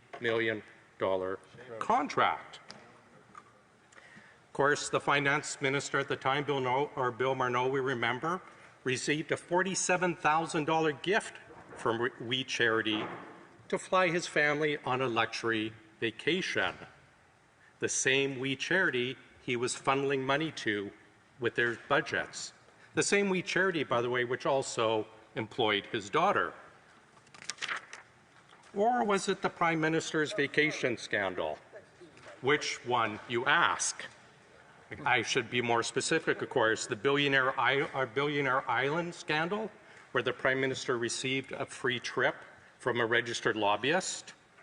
Or perhaps the surfing holiday scandal, the very first day that officially recognizing Truth and Reconciliation Day, the Prime Minister heads off to Tofino to go surfing. Or perhaps it's the most recent Christmas Jamaica scandal, where the Prime Minister went on vacation, a $9,000 a night gift he received from a friend who also is, of course, a donor to the Trudeau Foundation. Luckily, this time, it wasn't a Trudeau Foundation donor who was linked to the PRC that we know of. Is it perhaps the ArriveCan scandal, where the government gave millions to companies to do no work for an app that didn't work? An app that sent 10,000 Canadians, by mistake, into quarantine. When we had the government in committee, in Ogo, the operations committee, the mighty Ogo, we actually heard they didn't even test the app upgrade that they paid millions for before releasing it, inflicting it upon Canadians, sending 10,000 into quarantine by mistake. I would like to continue with some of these scandals. How much time do I have for this speech, Madam Speaker? 15 minutes. Oh, I only have 16 more minutes, so I don't have enough time to cover the rest. So I'm going to move on. I'm going to talk about the Green Fund spending scandal. But wait, again, you ask which one? Only the Liberal government could actually have a scandal with subsets to it. We're actually looking at 3 different green spending scandals right now. There's a Scandal A, a Scandal B, Scandal C. There's the Environment Green Grants Audit scandal, where the internal audit audited the grants and contributions of the Department of the Environment. We found millions given to super profitable companies who have been cited for massive pollution problems, and yet the government's giving out millions to them. In fact, I've got the last couple here. Rio Tinto, which is worth billions of dollars, received millions from this from the Liberal government with very little oversight. Lafarge Canada, another foreign company, receiving millions from the government, again without oversight. We found out through the audit, they actually also funded, subsidized foreign universities in the U.S. U.S. universities with billions in their endowment, taxpayers, through the Liberals, decided we're going to subsidize those universities. Actually gave money to a foreign country to study fauna, and I think it was New Zealand. What that has to do with the Canadian environment is beyond me. But what we found out through the audit is that they did not provide proper oversight and governance. Then, of course, we have the Green Net Zero Accelerated Fund scandal, as shown from the Environment Commissioner, who works with the Auditor General. $8 billion of Canadian taxpayers' money. At the same time, in my writing, we have an association, not-for-profit charity, called the Veterans Association Food Bank. They serve veterans, RCMP veterans, police veterans.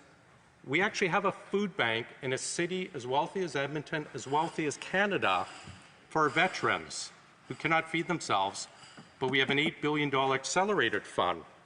The Auditor General reports that the Liberal government didn't track value for money and did not track the ability of any of these companies receiving $8 billion, whether they were actually using the money to reduce greenhouse gas emissions. Think about that, $8 billion to accelerate the reduction of greenhouse gas emissions, but we're going to give it to companies, but we're not actually going to ask them to prove they're using the money to reduce greenhouse gases. 12 of the 17 companies provided 0 plans to actually reduce greenhouse gases. Comment from the Auditor General Office to the Environment Commissioner: due diligence was not followed by the Liberal government before shoveling Canadian tax dollars out the door. If you think about that, billions of dollars given away. We actually looked through, we got a list of just 8 of the companies that received money through this who had not provided any proof that we're going to use taxpayers' money to actually reduce greenhouse gas emissions.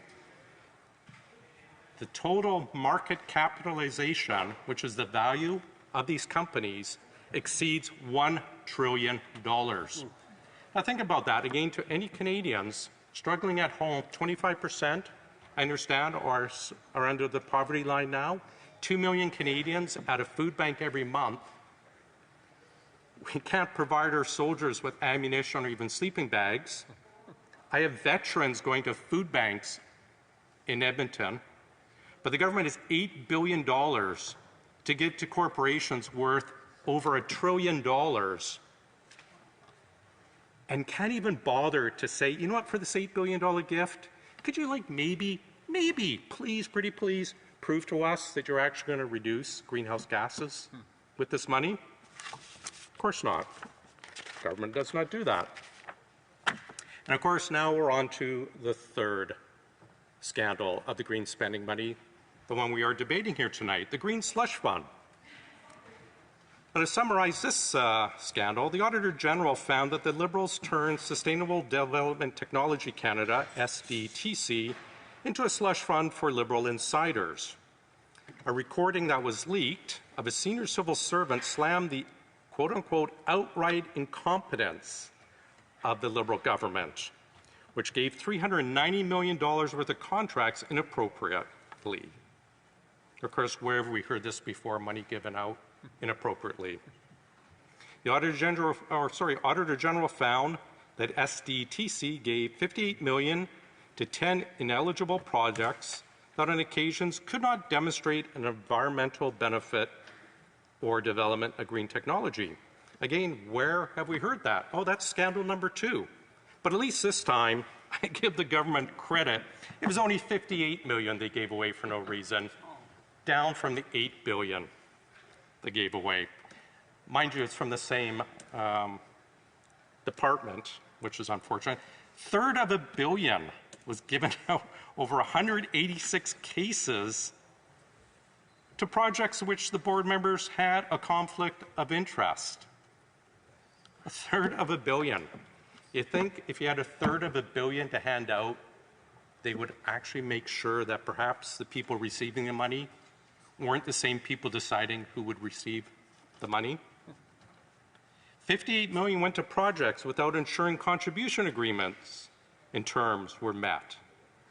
This is the same issue we had with the audit of the administration of grants and contributions from Environment Canada, where money was given out without any oversight or without proper oversight. To quote from that report, the structural and strategic foundations needed to support the program delivery model, such as governance, processes, systems, compliance framework, training capability, building, etc., did not adapt in a manner that effectively supports the scale and complexity of the number of programs.